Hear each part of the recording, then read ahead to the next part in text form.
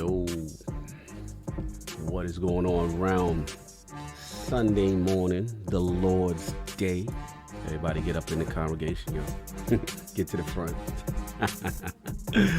What's going on, man? Tired? Your boy tired. But we got a show to do, man. We got stuff to talk about. And we're going to get pumped up. So let's talk to the realm. Stitch, what's going on? It's less open strong for King David. The floor is yours. What's going on? Def Mo. Oh, Sinister in there early. What's up, Sim? What's going on, bro? I need to do more gaming with you. I feel like I haven't gamed with you in a minute. Hustle and yo, Hustle be in here, man. He earned his name. Hustle and Motivate be in here, man. Salute to that, brother. How's my level sounding, brother? Select Bang 007. What's going on, yo? Missed your Patreon poll. I was getting into those poll questions you were doing, man, for that Patreon tier. Salute, you know what I'm saying? JD, what's going on? Nix, what's going on? Good to see you in the Sega podcast yesterday. RK42, 47. I see you, Hustle, you know what I'm saying? Adam Sands, you know what I'm saying? Levels are good. Thank you, Sin. Okay, what else would we have said? The Liz clan is in the building, you know what I'm saying? What's going on? Audio for now. Thank you, bro. I learned from the best, man. I had to step my game up. You boys out here with that sure level of sound. You know what I'm saying? So I had to step it up. Chilling. Oh, JD in the West Coast tubing in. No doubt. West Coast, stand up. What's going on out there? Def Mobile. Lost Forever. Yo, y'all being messy already. No doubt. We're going to get Dustin in here. You know what I mean? Might have a couple surprises, see what's going on. But yeah, we're going to rock out in the realm. Lord's Day. Y'all know what it is. Great topics, some fun, chilling. So I will be back. I will get Dustin in here, the king, everybody. And we're going to do this thing, man. So I will talk to you.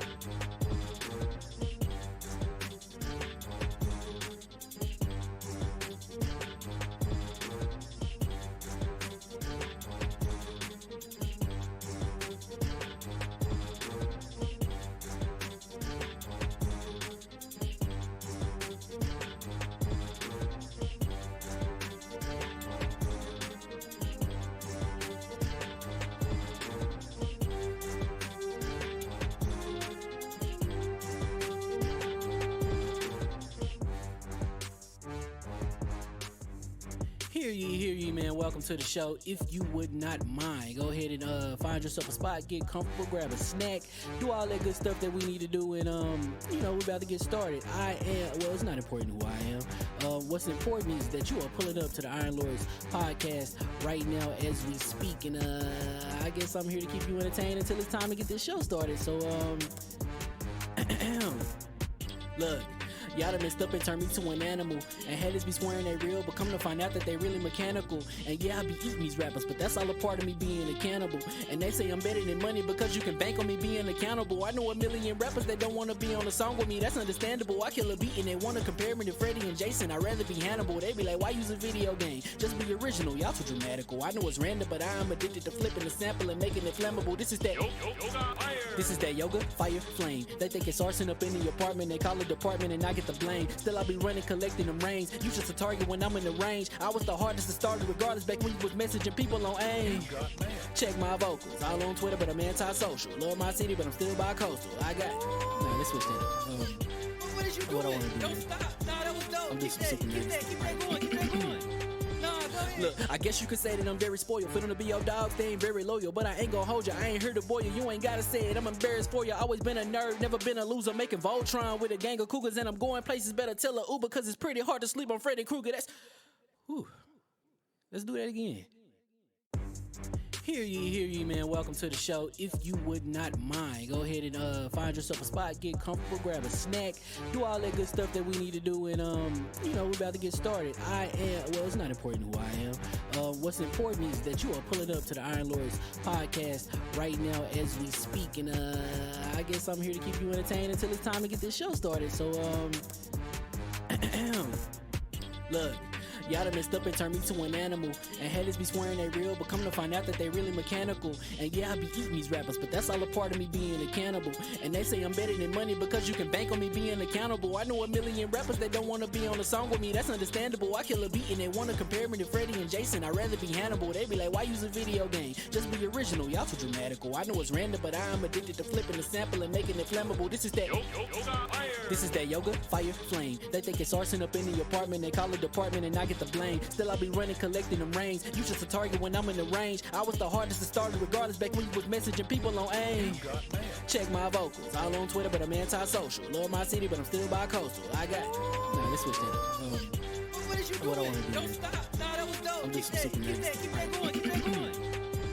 Look, I guess you could say that I'm very spoiled. For them to be your dogs, they ain't very loyal. But I ain't gonna hold you, I ain't here to boil you. You ain't gotta say it, I'm embarrassed for you. Always been a nerd, never been a loser. Making Voltron with a gang of cougars. And I'm going places, better tell a Uber. Cause it's pretty hard to sleep on Freddy Krueger. That's, whew. Let's do that again. Hear ye, man. Welcome to the show. If you would not mind, go ahead and find yourself a spot, get comfortable, grab a snack, do all that good stuff that we need to do, and we're about to get started. It's not important who I am. What's important is that you are pulling up to the Iron Lords podcast right now as we speak, and I guess I'm here to keep you entertained until it's time to get this show started. So look. Y'all done messed up and turned me to an animal. And haters be swearing they real, but come to find out that they really mechanical. And yeah, I be eating these rappers, but that's all a part of me being a cannibal. And they say I'm better than money because you can bank on me being accountable. I know a million rappers that don't want to be on a song with me, that's understandable. I kill a beat and they want to compare me to Freddie and Jason. I'd rather be Hannibal. They be like, why use a video game? Just be original, y'all too dramatical. I know it's random, but I am addicted to flipping the sample and making it flammable. This is that yoga, fire, flame. They think it's arson up in the apartment, they call it department and I get the blame. Still I be running, collecting them rains. You just a target when I'm in the range. I was the hardest to start regardless back when you was messaging people on AIM. Check my vocals, all on Twitter, but I'm anti-social. Love my city, but I'm still bi-coastal. I got, nah, let's switch that up. What I want to do? Don't stop. Nah, that was dope. I'm just keep that going. Look, I guess you could say that I'm very spoiled. For them to be your dogs, they ain't very loyal. But I ain't gonna hold you, I ain't here to boil you. You ain't gotta say it, I'm embarrassed for you. Always been a nerd, never been a loser. Making Voltron with a gang of cougars. And I'm going places, better tell a Uber. Cause it's pretty hard to sleep on Freddy Krueger. That's, whew. Let's do that again. Hear ye, man. Welcome to the show. If you would not mind, go ahead and find yourself a spot, get comfortable, grab a snack, do all that good stuff that we need to do, and we're about to get started. It's not important who I am. What's important is that you are pulling up to the Iron Lords podcast right now as we speak, and I guess I'm here to keep you entertained until it's time to get this show started. So look. Y'all done messed up and turned me to an animal. And haters be swearing they real, but come to find out that they really mechanical. And yeah, I be eating these rappers, but that's all a part of me being a cannibal. And they say I'm better than money because you can bank on me being accountable. I know a million rappers that don't want to be on a song with me, that's understandable. I kill a beat and they want to compare me to Freddie and Jason. I'd rather be Hannibal. They be like, why use a video game? Just be original, y'all too dramatical. I know it's random, but I am addicted to flipping the sample and making it flammable. This is that yoga, fire, flame. They think it's arson up in the apartment. They call it department and I get the blame. Still I be running, collecting them rings. You just a target when I'm in the range. I was the hardest to start regardless back when you was messaging people on AIM. Check my vocals, all on Twitter, but I'm anti-social. Love my city, but I'm still bi-coastal. I got nah, let's switch that up. What is you What I doing? wanna do, Don't man. stop. Nah, that was dope. I'm just Keep super that going. Keep that going. Nah, go ahead. Look, I guess you could say that I'm very spoiled. For them to be your dogs, they ain't very loyal. But I ain't gonna hold you, I ain't here to boil you. You ain't gotta say it, I'm embarrassed for you. Always been a nerd, never been a loser. Making Voltron with a gang of cougars. And I'm going places, better tell a Uber. Cause it's pretty hard to sleep on Freddy Krueger. That's, whew. Let's do that again.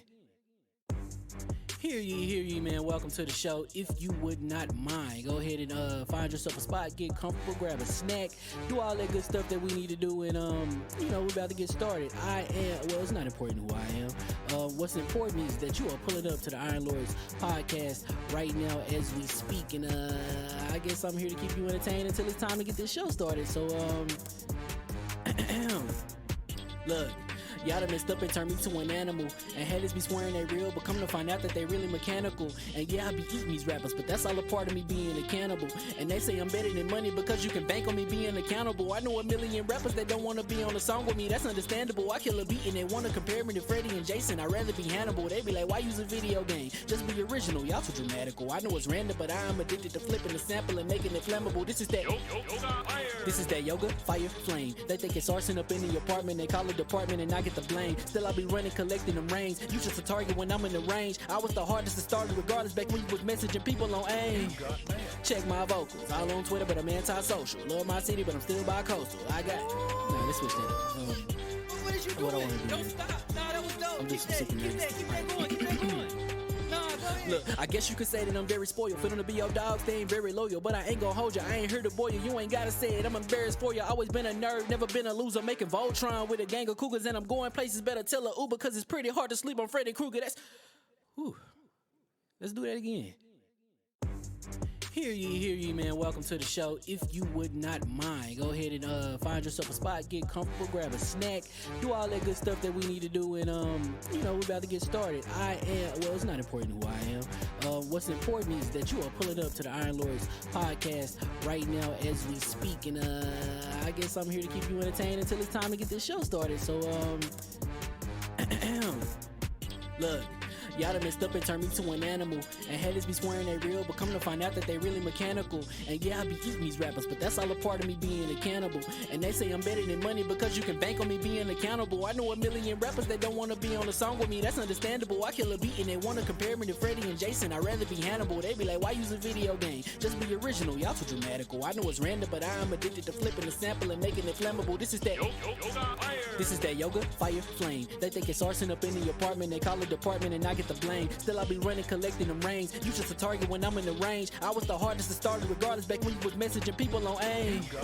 Check my vocals, all on Twitter, but I'm anti-social. Love my city, but I'm still bi-coastal. I got nah, let's switch that up.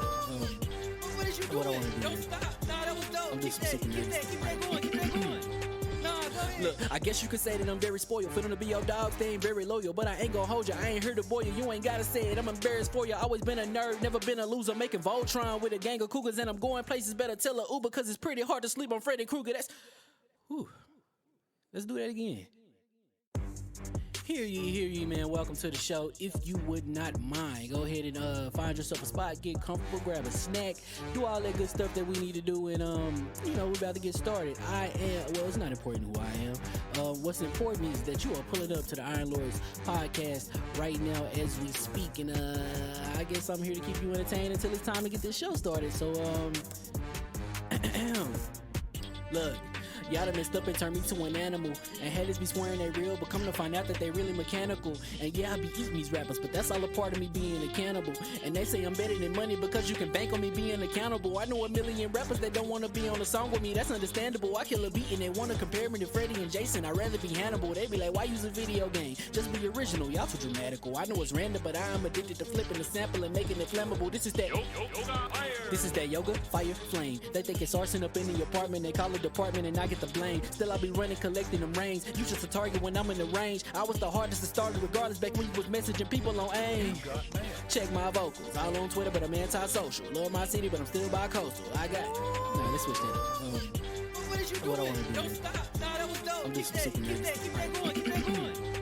Nah, go ahead. Look, I guess you could say that I'm very spoiled. For them to be your dogs, they ain't very loyal. But I ain't gonna hold you, I ain't here to boil you. You ain't gotta say it, I'm embarrassed for you. Always been a nerd, never been a loser. Making Voltron with a gang of cougars. And I'm going places, better tell a Uber. Cause it's pretty hard to sleep on Freddy Krueger. That's, whew. Let's do that again.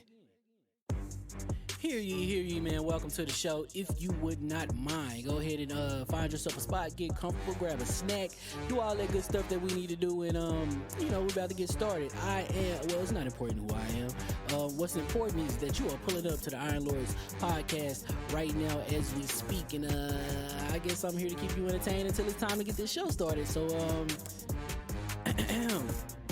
look. Y'all done messed up and turned me to an animal.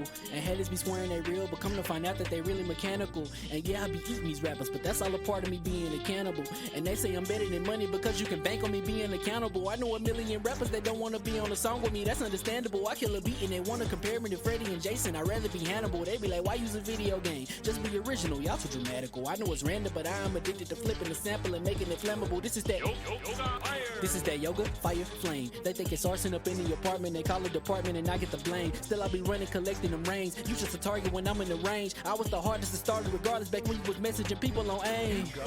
Check my vocals, all on Twitter, but I'm anti-social. Love my city, but I'm still bi-coastal. I got nah, let's switch that up. What is you What I doing? wanna do Don't here. stop. Nah, that was dope. I'm Keep just that, super keep that, keep that going, keep that going. Nah, go ahead. Look, I guess you could say that I'm very spoiled. For them to be your dogs, they ain't very loyal. But I ain't gonna hold you, I ain't here to boil you. You ain't gotta say it, I'm embarrassed for you. Always been a nerd, never been a loser. Making Voltron with a gang of cougars. And I'm going places, better tell a Uber. Cause it's pretty hard to sleep on Freddy Krueger. That's, whew. Let's do that again. Hear ye, man. Welcome to the show. If you would not mind, go ahead and find yourself a spot, get comfortable, grab a snack, do all that good stuff that we need to do, and we're about to get started. It's not important who I am. What's important is that you are pulling up to the Iron Lords podcast right now as we speak, and I guess I'm here to keep you entertained until it's time to get this show started. So look. Y'all done messed up and turned me to an animal.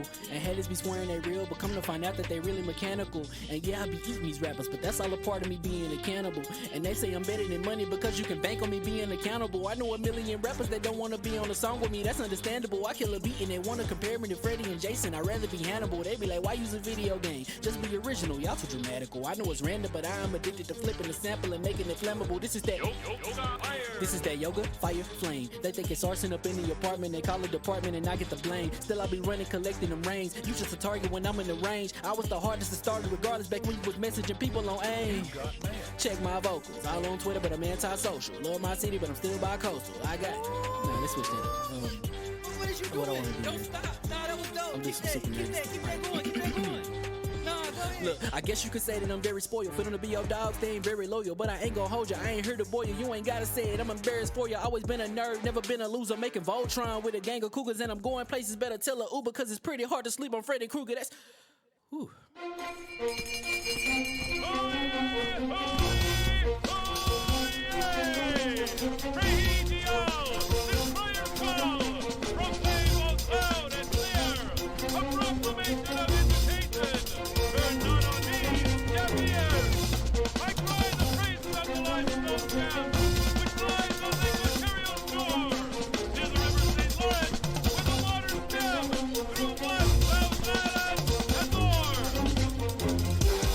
I'ma just chill and watch them and eat snacks in the attic. I wanted to chill with the pack and be like a young whoop, but then they would mistake me for addict. If I can imagine it's cool to give you some advice, then invite your girl to your squadron. Cause if you don't give her that option, you gon' be single player like Sovereign. You gon' get tossed in the bushes by King David. Royalty and not a pretender.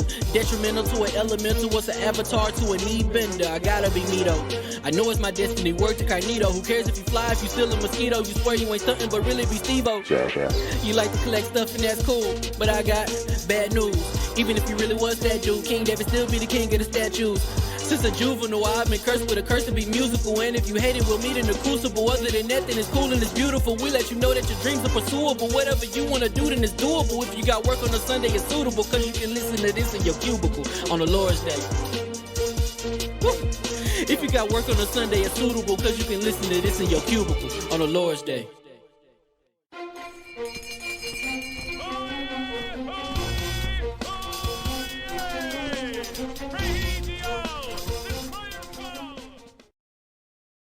All right, and we are live. Hear ye, hear ye. Saul, if you want to address that, absolutely. Super chat, sir. We have a $10 super chat from Saint Allison. Lords, I'm brand new to the realm after following Cog from Defining Duke, and I'm just curious, what's the best way to support y'all? Patreon, YouTube membership, something else?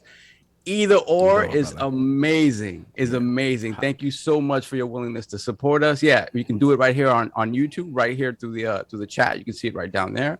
Or you can go to Patreon. Yeah, either one. You choose to support, brother. It is. The fact that you just hear hit the like button, sharing it out too. That actually means the most. Exactly. So hear ye, hear ye. Welcome to the Iron Lords Podcast, LLC, and also live on lordsofgaming.net. Episode number 219. And it's another glorious Sunday. We're back at the round table on the Lord's Day. I'm extremely excited about our special guest. And we've got Halo Infinite multiplayer, Horizon Forbidden West delay, PS5 SSD, why is King smiling, and Shawn Layden's recent comments to discuss. Oh my God. So we're going to get right into it. I want to introduce a Lord whose value to one of the most powerful independent movements within the games industry is truly understated.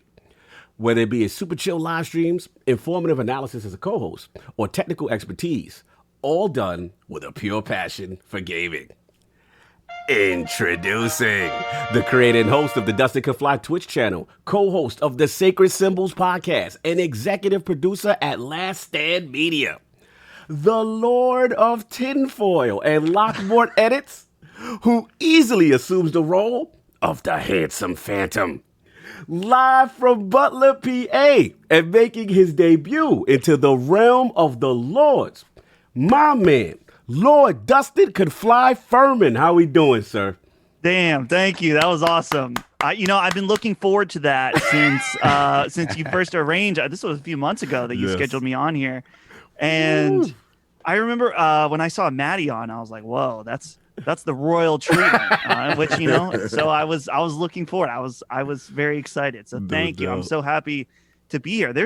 I was saying to someone, I'm like, Iron Lords, they're starting to get a little prestige. I feel like you guys got all kinds of awesome guests on here. I felt very honored to be asked. So thank you. I'm excited. You're welcome, man. Again, you're a Lord at what you do. It's so cool. We talked offline about, how it all played out. We had scheduled this before. Even I had joined LastStandMedia, which was kind of cool. And then to have you now in the realm talking games, you know what I'm saying? But how have you been, and what have you been playing, sir?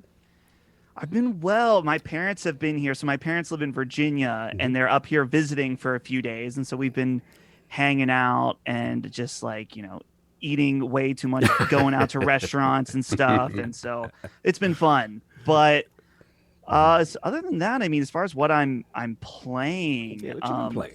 Actually, okay, this is a little funny. I'm a host of a PlayStation podcast, but the last 2 days I've been addicted to Roller Coaster Tycoon on my iPad. I saw that. So it's called Roller Coaster Tycoon Classic, which I grew up playing Roller Coaster Tycoon 1 and 2, and it was one of my favorite games.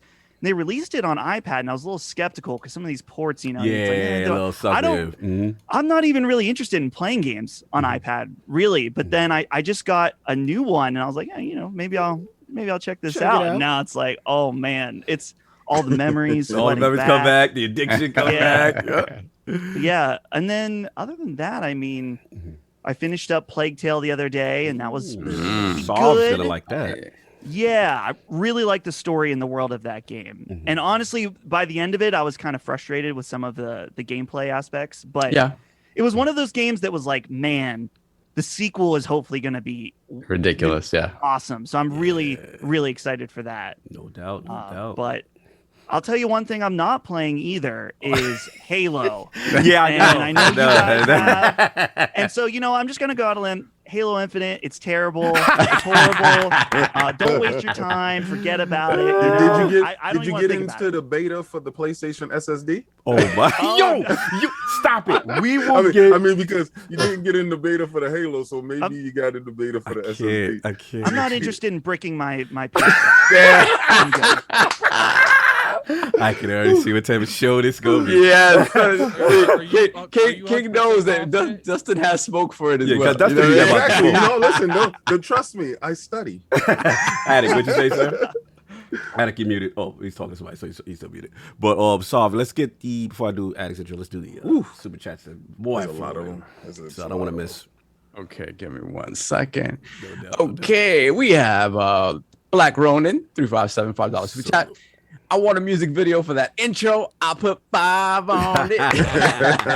No doubt, no doubt. And let's put the crest in the chat for Old Man Cho. Old man. I like the name. Welcome to the realm. Individual. Yeah, very seasoned, very salt and pepperish. Yes. Yes. My kind of person. Yes, that's mine today. Mine day. Attic, not Attic. Okay, cool. There we got Raiden Blade, £2 super chat. Thunder God's sword has arrived. Hello, brothers. Yes. Hello to you, sir. Salute. Then we have Flame, $5 super chat. What's up? I have to cog. Phil walked up to Jim in the holiday lineup Holding Hall Infinite and yelled, "Stop cheering me, bro. Have a great show." Shout out to the Flame. He is so messy. I love how people create scenarios, like entire scenarios around this stuff. Yeah, it's hilarious. That's funny. It's hilarious. Salute to the Flame, LordsOfGaming.net. Salute. Then we have Jigga J, $4 super chat. Morning, Lords, here waiting for the king to go ham. Yes, we know. Did you notice a little play on words there? Oh, yeah. Yeah. Got that. Continue. Then we got Hargeet Shania, $5 super chat. King collecting knees. Halo before Horizon Forbidden West. That's what bend the knee. They want that bend the knee. Where is Jay Bari? Jay Bari's holding on because Halo's Infinite for the bet. Halo already came out. Halo Infinite needs to He said release. Halo already came out. I told you. Beta's It's loose. We touched. you are looking Done. good, sir, but it's not official. The bet Done, is son. still... It's a done It's deal. done, son. Done deal. His knees are yours. Yes, it's Just mine. out of curiosity, King, were you? Let's say Horizon did come out before today. Were you gonna like after today, but before the actual release of the game? Were you gonna try to wiggle your hole into that loophole or something? Because that's what it felt like. No. He was like, it came out today. No, it didn't. Like, I knew what was going to happen, and I said so.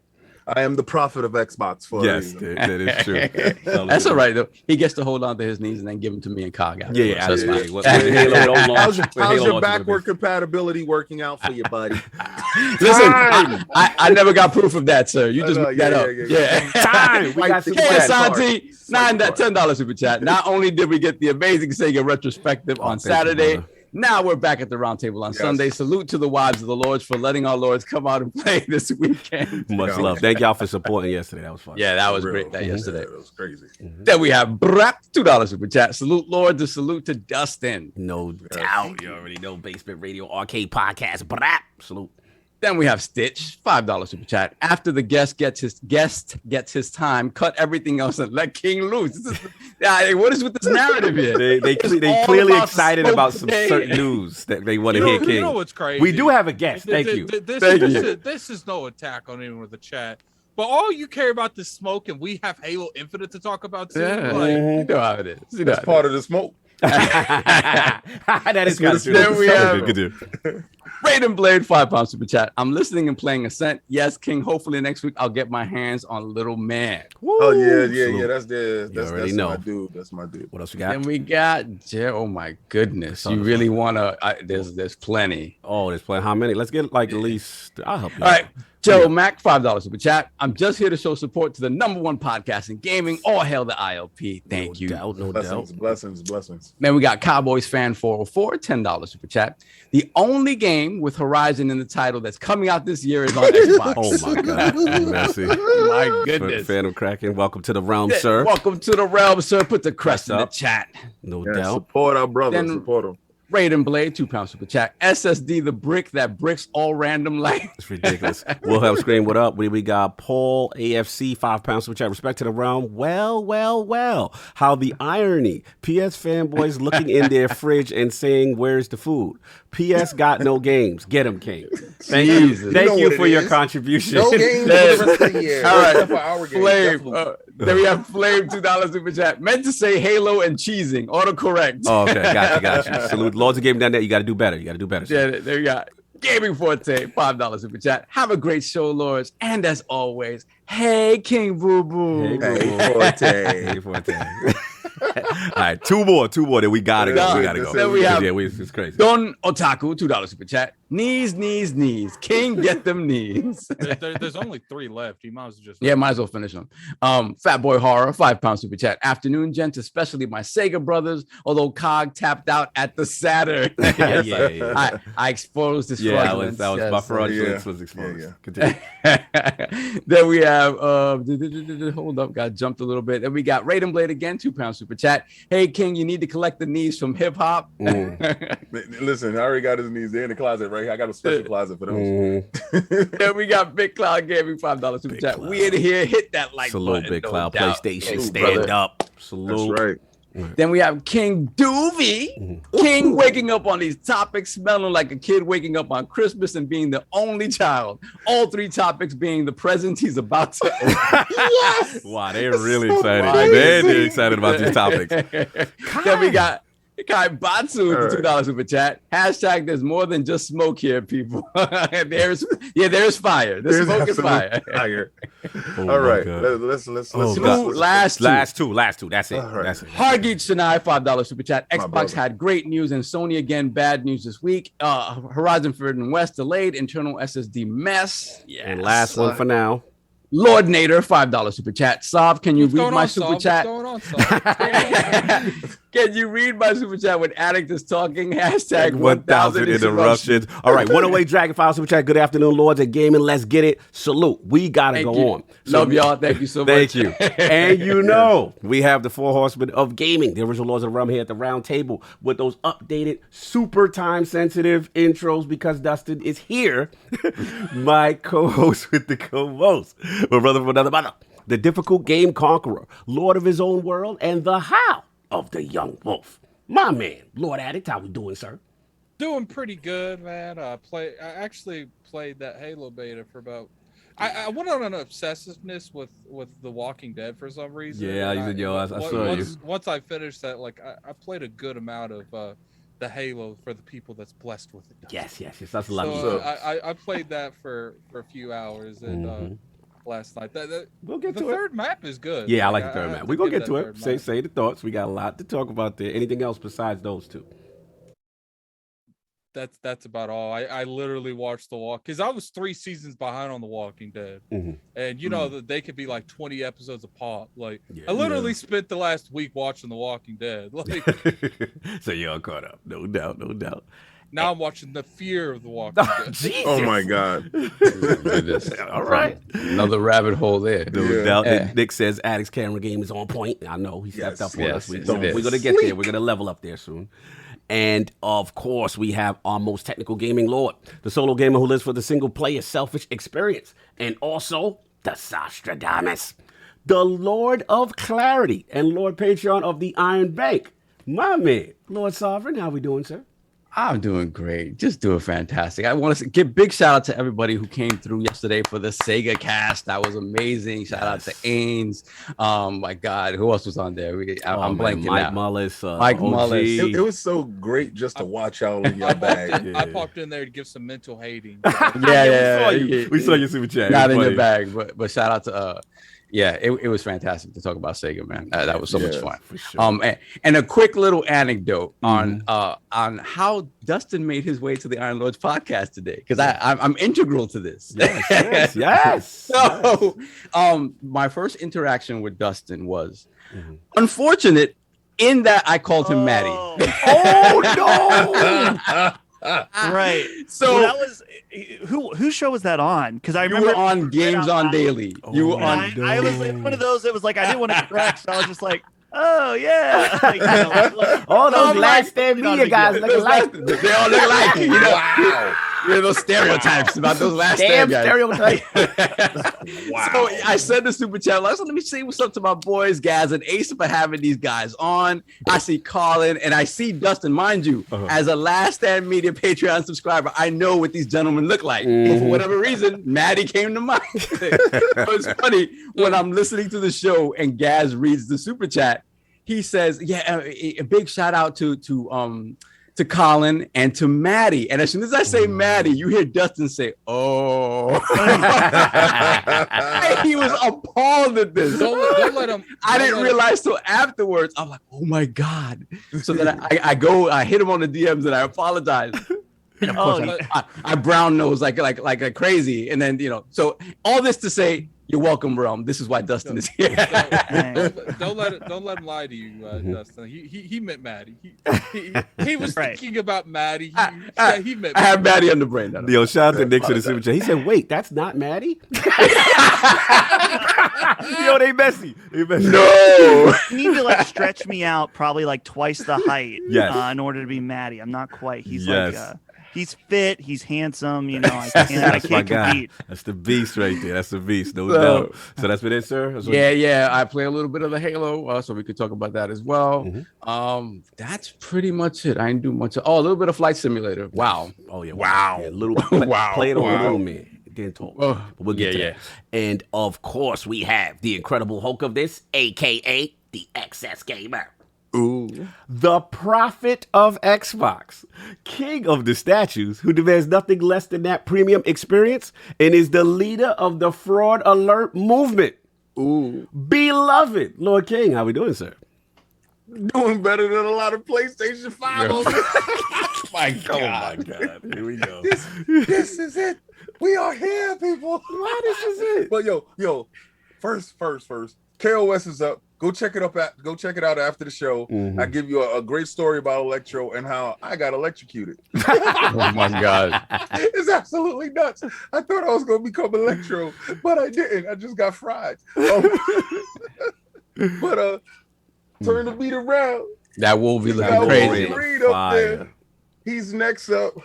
That's an incredible story behind that Wolverine. Are you telling that story on that KOS, sir? What how he got there? On the thievery yes. Yes, I will. Okay. Yes, I will. Guard your gifts, people. Yes. UPS is out here trying to steal everything. They get mad at me that I don't keep the camera locked on King Lord enough. Y'all hilarious. Continue. It's pinned on him now, sir. This is what I was playing this week. It's been such an incredible month for Game Pass. This is absolutely ridiculous. It's ridiculous. It's really if this was the month that you joined Game Pass, I know you felt like they serving lobster and shrimp every day. like this is the buffet that you was like, this is happening at this buffet? Are you serious? Oh my God. Is that lobster? Is that fried lobster? Oh my God. What have you been playing, sir? Again, The Ascent. Shout out to that. No doubt. I'm gonna tell you right now, for those 12 developers that got there and did that game, that game is so dense, so rich, so incredibly alive. The world is absolutely alive with color, with something going on. It feels like there's something going on in every corner. And if you're one of those people that have to, go around the board, you're going to find yourself in a place that you're not supposed to be. They're going to one-hit quit you. But I wandered in the area and the dude told me, yo, you don't belong in here. I pulled my gun out. I was like, man, shut up. I shot him in the chest. He said, no, you do. Boom. And killed me. I said, oh, it says 17 over his head. I'm a 3. Okay. So, all right. So I'm playing Omno. Yes. I did hear now, that. I have a problem with the game because I thought the game in scope and in vision and in art direction looks incredible. Frame rate is dog crap. And it stutters. And I'm playing on my Series X, and I'm like, you guys, see, this is the difference between how Nintendo forms great and Sony games too. Sony would take their games, lock it down, even if it's at a locked frame rate that is under 60 frames, but they'll lock it though, so you don't get that weird judder in between. Nintendo will actually optimize the game to its furthest, to its highest degree, to get it to that 60 or close to 60 as possible. This needed a little bit more tender love and care because I really am interested in the world. But again, the frame rate is killing me. Oh, damn. Flight Simulator. Let's go. Highest rated game this year. Let's go. Here we go. Let's go. That's absolutely me capping because I don't really care at all about Flight Simulator. Actually, But you like that it was a 10, though. You like that. Actually, I think I played like 10 hours of that game. What? Oh, you serious? I was Wow. actually surprised. I didn't think that would be a game. Very chill. Like Yeah, very. it's like it's therapeutic in a way. Yes. Yeah. I really like. I do the takeoff thing, the landing ones where you have to land them. I haven't done none of that. In crazy like scenarios. You just like there's this. this, I'm sorry. Go ahead. there's like this snow runway that was like completely frozen with ice, pretty much. You could slide everywhere. Like He sounds like he's really enjoying Yeah, this. You know what it felt like for me? Pilot Wings. Remember when I brought Pilot Wings? When everybody brought Pilot Wings, you brought Pilot Wings for Mode 7. Yep. Right? You didn't buy it for anything else. You bought it for that Mode 7 so you could actually, you really didn't care about flying, but you got into the game later on or whatever because there was nothing out that time. This felt the same way to me. I was able to fly over my projects where I grew up. That was fantastic. And I crashed into the building because I was like, look at the detail on the photo port. Whoa, that's kind of crazy. But I went to Cairo. I was all over Egypt. And I'm like, oh my God, this was where we were supposed to be before this COVID stuff happened. I downloaded Blinks. Controls, hot garbage. Oh no. Yes. I went. Do you guys remember when you was able to change your controls in your game? No, it wasn't back then because it's happening now. So I went in there. I was like, oh, I don't like how this control. Can I change it? And they was like, no, you're gonna play like this. I said, guess who's uninstalling you? Right. Damn. Yeah, I had to drop the Ascent because I was having a lot of issues too. What issues you have? Oh man, there was multiple times where I lagged on the menu screen where it would freeze on the menu screen. Oh man, the game crashed multiple times. I had an incident to where me and Kid Smooth, we did like 2.5 hours of that game and came back the next day because I guess it like auto saves every like 10 minutes or so.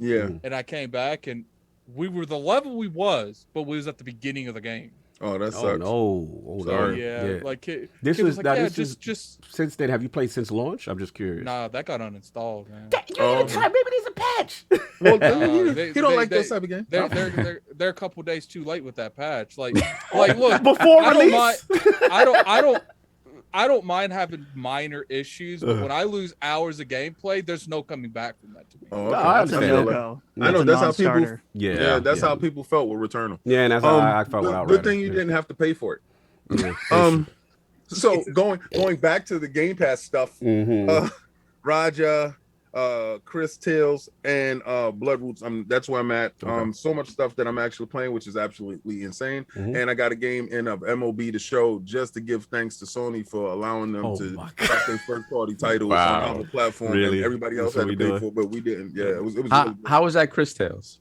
Oh, it's different because you're playing 3 worlds all at one time. The past, present, and future, right? Yeah. So it's the concept is crazy. And when you're actually doing it in an execution, I was like, wow, the developer sat there and came up with an absolute a direction and executed it in a way that I wouldn't have. And I haven't seen a game do this. Yeah. So it's unique in that area. And I would say just try it out and see if it's your flavor. But it's a lot of games in there and they all diverse. Everything's different. Nothing's the same. Let me address some of these people in the comments. They coming for you. So, okay, first off, someone said, I don't think you lost your, something like you didn't lose your, they just put you in a previous area. So I guess they just make people play missions over again. I guess that's the thing too. And then Slow-Mo says, they don't give you your progress in co-op unless you're the host, which is dumb. Yeah, I agree. Really? But I was the host. So like regardless, and I'm not saying Slow-Mo, but like people chain here try to like put it like downplay how it is. It's Damage like no, control. like I'm sorry, the game was busted when I played. Now, obviously, I played it before the game came out, but it's just like I don't care. Like I don't care. That's a huge caveat, though. That's a huge caveat. That is a So huge you was caveat. running up there running around in the wild unchanged. How is it unchanged? Because down to the last couple of seconds, people be like, "Oh, that's that bug. Let's fix that and send it out." That's what I'm saying. You do need to play just to see. I'm not saying we're not invalidating your issue. We're just saying like, maybe there was something that has happened. I know, like for example, like Flight Simulator now has like this brief little patch that I noticed I installed on my SNX. I'm just saying it may still be exactly what you said. I just say just see if they did anything. Here's my thing now. It's just like when it comes to these patches and stuff like that. And it's not just because of the Ascent. I'm tired of games being broken in general at this point. I feel that. And it's just like, and you guys, kid, I kept trying to like talk myself down. I'm like, all right, man, we're good. First day was horrible. I know you were excited to play it. You're very excited to play it. I pressed the menu button to check my character out because I got some kind of mod or something. Game glitches, frozen in the menu button. Can't leave it. Have to restart the game. So I'm all right, kid. Like you host this time, right? So then that's why I don't do those. No, it was reversed. The first time he was hosting, and the second time I was hosting. So I was like, all right. So then I go in there. I was like, maybe it's just like maybe it's that kind of thing. So then I do it, freezes again. Yeah, that's what happens when you eat uncooked food. Yo, I'm done. Look. Unbelievable. So you'll have to explain to me how that's uncooked food. We gotta move on. For the microwave, you took it out the microwave before it said bean. Anyway, but it already said bean. I'm confused. It's funny how we don't care about behaving with company anymore. Like we just acting like we ain't got no guests here. I want Dustin to be as messy as I am right now. Anyway, so that has been it, King, right? Yeah, I've been done. All right, no doubt. You know how I added. And of course, there's this guy that hosts the show, Cognito. So anyway, salute to Defining Duke, man. We had a great episode. Shout out to Maddie. If you haven't catched it, it is up on, and it's up now on $3.99. But if you want, you really need to get on that Ultimate, as Lord Dustin knows. You know what I'm saying? Get on that Patreon. Get on that LastStandMedia Patreon. We had a phenomenal episode. We're talking about the indie scene, Xbox pushing with ID at Xbox, how that's been going, the whole developer. It's a great discussion. I highly recommend it. Also, for my Destiny fans, make sure you catch The Last Word. Had a fantastic episode with Drewski, the PvP firing range lord. Fun. What's up? When I saw Drewski, I said, "Yo, he got the producer, Drewski." So I'm thinking, do you have the audio producer that's getting all these Chicago hits out there? Yo, I said he played video games. Yo, I tuned in so fast. That's not Drewski. False advertising. Yes. Look, it was good, man. Shout out to Ty Guy. Shout out to Abontis. It was a fantastic episode. Please check that out. Again, as Soft mentioned, Sega Podcast was fire yesterday. Please check it out. Ainsley Bowden, Stephen Danton. The developer from Until the End was on. It was a lot of Sega love. Mike Mullis, the OG. Are we missing anybody? I can't believe I'm blanking on people's names. No, that was it. ACG was supposed to make. He was going to be on last week, but then I had to take it this week. You know what I'm saying? What you call it? But salute to ACG because he did try to make it. Some stuff came up, and other than that, like I said, a little bit Halo with the Night. I just watched his flight sim video. Really good. Yeah, very good. Yes, really his review was outstanding. That was outstanding. Okay. Shout out to I messaged him because he was talking about like where you could go, and he's like, he brought up Florida. He's like, well, you don't want to go to Florida. Oh my god, he's ridiculous. But it's doing that. Did my Mass Effect 2 Lair the Shadow Broker, which is phenomenal, and of course Flight Simulator. And so Saab, we gotta pay the bills quickly. Yes, we gotta pay the bills quickly. First off, my apologies to the realm. I have been in the bushes for the better part part of the past 3 months. So my in the apologies. bushes emojis. Bushes, fraud alert, throw them all in there. Yes. I deserve it. So I'm gonna run through 3 months of Patreon Jesus Christ. really quick. Got you. So first off, please, yes, Dustin. and there you go. Thank you. Crazy. You So first off, let's go with our 3 $10 giveaways. yes. Knock them out. Let's go. And the winner of the first $10 giveaway is it's gonna be a lot of it. We got slow-mo backslap. The winner of the first one. Slow-mo one. You can stop the Congratulations. I demand a reroll. reroll. You stupid. Why is it? I'm feeling this. What else we got? Demand a recount. Then we have the winner of the second $10 gift card is Michael, aka Best Size Finest. Oh, yes. Woo! Best star. Salute. All right, and the winner of the third and final $10 gift card is Squidly 007. Squidly. I like that name. I like that. Squidly. All right, let's get into these $20 gift card giveaways. It gets better. Slow-mo said, finally, my bribes have worked. Continue. The winner of the first $20 gift card is Golden Goose. Oh, yes. I like that name. I like that name. Salute. Don't kill it. All right. Winner of the second $20 gift card is I love this name. Select Bang 007. Salute to Select Bang because definitely LastStandMedia as well, and of course he's been giving us some amazing Patreon poll questions. Salute. All right, and the winner of the third and final $20 gift card is Spider-Man 356. Okay. Oh, that's what's up. Salute. Nice. Salute. Lord Data said, stop the count. Now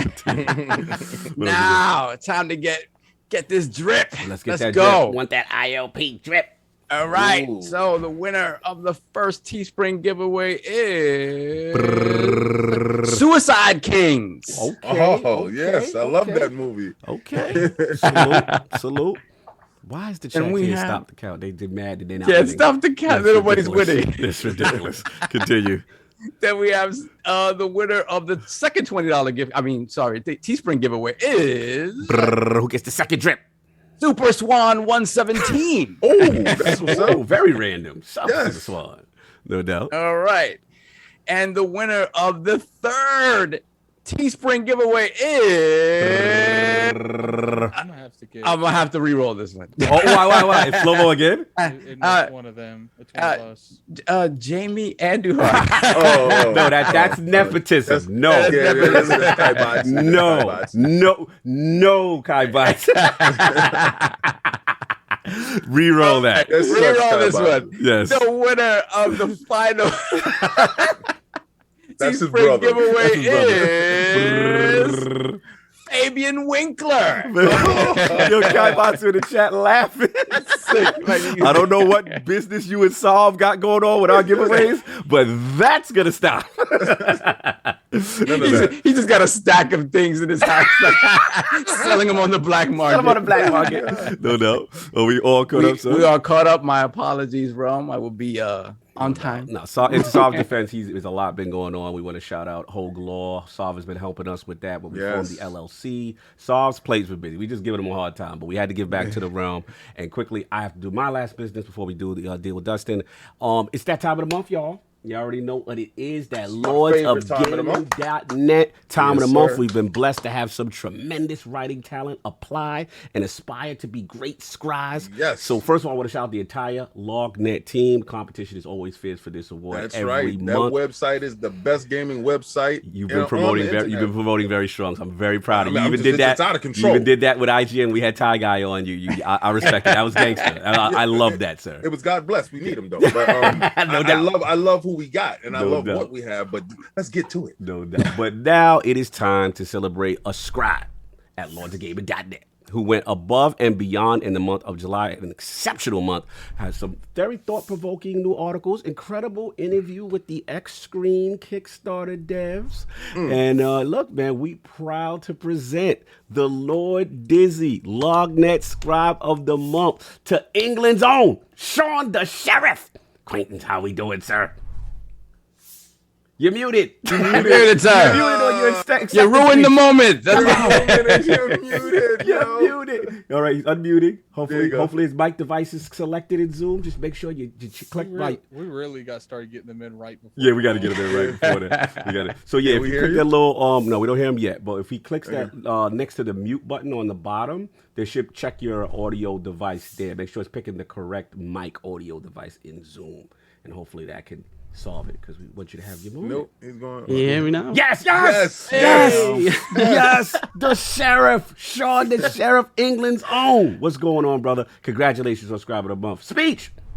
Thank you. It's an honor, absolute honor to be Scribe of the Month. I mean, I've been here for I think coming up a month and a half now, and it's just been an absolute blast. And the warmest of welcomes from everyone is literally just one big family here. So I'm looking forward to getting some more articles under my belt and carrying on. But I have to also as well want to say a huge thanks to Wandering Dutch. Oh, salute, I was going to salute him too. Salute to Dutch for definitely referring you. He wanted to make sure you had a good home and we had to show love. So salute to the Dutch, man. Great. I mean, you've been killing it, brother. And you broke a record, sir. You are the first, at least to my knowledge, rookie to ever win Scribe of the Month in his debut. That's kind of crazy. Wow. That is rarefied air, sir. That's LeBron James stuff. so you know what I expect from you next month. Oh my God! You're not running a sweatshop here, sir. Jesus. I was just getting higher and higher. Yes, that's right. No doubt. But look, man, Shawn the Chef, we appreciate you. Fantastic month. You're killing it already. And we had to celebrate. Make sure you hit solve and get your correct rewards for your month of service, sir. And yes, sir. Again, glad to have you in the realm, sir. Shawn the Sheriff, LordsOfGaming.net, Scribe of the Month, brother. You have a glorious day. And we will speak to you soon. Please go check out his articles, please. Yes, go check that out. You That's already know. So we are finally done with all the business. Sorry, Dustin. We apologize. Sorry, Dustin. We apologize, but we got to talk about this. This little special guest we kind of got going on. You know what I mean? So, look, man, we got to talk about it. His video game system history, the Dustin Can Fly Twitch channel, the Handsome Phantom movements, and of course, what led him to Sacred Symbols and the home team of LastStandMedia movement. So, Lord Dustin, let's start from the very beginning. What were some of the first video game systems you had, and what got you into gaming? So the first system that I had as far as a console was the Sega Genesis, and you guys just did that show, so that's awesome. Yes. Did you get the bundle pack, or did you? How did you get it? Did you get it with a combo cartridge or like singular cartridges? What was your first experience with it? So it's funny because I was so young that they weren't really even mine. So growing up, my mom had me when she was really, really young. And so I actually grew up the first part of my life at my grandparents' house with her. Okay. And so I can't remember whose the Sega Genesis was. There's actually a really cute picture of me. You can tell that I'm sitting there. I've got a sippy cup and I'm playing the first Sonic. And so, but really it was, so it was Sega Genesis and also grew up on the PC a lot. I remember playing, there's this really obscure children's game called Toonland. But what's unique about Toonland is that the main character is voiced by Howie Mandel from Deal or No Deal. And so that was one of the early games I remember playing, Oregon and Yukon Trail, whatever stupid, I love the humongous entertainment games like Putt Putt and stuff like that. What's the other? Pajama Sam, Spy Fox. Those were awesome. And then, I think where it got really serious was, of course, when I got the original PlayStation. My first two games were Rayman and Crash Bandicoot 3.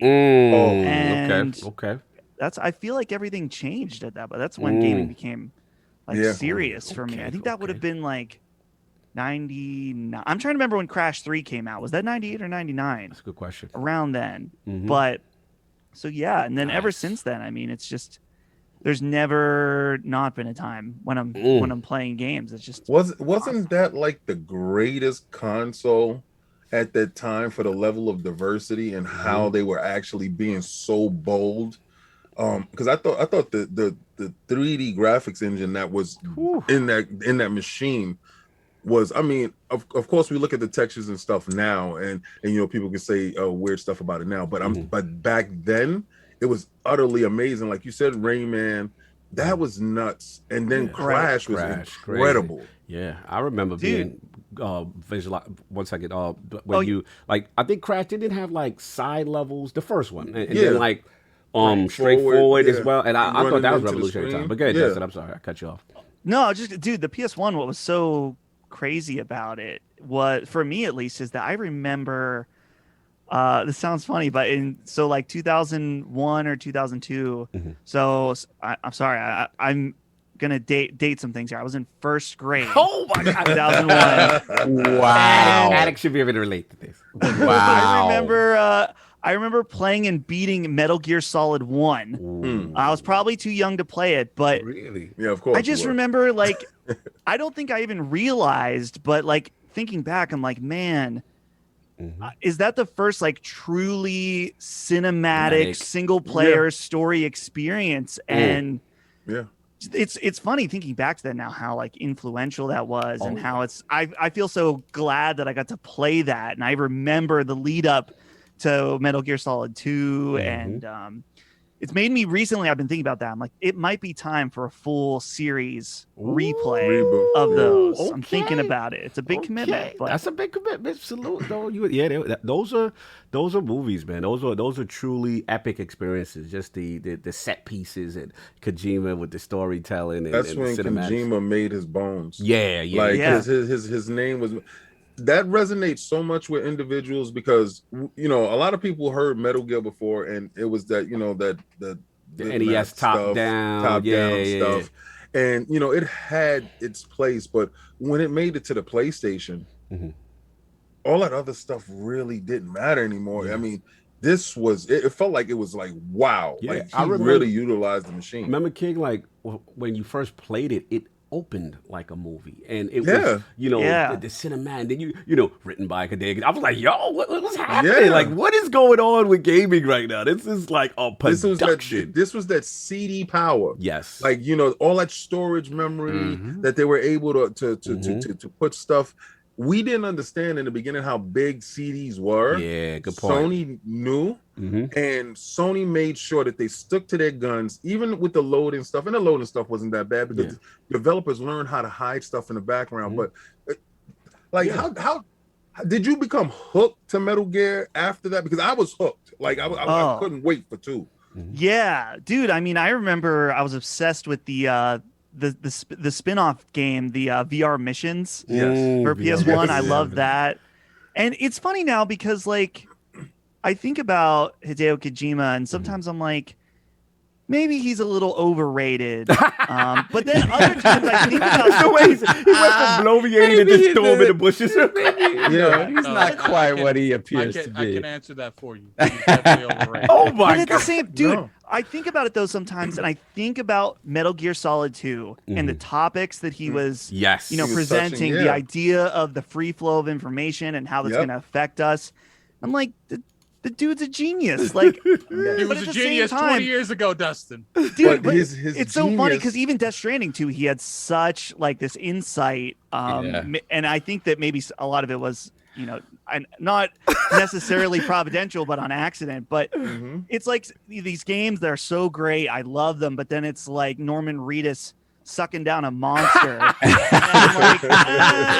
No, just to clarify, Dustin, you said that he's a genius by accident, correct? Is that what you just said? Like, I think that when it comes to Death, like people were like, Kojima predicted how we would interact during the pandemic. I'm like, no. I mean, they do it too much. They do it too much with that. It's a little confirmation bias there. Slow-mo said, "Never go full Kojima."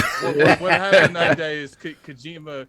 He really went at it that day. So listen, the reason why I said he's an absolute genius, and he used the hardware in places and used the memory card in ways that other people weren't thinking about. He thought outside the box. Yeah. This is the reason why when Kojima signs on to a project, you know he's going to utilize your machine to its fullest. Whatever the capabilities is, other developers usually the graphical fidelity. Yeah, I'll give him that. Not just the graphical, but he's going to use the machine. Yeah, he's gonna do different things. Right. I agree. Now I really want to check out Death Stranding, the updated edition for the PlayStation 5, with whatever he does with that DualSense, because I'm pretty sure that he either has done something, because I haven't played it, so I'm pretty sure he has done something with that DualSense, because he's the dude that told me put my controller down and Psycho Mantis rumbled it, and I said, oh my God. The biggest question, King, you gonna pay that $9.99 taxes? No, it's not gonna be $9.99 because it's going to be the full boat. I'm not gonna see it because I didn't buy the first one. Yeah, and I don't have the regret tax that other people have. I'm just gonna go in straight to just to play that game, the complete game. Yeah, but I feel what you're saying as far as sometimes he could be a genius and maybe he's an accident genius, but I think that he thinks so deeply with whatever games that he's going to put out and how the hardware is going to be utilized that he has to be a genius, and it can't be by mistake. It has to be by design. Yeah, for sure. I mean, dude, I think you guys are too much on the Kojima juice. Oh my God, dude, the end of Metal Gear Solid 2, when there's like Colonel keeps calling you and it's like he's like the AI's breaking down. I remember playing that so vividly. There's a part where he's like, turn off your console, right? And it's like, what is happening? I was like in that. It's not horror by any means, but I was like kind of afraid. I was because it's like they have like infiltrated my actual life in a way that that it's very uncomfortable for me. He broke the fourth wall. Exactly. He broke the fourth wall. Yeah, and he wasn't ashamed, and it was blatant, and he was letting you know that he knows that you're playing a game. It's just, we didn't get that from other games. He broke so many walls, King, but you didn't play Death Stranding. No, the crazy thing about it is what you worry about is what I didn't do, but you don't worry about what I did.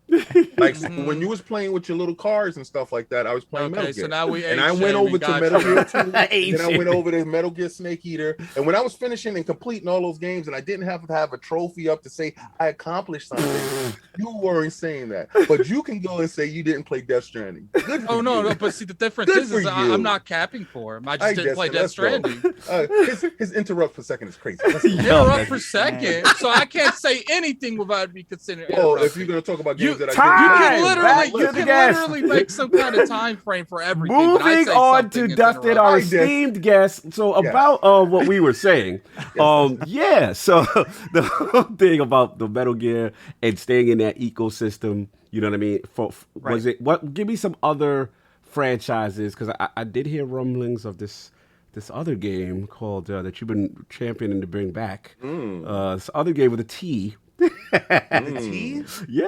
Tomba. Yes, Tomba. Yes, Tomba, man. What's funny, Tomba was one of those games that so my uncle and I mentioned my mom being young, and so my uncle was just 4 years older than me. So we kind of grew up in a way like brothers. And so we would rent games at the grocery store here in Western PA. Shout out to Giant Eagle. They have a rental section called Eagle Video, and that's like the Pittsburgh like John Eagle. Oh, nice. So we rented Tomba 2, and I think the first Tomba also, but I think we played the second one first. And man, I love that game. I don't know what it is about it. I've gone back and played it, and I'm like, I know this is not like immaculate, but there's something about this game that is just so charming and very unique. It scratched some weird itch in my brain where there's also this feature where if you had the save data from Tomba 1, you could unlock special content. Really? We were like, whoa, we got to get the first game and do stuff so we can do that. But man, hashtag bring back Tomba. We got to make it happen. Whoopee Camp, I don't know what's going on with those guys. I think they're totally defunct, but Sony, make it happen. They gave us Medieval. We don't want Medieval. We want 3. Look, man, what we got? What was that game that came out on Xbox that no one asked for? What game? There's a lot of that. Voodoo Vince. Hey, the boss. That was the boss's favorite game. Phil, forgive him. Forgive him, Phil Dominus. Forgive him. Not get it. We interrupted that. He's like, I didn't want food events. Hey, no, I did not want. No, I did not want that. And I told you at the end, I don't care what other people want. Yes, we know. Clearly, we know it's Addicts World. We know. So okay. So from your PlayStation, did you get a PlayStation 2? Yeah. So that was that launch day or was it after? No, it was way after. It was you know, it's funny as you get older, like you can kind of pick up things that were going on when you were a kid. And my parents, like, we were never like super poor, but they were able to hide a lot of that from me. And I remember the Christmas that I got a PlayStation 2, basically I had an uncle that worked at GameStop, so he was able to get one used and on a sale. And then, Let's go. dude, my parents, like my grandparents and my aunts and uncles all chipped in, and I got a PS2. And I remember like opening it, and it was like it wasn't even real. Like I couldn't believe that it happened. Nice. And dude, the PS2 was great. I mean, I'm unashamedly the Kingdom Hearts fan at Sacred I was just Symbols. about to ask you that. Had Addict gets upset during these segments because most of our guests are these really seasoned gentlemen, and when we have someone in his bracket that can talk his language, and now his game, AKA we get people too old and they ain't play Kingdom Hearts. It's good that you get educated during those segments. AKA we get people that didn't even try, but they want to talk all that smack and they get upset when I want. AKA you need to pay attention to your gaming history before. But anyway, this is your segment to bloviate about Kingdom Hearts. All we talk about is the gaming history. What you mean I need to pay attention? You do. I didn't know nothing about Sega until I joined this podcast. Thank you for learning. Thank you for learning. But now this is Dustin's segment, and you, Kingdom Hearts. Dustin, tell us, man. Dude, I remember the first time. Don't do that to the young generation. Don't do that to the young generation. Sorry, Dustin. I just feel like I'm back on Sacred Symbols now. You know, any King Hearts talk. No, listen. That was a magical moment because it actually, brought Disney together with Square, and I thought that was an incredible thought, and execution was even better. But go ahead, talk about it. Yeah.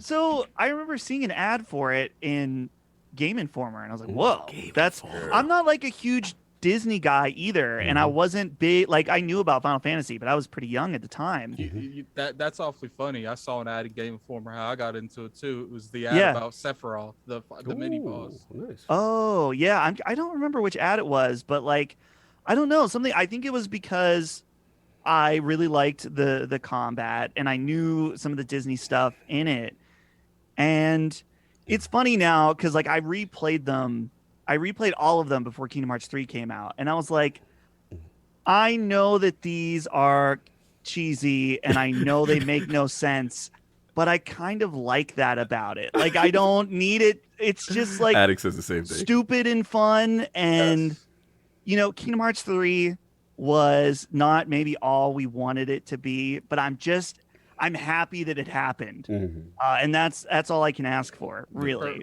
What's funny is like a lot of people that didn't get into the Kingdom Hearts, they don't understand how hopeless the fan base was until Kingdom Hearts 3 was announced. It was like E3 after E3. It's like, oh, this ain't just gonna happen. This ain't never gonna happen. Like they have forgot about us, like, dude. I remember, and it was cool. I was at the final E3 before it came out, and so I remember being at some of those. I'm trying to remember which conference. One of the conferences I was at had a Kingdom Hearts trailer, and I was like, I was like, wow, it's really been a long journey. Here we are. It was Xbox with the Frozen trailer. I think. Oh that's yeah, the one it was. Yeah, right. And is it true that you have to play like certain parts of it in different sections and stuff like that? I just played it and consumed it how it came out, but Addict and Dustin, you guys can tell me, was it released on another console and you had to play like that or something? I don't know the actual controversy with it. The story order of the narrative, like the sequence I just played it when the it lore. Came out, technically, so what's the correct sequence? It was released first. Technically, it's the mobile phone. Really? The mobile one, and then I believe it's Birth by Sleep. And then it's Kingdom Hearts 1, and then Kingdom Hearts Chain of Memories. Okay. And then Kingdom Hearts. I think the Days one comes after that. 356 over 2 days. Yeah, and then Kingdom Hearts 2. This is hardcore. I love it. Yeah, it's bad. I think the story is not that it's complicated. It's that the story has been told in weird, like there's a sequel here, a prequel here, another sequel here. Then there's a prequel here, and then you gotta own like 8 consoles to get any of them. Like, yeah, see, that's what I thought that the controversy to that was, because I thought it always like was PlayStation centric, right? So how it went is Kingdom Hearts 1 and 2 was on PlayStation. Right. Kingdom Hearts Birth by Sleep was on the Vita, I think. Okay. And then Kingdom Hearts the Chain of Memories was on the Game Boy. Oh my God. Yeah, see, that's where it happened, because I skipped the Vita and I didn't get the Game Boy. But go ahead. And then there was some on the 3DS, Codex. I think that was on the 3DS. Right. I can't remember exactly. Jesus. Dude, and well, yeah, I mean it goes beyond. Dude, Kingdom Hearts 3 is awesome. Just in the fact that at the end, like, you have this character Riku, and then at the end, no spoilers, but like there's a scene that has Riku and then like this copy version of Riku that was made by Organization 13, and then there's like there's like 3 different versions. I'm just imagining some, like, if my dad was there and walked in and saw us, he's like, there's 3 of the same pretty anime boy on screen. I'm like, no, they're all separate characters. And the sad part about it is, like, if you didn't play as many as them as possible, you was gonna be mad confused. So when y'all understood every reference, y'all knew what the duplicates were. No, I'm gonna put it to you this way: I played them all. I still went and looked up a YouTube video before Kingdom Hearts 3. Yo, I was like, okay, let me double check that I remember everything. Yeah, like I remember him saying that he's gonna catch up to the story again, because he had something in YouTube that it was like 7 hours, something like that. And it was a 45-minute video explaining the Kingdom Hearts story. So wait, you gotta watch Dustin, it 3 times too to understand. So do you consider yourself like versed now as far as the lore and where they're going with all these different things that have been added to the series? And he still probably doesn't understand it like me. Like, there's still certain aspects that you're like, do they even know what they were talking about? Like, oh yeah, dude, there's a fantastic character flow chart that I've seen online.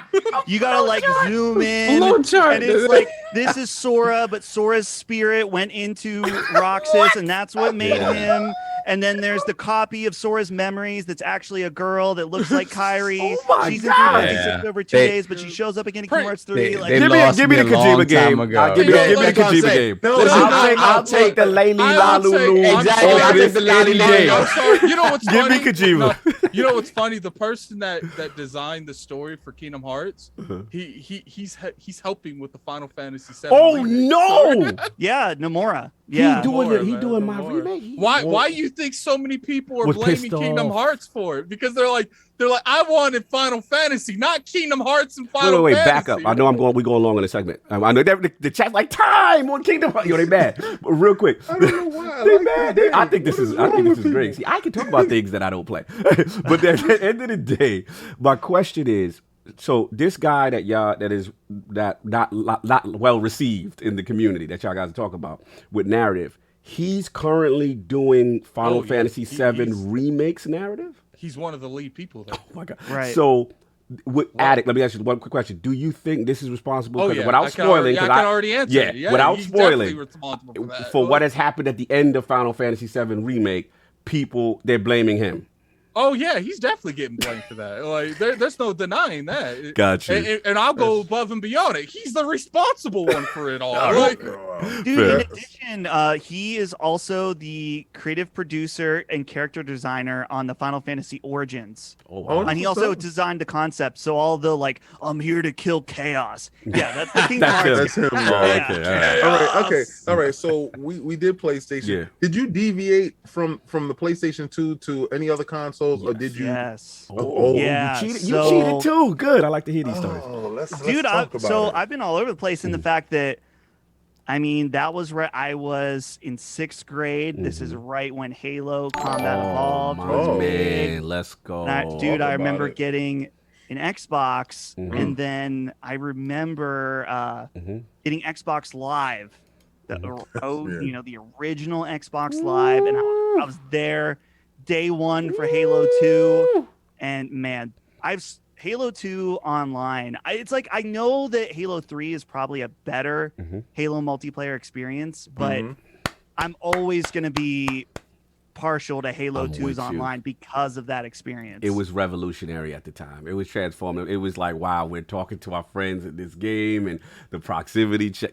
I'm dude. Well, you mentioned that, but what's funny is I've made friends with people I never met through Halo 2. Absolutely. And we would play together, and then I was like, well, we don't really feel like playing. Let's just hang out in one of the maps, try to like glitch out or whatever. We used Halo 2 like a chat room. yeah. Good point. Yes. Dude, and then obviously when the 360 and the PS3 announced, I was that was around the same, so that was like 2006. So I got my dates a little mixed up there, but I was like, yeah, there's no way 6th grader Dustin is going to be able to get a PS3, and honestly, it doesn't look very good. So I got a 360. He didn't like the Furman grill. He didn't like it. Portrayed below Sony. They told that wide. It was bulbous. And it was pricey. No, but I got to hear from Dustin why it didn't appeal to him. Dustin, we know what it is, man. They told you to get a second job. That's right. I was like, I don't need a first job. That was good. This is gold. That was gold. Yeah, but I mean, at the time, it was just like where I was at as far as what I wanted to play. I wanted to play shooters. I wanted to play games online. And I was so into Halo, and I was like, yeah, I was all in for Xbox, and I was the entire 360 generation. I eventually got a PS3 to play stuff like Uncharted and whatnot. Question. But it was the Xbox Live that hooked you, that rough, rugged, and raw, because that was the Wild Wild West back then. When they first put out Xbox Live. Oh yeah, there was not much filter in those chats. Yeah, you guys right now. Yeah, they're the beneficiaries of We beta tested this stuff. Was you doing the voice modulation stuff in the room? Oh yeah, dude. Yeah, dude. King, I sounded just like you when I was in junior high. I was like talking to my friends. I'm like, how's your group chats going on PS3? Oh, you was fanboy. Dustin was fanboy. Yes. So and then I mean, we all know how the Xbox One launch went. And that's when the switchback. Oh happened. So how you could trade games and you went right. And that's the thing is that I even still to this day. I mean, I'm on a PlayStation podcast, and that's primarily where I play. But like, I have a PC, I have the Series X, I have a Switch. I'm probably more of a Nintendo fanboy because I'm willing to buy any stupid crap they put out. Don't worry about it. So, you're part of the problem, Dustin. I know. That's what I'll be telling like Cognito and them. Like, I want Nintendo for Nintendo stuff. Like, like what I will literally buy as many Mario parties as they put out. As many. Like, you're part of the problem. Oh yeah, but see, the thing is I own up to it. I know I'm part of the problem. But at the end of the day, it's like I've always stated. It's like we're gonna blame the business. We ain't blaming the consumer. Like, no, it's just like with Halo. Like, you know, a lot of people a year and a half ago would say you're stupid to buy Halo. Like. Or you're stupid to buy Gears. They don't change it that much. Or you're stupid to buy Call of Duty. We just gonna blame every consumer base. I've always felt like the core of the problem is these companies taking advantage of our nostalgia. Yeah, of the nostalgia. Right. Nostalgia. But go ahead, Dustin. I'm sorry. Yeah. So I mean, now like I'll go through a period like where I'll play a lot of Xbox or a lot of PlayStation. A lot of PC. I actually prefer it this way. Yeah. Now, here's the thing, Cog, that I was just thinking about that, you know, I was recently on Game On Daily with Gaz. Yes, salute to Gaz. And now I'm here, and then I'm also emailing with Colt Eastwood about being on his show. I'm like, what is it with these Xbox guys? They're luring me into the lines down here. They're trying to rile me up or something. The water's nice over here. Okay, you know, there's this Game Pass thing. It's cool to have both. Also, it's good, dope to have all the consoles. That's number one. Yeah. I know that you have all of them. Here we go. But at the same time, you know, I want you to feel your worth. Oh my God. And over here, we're gonna treat you better. We're just gonna allow you to play how you want to play. Are you wooing this man? Where you want to play. Like, listen, if you want to take out your phone right now and xCloud it up, do it. If you want to go to your PC and you just want to mouse and keyboard it up, do it. Because it's day and date. Right? It's day and date. You don't have to worry about Nixus coming in and taking your favorite game and bringing it over. This doesn't have to happen. You do not live in fear because it's already happening. Fear. Oh my God. So what we want to do, this is why we all are moving you. He said you don't have to live in fear because it already happened. So he's telling you you're already going to be in hell. Right. They say they're honest and transparent over here with what they're doing. Yes, you know what we're going to tell you? That's not good. This is good. This is no good. We're not going to lie to you. We want you here. And honestly, I really think you'll love it. I'm done. I can't with him. Yo, I swear, I watch him. I love his stuff, and y'all guys, y'all don't know like what I do. Like, see, these guys don't know I actually watch certain things. Like, I'll tune in, and when we have a guest, I'm like, I like that guy. But they don't know it. That's what's up. No, Dustin is cool. Listen, man. There's a lot of people, that one, obviously the LastStandMedia movement is fire. And there's a lot of people who are now, I feel like, obviously Colin is who Colin is, right? We know that. But at the end of the day, it's like, I think people really like, yo, the entities around him are dope. And like people are finally getting the chance to know you. And we'll get into misconception, all that stuff as we go on. But it's cool to see that you say, hey, people are hitting me up, to be on shows. I saw you on BRAP, I saw you on Gas, and that was dope. That was really cool, man. But I want to transition really quickly because I know we're going a bit long, and we could spend so much time talking games. I do want to talk about, I got to be respectful. I want to get into your content creation bag real quick. And, what was that transition like to, just being from a gamer to that? And then how did your journey just get started in general with content creation? Sure. So right out of college, I got a job doing video production work locally, real small company, just me and one other guy. And at the time, I was kind of more in the video production track as far as my career, maybe looking at trying to do film. And it was kind of, as far as the film aspect, not really something that was working out for me. And it was when I was at work and I was editing like a 3-hour dance recital that I needed something to pass the time.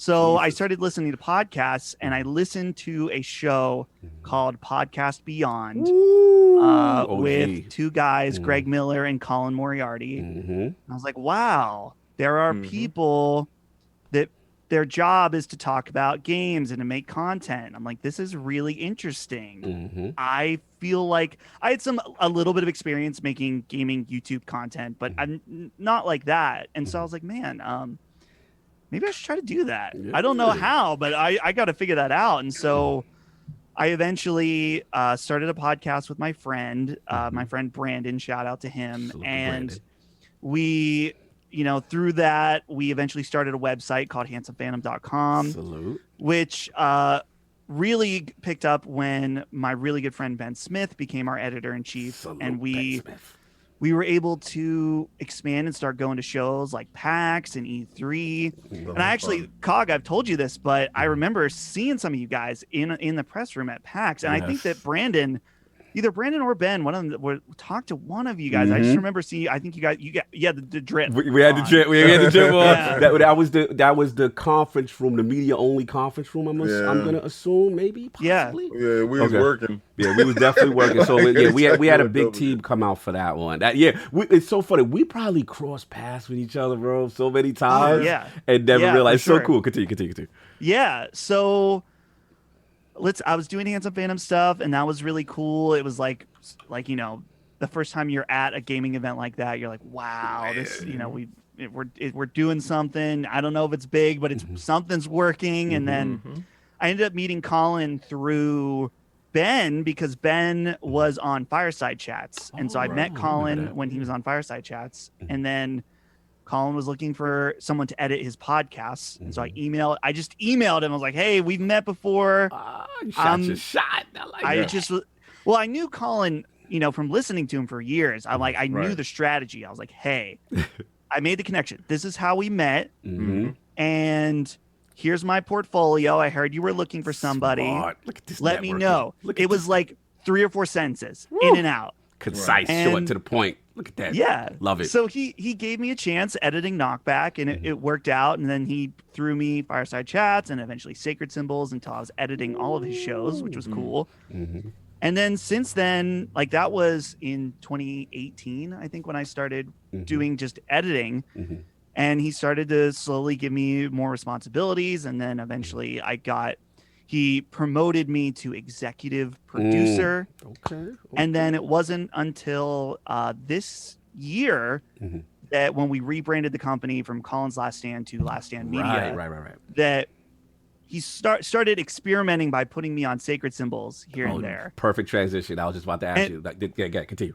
What's funny is some people thought that maybe this was some kind of master plan to add a third chair when they had said they didn't want to initially. And I don't know, maybe Colin had a master plan or something. Okay. I just knew that Wednesday nights, usually Colin would text me and be like, "Hey, you want to be on Sacred?" I was always like, yes, you were like, yeah, I want to be on Sacred. Yes. Right.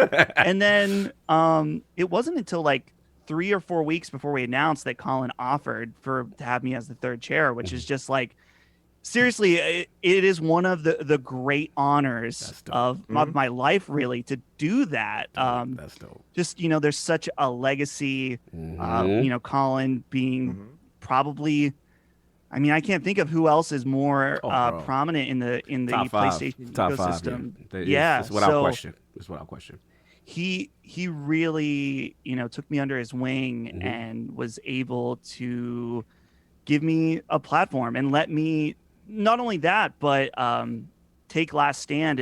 It's Colin's brand, and he's brought it in, and now he's made it my brand as well. It's like this community thing, and we're able to build something together, and it's just that goes to a lot of trust. I was right. Can't give him about okay. First, you shot your shot. You went straight to his DMs.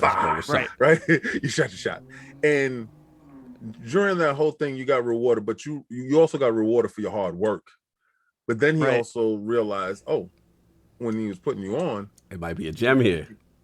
He can handle a conversation. Exactly. He can handle a flow. He adds something, because you add something, right? You add something, absolutely, because I don't remember before when you weren't on it, and I'm not going to sit here and fraud. Yeah. But I see you there now. Now I can't really picture you not there. Yeah. You understand? Yeah. So I think that's what he probably said, like, if you weren't there 1 week, I can't picture him not here. Right. So, yeah. What I always tell people is that, when I first was on Sacred Symbols, a lot of people were like, Dustin is a natural podcast talent. Like, no. There's nothing natural about it. I podcasted and, made probably like dozens and dozens of episodes of podcasts that went out to 20 downloads, and half of them were my friends that I told them. And we were mad. We were mad at our 10 to 15 friends that didn't show up and hit the like button. But continue. Right. We was in that same boat. Continue. And that's what I always, people ask, like, how do you get in? How do you get started? And I'm like, well, it's not. I mean, some people sure may have a natural talent where they can get on the mic and start talking, but it's really about getting the work in, being ready. You got to be ready for that moment when the opportunity strikes, when the door peaks open, that you're able to put your foot in, and then you're in, because like. I had other, I don't know if chances, but like I had applied at a bunch of jobs for years. There was one point when I was interviewing at IGN, and I didn't get that at the time. And like looking back, I was devastated. But looking back, I was like, I wasn't ready. We would have took you at LogNet. Thank you for the plug. Thank you for the LordCognito. Thank you. That's right. You would have found a home here. Yeah. Thank you. Your DM would not have been unanswered. Thank you. I would have until that salary conversation. Until the salary conversation. We would have been promptly eliminated. Don't worry about it. We got you. I'll keep that in mind. If Colin decides to give me the boot or whatever, you're the first person. There we go. We slide in. That ever happens. You're gonna. I'm a Zoom call you. Like, how the hell he got my number? Continue, Dustin. You were saying. Yeah. So I mean, other than that, man, it's been a wild. Dude, these past I guess 8 months now. 8 months today, not today, but pretty close since we rebranded and stuff. Like it's just been awesome. We launched Defining Duke, which has been great. And now we have UCOG on, and it's just been awesome cool seeing the company grow, the patrons. I mean, it's all because of the patrons, of course. No doubt. Tremendous community.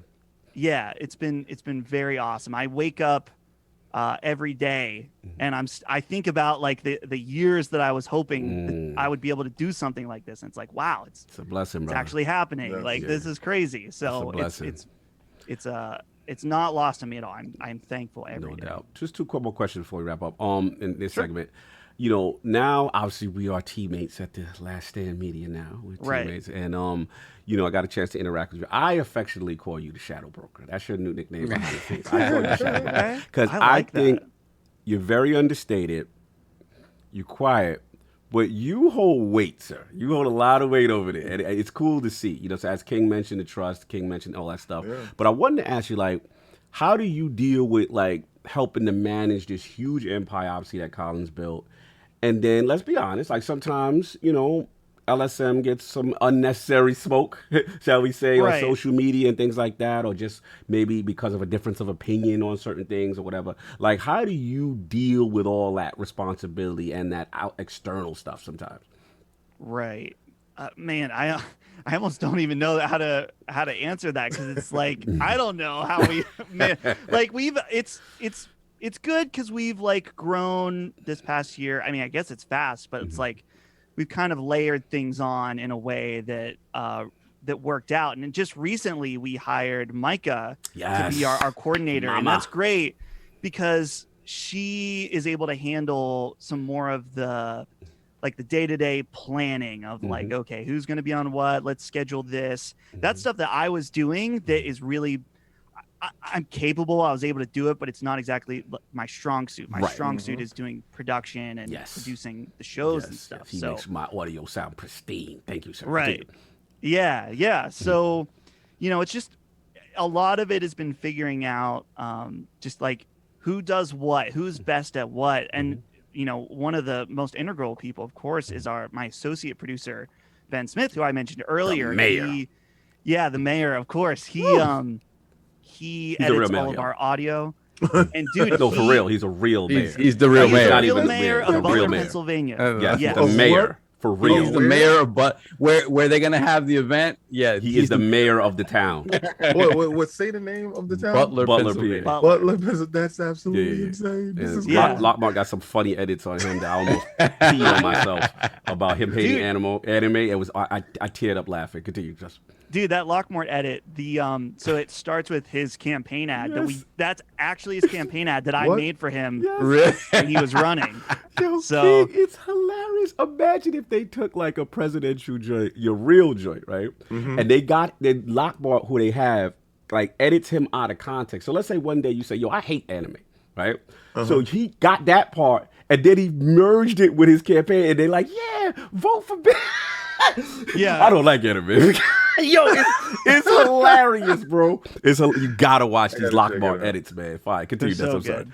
He does a great job. Oh, he's a beast. Shout out. Salute. But yeah, dude, and that's the thing. I mean, even Lockmart now, we have him, so we have him making those edits, but he actually we've started to lightly give him production stuff, just because right now all of the videos, well, not anymore, but for a time, every video we put out was going through my computer right here, and all the audio was going through Ben, and I was like, this is good that we've really maximized our production, but if like something were to happen, not good. We would come to a screeching halt. So we got lock in, and he's like got our templates and stuff like that. So it's good to have that fail safe. But no doubt. And then let's see the second part you were asking about. Just the outside noise. Just like obviously, I would say Colin has a brash opinion with certain things. Most things I agree with him. Other things we have disagreement. But what's cool is I love that he invites discussion, right? Even if you disagree. Right. I feel, shout out to Chris Rager, I feel he's a very brash personality sometimes. As far as like, look, they feel strongly about what they feel about. But what I like is they encourage discussion. But the other thing I don't like, not about them, but sometimes about perception of them, now that I'm with you guys, I'm starting to learn and more, and obviously been following for a while, is that, you know, a lot of it is just sometimes just difference of opinion on specific things, and sometimes it gets blown out of proportion or these misconceptions start, right? So my question to you is, with the external noise, like, how do you manage that when people sometimes have a total misconception of LSM in general? Sure. So yeah, there has been some instances where I'm like considered guilty by association. Right.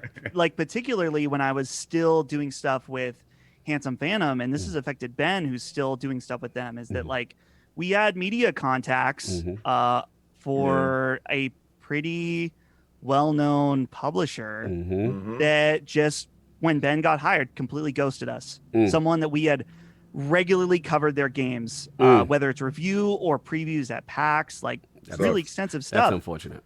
And just totally ghosted us. And so, and I mean, there's petty stuff like people that I've like had dinner with or even done favors for just completely like unfollow me on Twitter and not want to be associated. And I'm like, you know what? I mean, it's disappointing just because I maybe had a higher opinion of some of these people, but it's like, that's your prerogative. You don't get a chance. You don't get to control other people's actions. You know, but you do get to control your own response to their actions, and to take the high ground on certain things is definitely the best way to go. Definitely don't get down in the mud with individuals. Because we had Colin on, and when we had Colin on, see, I learned all the story through Sovereign. Yeah, Sov put us on. Right, huge fan. I'm talking about so upset with a lot of things, and then I had to listen to the story and the whole stuff, because, you know, if you go back to past podcasts, we talked about it then. But great episode.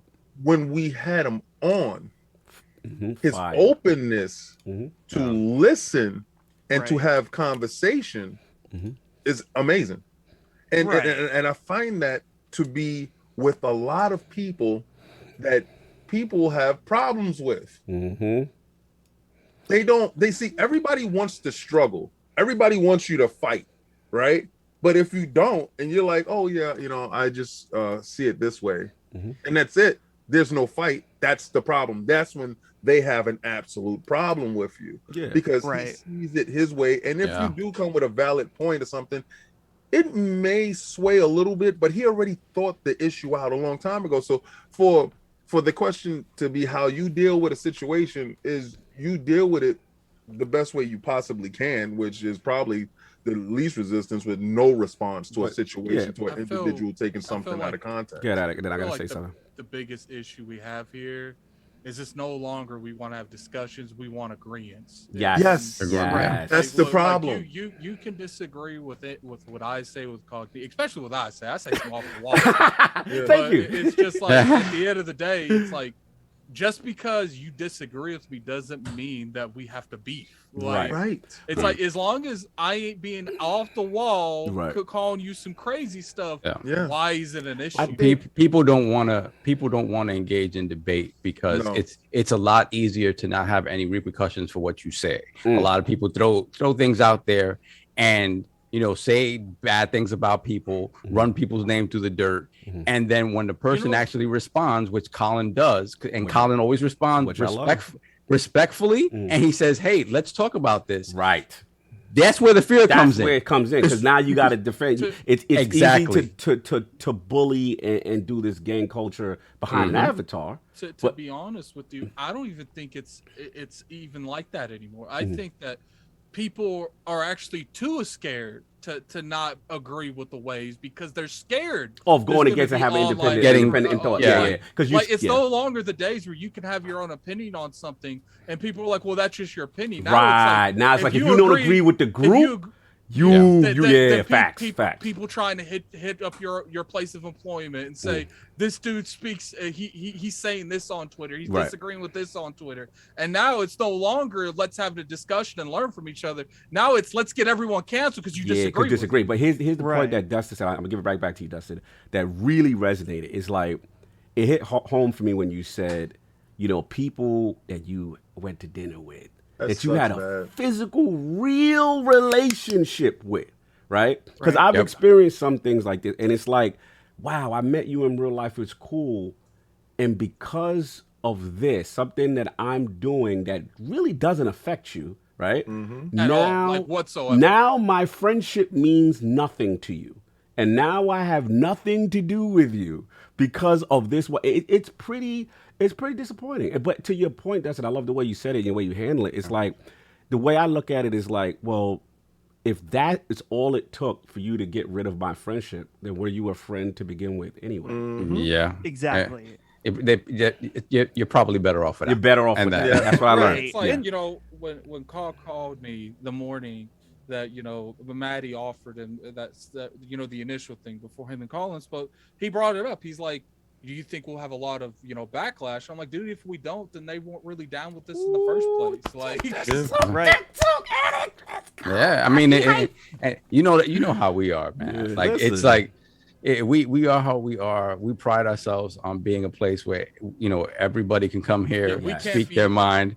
We can't always be up saying we want to give everyone a platform, but the moment it's against the rain, they'll be like, "Oh no, let's go on the right river." Yeah, exactly. Let's go in one way. The way that we're going to give it back. We keep interrupting Dustin. We got to give it back to him. But the thing is, like, for me, I pride ILP in the fact that we've had guests that I know do not necessarily like each other or agree with each other, right? You know what I'm saying? And to me, I take pride in the fact that we provide this safe haven. That even if we disagree with some of the things you say, you know what I mean? We want to give you a voice. We want to understand why you feel as strong as you feel. You know what I'm saying? And that, to me, I just miss the days of just having those type of intellectual discussions. And even if, like I said, we still stay on our same square with the different sides of the spectrum, but it's a respect. Okay, that's why you feel the way you feel on this subject matter. Okay, all right, cool. And that's something. But and surprisingly, sometimes we've got people to meet in the middle and at least have that common respect and understanding without being disrespectful and so on and so forth. The good thing about the podcast is people know that if they come in the podcast, no one's going to disrespect anyone. Facts. They know the chat's going to be monitored to where no one's going to disrespect any of our chat people in the chat. So, like, there are certain podcasts on ILP, the panel on ILP, that I have to get hats off. You'll never see anywhere else on the YouTube. Oh, we gonna talk our talk. Oh, we gonna talk our talk, baby. Yeah. There's certain panels that it's like you'll never see individuals facts of one we all play games and the other community. You'll never see it. Exactly. We all play games. At the end of the day, whatever side you on, side is still stupid. Gamers. It's absolutely so stupid. I pander. Yes, we know. But at the same time, I'm day one. Facts. Like I'm out. I'm in. If it's launching in November and it's snowing, but it's gotta be on Game Pass. But he'll pick up PlayStation. He's talking that talk. He buys please, everything. Listen, I was the one that had 4 PlayStations. I was trying to buy Escalade. At the end of the day, King, like, people know that, you know, you do your gospel stuff, but they know a lot of that's just for entertainment. A lot of that's how you feel. But they know at the end of the day that, like, if a PlayStation dude comes in here and wants to give you his opinion why he doesn't like Xbox, you're not going to dismiss him. His opinion. So because everybody's opinion is valid because that's happening to them. Right. Facts. You understand? Like, you can't never change someone's narrative because you don't know what form their circumstances and their opinion. Right. So all you can do is just listen and just give your insight from your angle, like the Ascent today. I had no idea that stuff was going on, but when I played it, I didn't have that issue. I can listen to it, but and try to sympathize with you, but I can't really. No doubt. But yeah, like you were saying, Dustin. Before we give it back to Dustin, let me just get this one. Let me get this one super chat. We got Lockmore with the 10 euro super chat. The proud nation of Belgium humbly bends the knee to the wonderful Iron Lords. You guys and this show are fantastic. Shame about Dustin. Oh my God. Yo, Lockmore, I'm being very nice to you. I see what you did to Dustin. Yeah, you don't want that smoke. You don't want that. I know it's coming. I know hopefully a COG Lockmore edit will come. But you are brutally funny, the things that you create. So salute to you, sir. Your video editing is non-stop hilarious. Continue. They're not going to avoid the smoke. Yeah, I already know they're going to. Lockmore, expect a call from me later on Discord. Don't mess with the shadow broker. Get your affairs in order. But yeah, like you said, Dustin, I'm glad you said that because it was important. Yeah. Well, and I think it's great to hear you guys the way you talk about this, because this is something, I mean, my audience is probably tired of hearing me say this, but like, I always want to emphasize to people, it's like, listen, our industry is pretty toxic right now on multiple fronts. From the people that think they are the purveyors of peace or of goodwill. They are the most toxic. Peace. What I always tell the audience is like, we have to be the change we want to see in this industry. And what excites me, and not just about Last Stand, but about we've almost formed this community of creators around us that it's like, no, we're not going to do this anymore. Like, we're not. Facts. You know, we gotta treat each other right, and we can't, like, dude. Talking about Colin and even on a broader scope of Last Stand, I mean, you guys talked about this. Colin gets labeled all the time. Yeah, I know. Is that Colin will get labeled sexist, he'll get labeled racist, whatever, and then people just start to believe those labels, and they don't know anything about it. And what's even more unfortunate is that those labels can get applied to our audience. Our audience of over 12,000 on Patreon. It's apparently all those every single one. They got the exception me. Right.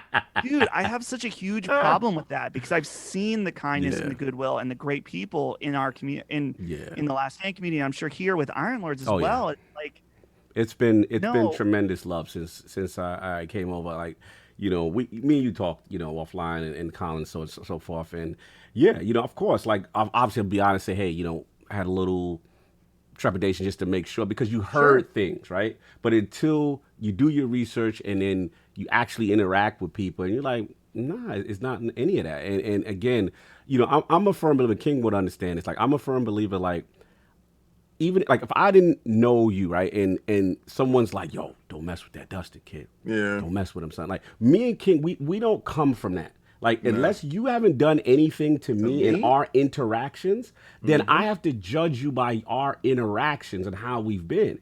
And it's been all love, and it's always been that with every single member of the movement. You know what I'm saying? Prior to any of that. So I think what happens, like you said, is the bubbles and, you know, people listening to other people and stuff like that about you shouldn't and all that. And one thing about ILP, we don't like being told who we can and cannot associate with. We don't play them games. So if that's going to be part, I've given ultimatum people that I guess our friendship's over because you don't like that. I'm hanging with this person. They'll tell you in the chat, I'm not going to watch I'm not going to watch this out. I'll be like, all right, cool. See you next episode then. This one ain't going to be for you. Because you're not going to bully us into the type. We're going to have multiple people from different backgrounds, different walks of life, all that stuff.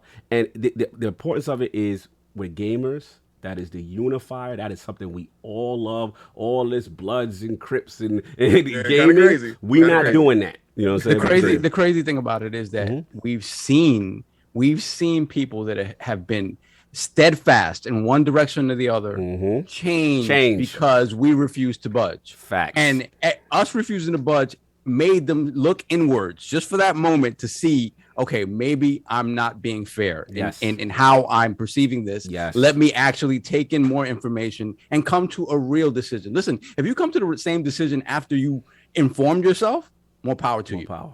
More power to you. Sure. But so much of it comes from this snowball effect that at the end of the day, the information you get is so far removed from the actual truth.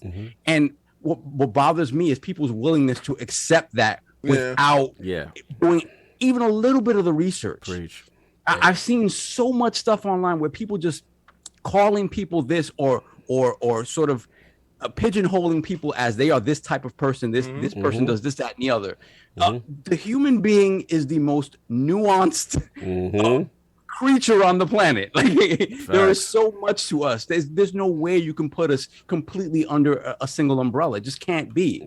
But we have to be willing to take the time to figure that out. And so much of this, unfortunately, when you talk about sections of our community being toxic, it's a lot. It's a lot, and it's so disappointing because we should be the tip of the spear for how to do it right. And when you see a lot of these people talking about, oh my God, Activision Blizzard, this is so horrible. Look inwards at the things that you're saying and doing online. and think about how much you are part of the problem as well. It's the don't send culture. You know what I find funny? People probably think that Dustin is only here because Oh, he only here because knowing this stuff was way before, right? Like because unlike a lot of other people, we only do a podcast on Sunday. Yeah. Right. So people have shows throughout the week and they can have multiple guests and do all this other stuff. We actually do a podcast on Sunday and we schedule the guests way in advance. Yeah, we're up to like the end of August. Yeah, I mean, we're blessed that people want to come on. Yeah. You know, like right now, so I'm doing the tweets and stuff and I'm listening, I'm multitasking. I didn't even know I didn't follow you. And I swore to God, I thought I did. Right. So I'm like, oh my God. Oh my God, I'm a damn fraud. Here we go. Wait. Never Y'all good. Never hit that follow button. So I'm like, you know, because you get caught. I see. I'm not really of that whole world, even though on Twitter I'm like really stupid, but messy. Yeah, absolutely messy. Because I like having fun. Right? That's what it's absolute fun. But.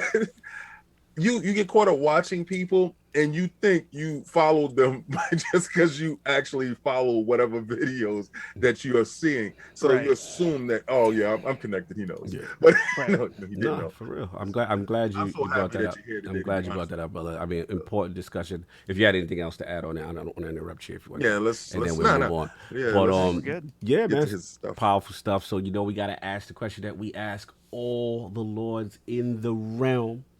I need that Lord Dustin's top 5 video games or franchises of all time. Okay. Top 5. And this isn't in an order, right? This is just it's just 5. Just 5. Okay. Personal to you that are important to you, your top. Then Bloodborne. Ooh. Persona. Undertale. Wow. Very nice. First Undertale reference. On Game Pass, by the way. Salute Addict. Thank you, sir. That game is really good. Dude, I love Undertale. And I mean, it's difficult because I know that the fan base can be a bit much at points. And so I get it. But man, I love that game. Let's see. So I got 3. So let's go with BioShock, one of my faves. Okay. Nier, both Nier Automata and Nier Replicant. These are unique. I like this. Okay. Awesome. Absolutely insane. Because if I was absolutely gonna bet my soul, I would have bet my soul on 2 games being in your top 5, and they're not there. I would have died right now. Because it would have been Metal Gear. Yeah, I thought a Metal Gear would have been in there. And definitely, I would have bet everything. That the Square Disney game Kingdom Hearts. Kingdom Hearts. Already forgot the name. No, well, see, listen, I'm not a super fan, but I know that you guys are into that, right? So I really thought that would be there. Y'all know the whole lineage, like you sat there and did the whole. I really would have lost myself. That's because, we told you, you have to really know what's going on to really play that game. No doubt. He knows. Well, he chose correctly. What else you got, Dustin? I feel like when you're picking top, I guess it just depends on how you look at it. Some like with these games that I have, I feel like. These are games I feel like are some of the best games of all time that are my personal favorites and that I can recommend. Like one of my personal favorites is Tomba 2. I was about to say Tomba. It's not for everyone. Right. So let's see. Do I have one more? Yeah. No, you got 5. Oh, that was that Nier 5? was 5. I can't count. We got Nier. What was Persona. Undertale. BioShock. Right. Bloodborne. I forgot. Yeah, Bloodborne was the first one he said. Bloodborne, dude. Bloodborne is amazing. Well, it's difficult now because I've really been hot on Sekiro. I do feel like Sekiro is the only From Software game that's better than Bloodborne. Well, I need to play Bloodborne again after playing Sekiro in order to decide whether it's Sekiro or Bloodborne. But I refuse to play Bloodborne again because Sony. We need a patch Yeah, I think whatever. Well, that'll be. I think you might get more than a patch. It'll be $65.95 for that okay. patch. I'll pay it. I'll pay whatever. I'll give him $100 at the side, and you're gonna get a resolution boost and a little bit of frame rate. There we go. No doubt. And the final question: favorite console of all time, any generation? I feel like my gut just says PS4, that generation, but it's hard to think of the most recent. Like what my nostalgia says, PlayStation 1. Because, like I said, that's what solidified gaming for me. For you, no doubt. Yeah, we'll go PS1's. PS1's the more fun answer. We'll say PlayStation 1. So let me real quick, because I'm a PS1 guy too. But why PS1 over PS2? Because most people, I feel, Sony fans feel PS2 is probably the GOAT.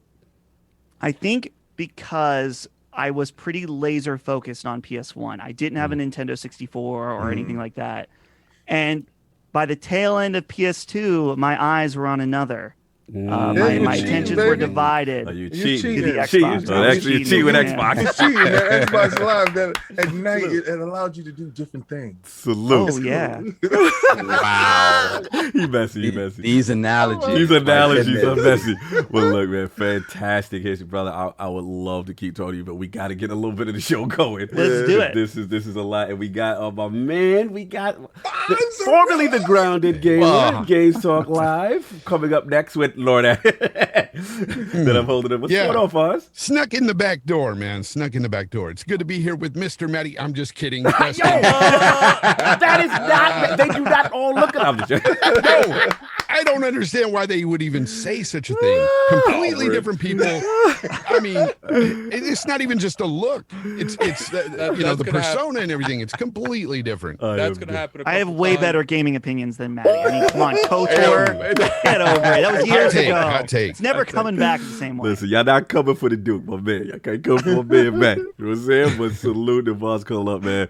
Let's get this joint going. Real quickly, last week's poll results are in courtesy of Select Bang 007 for my Patreon tier. Our people have spoken.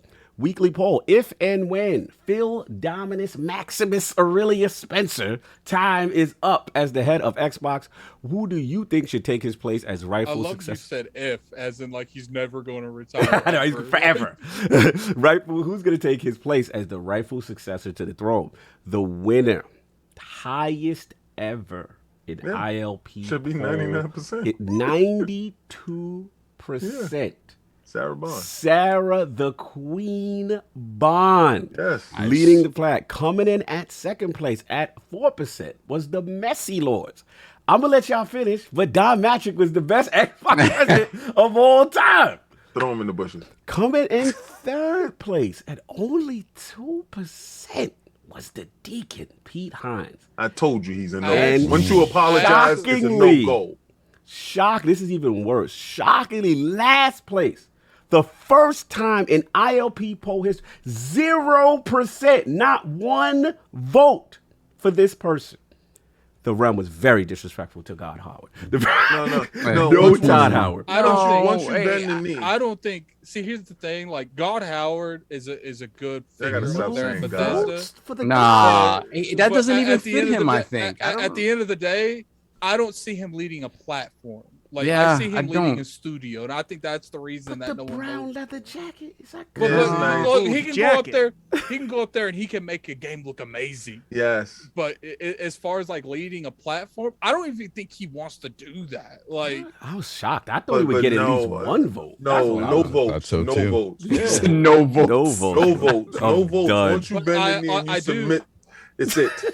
You're ridiculous. You have submitted. I do You've think been that, assimilated like the board. How are you so excited to have them on board, but you're not happy that he had to bend the knee to do that? Listen, we will accept you in. You will not extend. That's it. We take I just you as you got are. one thing to You say will about not that. rise above your station. Yeah, Stay where you are. Yeah, fine. 16 times the detail. Remember. Oh Remember my that. God! It just works. It just works. I do feel like.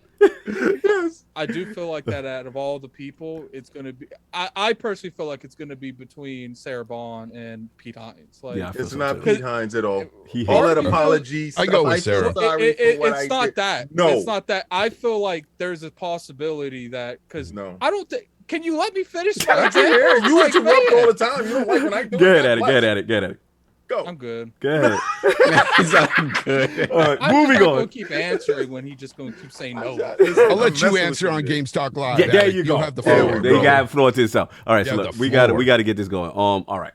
So for those who are in or have played, we know there is a Halo multiplayer tech preview out right now. So just really quickly, for those who were able to get in, obviously Sav, you're in.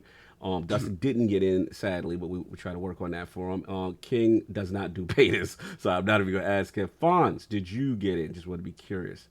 Man, why you gotta ask me that, man? My bad, bro. I didn't Man, know. it's hurt me. I didn't know. I thought maybe I've been on Twitter I ain't crying gonna about put it. you on blast. But look. Yeah.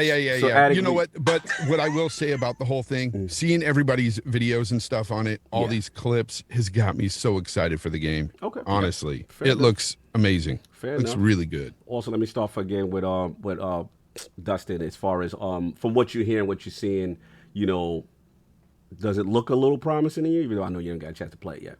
Oh, yeah, it definitely sounds really promising. I think that the most promising thing that I was just seeing is that I heard that it's a great marriage of Halo 5, but a little more arena focused, like the classic. And so that really sounds like a good combo to me. I heard the sprint is dialed down quite a bit. And I saw the co-host on Sacred Symbols, Chris Raygun, is like a Halo authority. I saw a clip of him using the grapple. And man, bro, that clip he put looked good. Yes. Looked real good. The only thing I wasn't feeling about that is like he kind of clipped into the landscape at the very end when he got that second kill, and I wasn't feeling that they didn't cut it. You know what I'm saying? They're like because what it is like when he jumped up, he got in like a weird angle to where when he was actually going through, like he wasn't, because he clipped on the Spartan, I believe, and when the Spartan fell down to the below platform, to me it's like you're not the grappling hook's not going to do that. Like it literally went like up and down, like, and I'm just like I kind of feel like if someone goes out of your sight, it should like detach itself. Like It's interesting. We'll see, because it definitely has some limited usage, which I find. I'll get into my thoughts last, but I want to start with the people who didn't. And so Dustin said yes, you did. It looked interesting. You liked the clips from Chris. Oh, I've had just a terrible weekend. Seeing everybody have a good time.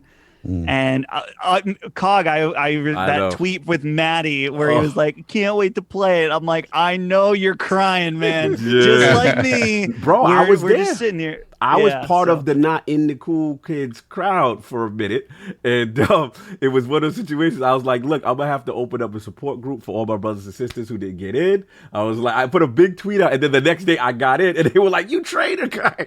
Well, what was it you said Like on Duke? Krista. That you're like, one email can change your life, Bro, literally, it changed. Like I went from being literally depressed and sad. And shout out to Paris, he's in the chat. He was in this. A lot of people didn't get in, and seeing everybody, it was that meme, the classic meme. You're looking at the window, everyone's outside having fun, and you here with your face.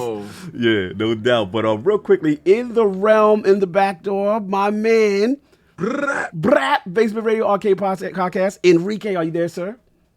He's getting his camera together. Okay, he's working. I saw him jump in, but hopefully he'll be I back. saw him jump in. It was so random. I can't believe it happened. I'm so surprised. This back end security. How did they get in the room? I feel like we need to have like It's a like conversation. he got Craig and Day Day watching the door. Like, Let me go and solve next. Let me go and solve next because you're the single player experience, man. So I'm very curious. but I got I got Halo multiplayer in my blood. You got Come on now. What's your feeling? sir? I feel bad because I'm the dude that's never online ever. I don't think I've played Xbox in the past 3 weeks, and to get the email, so I don't know what the criteria is. Maybe they saw that gigabit connection, were like, oh, we gotta get him in there, whatever the case may be. So yeah, I got to play a little bit last night. I didn't do any of the sort of customization stuff or anything like that. So I just jumped into kind of the academy stuff first, just to get a feel for the weapons and to get a feel for how the game was moving. So a lot of stuff was popping in and out. It wasn't, you know, they tell you from the beginning, hey, this is going to be a little choppy. You know, just get used to it. But what I noticed immediately was the weapons felt good. The weight of the weapons felt good. Each one felt like it sort of should feel. Yes. The weight of the character felt good, right? Because you know, Chief has always had a little bit of floatiness to him, right? And when playing with these Spartans, it didn't feel that way. Like when you jump, you're not getting as the ups that you would get with Chief. So that felt different. And then the sound of the guns, very good, was absolutely insane. I had my headphones on, I had Dolby Atmos going, and wow, like they really, really pop, all of those guns. So yeah, so that was cool. I just, you know, got into the firing range and did that. Then I got into a match with the bots.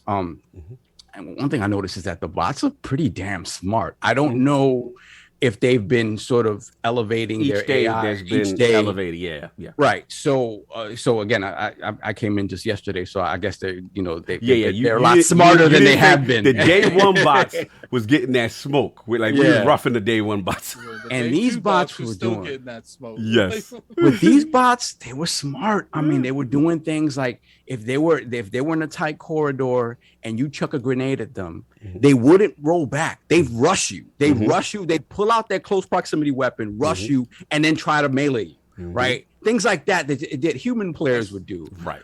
Or bouncing grenades around corners and stuff like that. It was crazy. I saw a video of a bot teabagging someone. Yes. Oh my God. I saw that. There's a bot teabag. They out here teabagging, yo. Wow. Like the dude destroyed him, and you just see him just teabagging. Yeah. So one of the weapons that I saw them using very well, which was very cool, is the one called like the heat wave. Oh, I love the heat wave. And that's right. That's the one that you can shoot vertically or horizontally, and you could bounce those around corners. So the same thing as with grenades. I had bots shooting around corners at me with the damn heat wave, and I'm like, "Oh, what is going on here?" Bots are savage. Yeah, but I tell you, it felt good. I don't know the name of the stage I was on. It was a fairly small stage. It wasn't. It had the one that looked like a training. They're running like a training ground. Right. It was just a training like a warehouse. Oh, the one that's a warehouse. It felt kind of like a warehouse, and it was. You were was inside and out. Oh, you're inside. Okay, yes. No, you were inside and out very quickly. You were kind of running around this centralized place. Was there a gravity hammer there? I didn't see the gravity. So that is talk about the initial board. You was at the other one. So it was the initial board. Yeah. I like the elevation. I like the different things you can do in terms of how you move around, certain engagements and stuff like that. You can drop weapons to your teammates or whatever. Like, well, they've got a ping system as well now. Right. Yeah. So you can, if you press down on the directional pad, you yourself can now see where some of the items are going to spawn. If you press up, you could be like, hey guys, that's over there. Almost a little bit of Apex in that, hey guys, there's that weapon there. Quality of life I wish it was a little bit more visible when you clicked it, because I feel like I agree. Like you see the outlines, but it's just like, look, if your AI is going to tell you when they spawn, and all this, it should just show you where it is on the map. No doubt. Real quickly, Sal, before I interrupt you, Brad, just want to make sure your levels are good, Brad. I see you in there. Just want to make sure you're good. Yeah, can you guys hear me okay? All right, cool. Perfect. I got you next, Brad. All right. Yeah. I was having some issues, but real quick, I just want to say something, show something real quick. You guys were talking about saying, yes. Should I have called you? I didn't know if I should call you. And then I guess I got to bring this beauty out too, since you guys were talking old school games. Oh, let's go. Let's go. Time. All right. the young Lord has spoken. The young Lord has spoken. Too much old fogey gaming talk. But continue, Sal. Continue. Yeah, so I was getting in the beginning. I was getting a little smoke because again, my skills are not right where they were. But bots is harassing you. But the old skills started coming back again. The same thing, doing the same thing the bots were doing, like throwing grenades around corners, and and then going around the back or whatever, and being able to change the elevation and get above somebody. Yes. Chucking grenades and jumping at an angle. Doing all that stuff that you used to do to sort of get around getting blown up. And what I love about Halo that I feel is back again is the sandbox nature of the gameplay. Halo's it's about the map. Yeah, it's about the map and the physics. Like the physics, if you understand the physics of how like grenades work and whatnot, like I like the fact you can kill somebody and then not necessarily be close to what you're doing, right? Because of you blowing up something that's close to their proximity. Right. So I felt all of that. It was very fun to play. Were you smiling when you were playing? Yes, I was one of those things. Like I'm looking at the screen, I'm like, it came back. Like, yo, you know, it's funny you said. I felt the same way. I'm like, wow, I forgot why I liked Halo. Yes, and it's been so long since it's been good. So I should say been good. That's wrong. It's been so long since I played it again, and it's like that's that feel of like, yeah. And the beauty of Halo is in its simplicity. When it really is just about, like Addict said, understanding the map, and then at the same time, then you throw in, oh, okay, now these weapons are spawning here. Now, like, how do I sort of control the map, knowing where these weapons are? And it's just, so far, it feels like they got it. It really does feel like they have it. Let me ask the OG Xbox Live beta tester here, sir. Lord BRAP, were you able to get in for the test? All right, so you want to get, but from what you've seen, you know, is anything exciting you, or like, I don't know, I'm not that impressed. Think happened. Well, no, I you know, the OG Xbox Live beta tester not giving me beta. That was coming. Yeah, I just, you know, it's a shame. I gotta reach out to some higher ups. But no, I've watched videos. I mean, it looks fine. Like, it looks okay. For me, I got to get my hands on. I know. But I've heard comparisons to Halo Reach, Halo 3. In terms of the feel of the game, that kind of excites me. Reach. I saw a couple people say Halo Reach, and so you need to block them. Oh my God. I've heard Halo 3, so you know, it looks like everyone and the feedback. And I trust Slow-Mo Backslap. Slow-Mo is like, he's got really good insight into first-person shooters, and he's never really led me down the bad path, if you will. Except he thought Anthem was going to be the bee's knees. No, Fonz, why you had to do him like that? Fonz always keeps the receipts, baby. Fonz got the receipts. Fonz does got. No, I mean, look, he doesn't bat 1,000, but he's close. Anthem, but though. all the positive, that Anthem, though. all the feedback's been positive, though. So. Nice. I'm looking forward to it. I'm definitely looking forward to it. No doubt. Lord Addict, let's get to it, man. You've been getting that grind on, putting a lot of matches. You played even more than me. So what's your feel now? For about 5 hours yesterday. Yeah. I played a little bit with Wilmy too, actually. Oh, salute Wilmy Hood, gave me on the box. He just sent me like an invite, and I was like, what does Wilmy want? He never sent me an invite. So, crazy. Okay.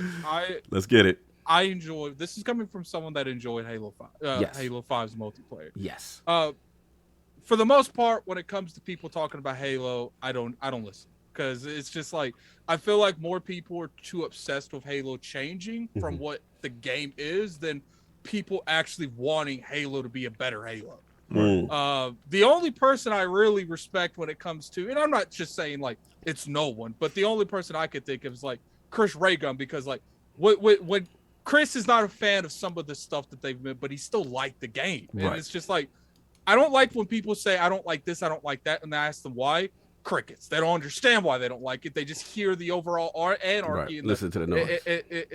They're listening to everyone, and that's why they don't like it. Like, at least when Chris says he don't like it, he gives legit reasoning why he doesn't like it. And it's just like, look, I've always stated that Halo has always been about map control. That's what made Halo Halo. It's the fact that you have to you have to corner off branches of the map. You have to fight for this. You have to, should we go for the sniper, or we should all rush the shotgun, because it is more devastating for us to let them have that sniper than us to have the time of that shotgun. It's like, you look at people, especially like pro circuits. It's like, the homeboy's over there. Yeah, let's go get the sniper. He can't have that. Like, so I've always appreciated that, but I felt like Halo 4, they went completely away from that. And for the most part, Halo 4 felt like Call of Duty. Like, Addict, let me ask you a question. I'm hearing, like, okay, so from what I'm saying, like, I see the bot stuff and all that other stuff. Yeah. But I'm hearing like they're letting you play Spartans, ODSTs, and Marines or something like that in some rank type or order. Yeah, the level. Those are levels of the bots. Yeah, that's the difficulty of the bots. Oh, okay. So you're fighting against the difficulty. It's co-op, like it's like you versus the bots. Yeah, this is bots for the first time in Halo. Oh, okay. Yeah. So because I was trying to understand it, because Sovereign said that they feel different, so I didn't know if you were able to be a Marine or no. Pretty much what it is like the first one was rookie. The first day was rookie difficulty, and the second day is ODSD. Yeah. I don't know if they're going to imply Spartan today just to really mock people. Like I don't know if they're going to do that. I feel like let's talk a little bit about how 343 is doing this. This is genius. First off, they're kind of giving people a false sense of confidence. Yes, the first day. In there, the bot. You walk in there, you like, and I think they're building them up as well. I agree. They're like, look, I know some of you's never played this, so what we're gonna do is we're gonna give you guys rookie. And when we give you guys rookie, you're going to be fighting, AIs. It's not necessarily the beast, but you're gonna be fighting decent AIs. And then it's like the next day, they're like, okay, now we're gonna give you ODSD. They're gonna crouch, they're gonna teabag you. I was like, they're gonna grenade bounce you. It's like now we're gonna do that. And then I feel like if they do it, they're like, now we're gonna wreck you. It's like we're gonna show you the them day 3 bots was about that smoke. My God. And then I feel like the reason they're doing this is they're building you up to do PvP. Yes. Yeah. Okay. And I think that they don't want everyone having a bad. They want people having good experiences. And let's be real. Preach. They know that people killing and not getting killed is a good. It's not a good. Yeah. Preach it. I'm somebody to give an order. And then when it comes down to the actual, the game itself, it felt good. I did have to get used to the non-sprinting and stuff that was in the other ones. Yes. And that's not necessarily like I've always been one of those things where I'm like, look, man, let's stop building the game that 343 doesn't want to build, because I've always felt like they make Halo 4. People say we don't like this, let's do something else. And then they're okay, so they switch to something else, and like, okay, now we don't like this about Halo 5. Then they switch it again. I'm like, look, like gotta commit. if you want to actually, that's why as much as I hate Bungie sometimes, I gotta respect it because they pimp and strong. All facts. They're like, if you don't like it, there's other games for you. Don't play our game. But when it comes to Halo, I feel like sometimes 343 like half in, half out the door. They're like, oh, you don't like the movements from Halo 5? That's fine. We'll get rid of it. Yeah. And I'm like, I feel like sometimes you gotta commit.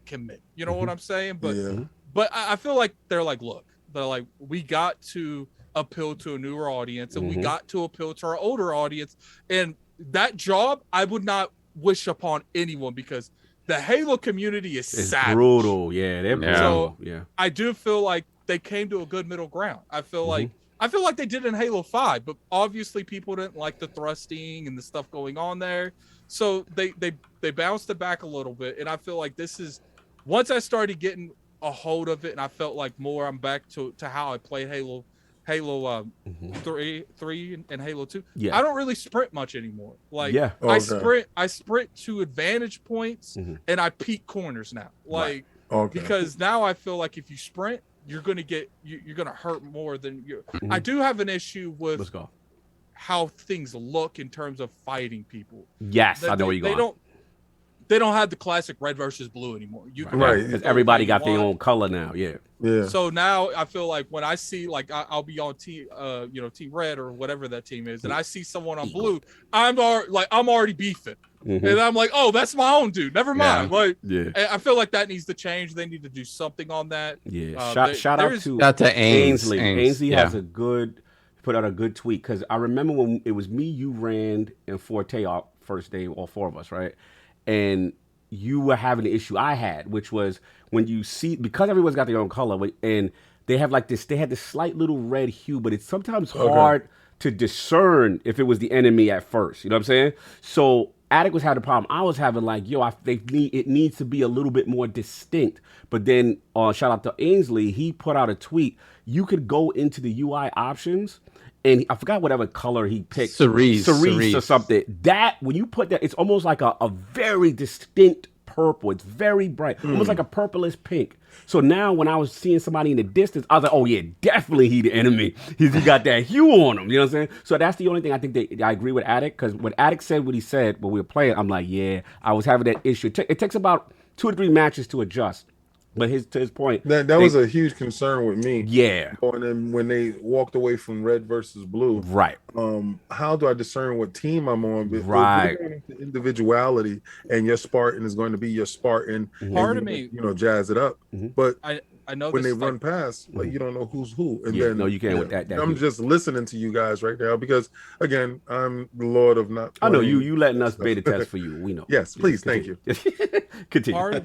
Part of me is like on that, I know this next part's gonna sound like kind of like counterproductive, but I wish they would let me disable that and just see the other team as the other color, like that way, because even when I changed that, it was easier, but it was still kind of like it was still a little hard to see because it depends on what color their Spartan is, right? Yeah. And it's just like if it's dark pink and we have more access to colors, and they so happen to pick that same color, like it's just like it's just little things like that they can fix. Like at the end of the day, I gotta respect them because I feel like this is the best Halo's been to where it could satisfy everyone. And I know people aren't gonna like the fact that because I do think they're not gonna casualize the game. They're gonna casualize the game modes. Yeah. Let me jump in. I'm sorry if you wasn't finished. If you want my fault. Continue. I was gonna say like when it comes to stuff like that, I feel like this is a microtransaction dream, like and in a good way too. It's not a bad way. Like the customization, you can still unlock everything you want to, but they're going to give you that little back door that you can open. I like the fact that everything earned on the battle pass can only be earned on the battle pass. It can never go in somewhere else. Like I feel like the AIs, they're going to like this game is about to make so much money. I think so. Like too. It's going to be unreal. I think so too. I'm gonna jump right in because Addict's on fire. Right off the back, I believe like on Series X, 4K 120, it defaulted for me on performance mode, and just for comparative sake, I moved it to 60 just to see, and I felt the visual quality was a little better.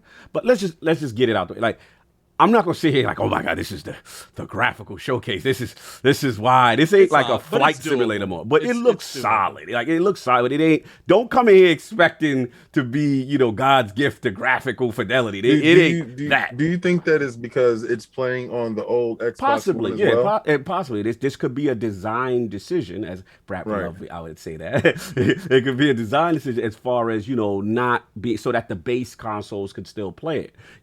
I do agree with. I do feel there are some aspects that they had to make casual friendly because remember, you're going to have PC, cloud. Right. This is going to be free to play. There are going to be so many people playing. So I like what they did because this is how I look at it. And shout out to Forte. I'm going to throw Forte on the bus. He's the homie. But like, I know some guys like, yo, I want the BR from the jump. I want the classic hardcore Halo. And I'm like, look, if you put that in there and you start... Yeah, if you're a casual new to the series and you getting your head pinched by a BR from the jump, you're not going to play this game anymore. So I like the base weapons, the assault rifle, and the sidekick is super underrated. But I don't think people realize how effective BRs are with vet Halo. Oh yeah, they don't.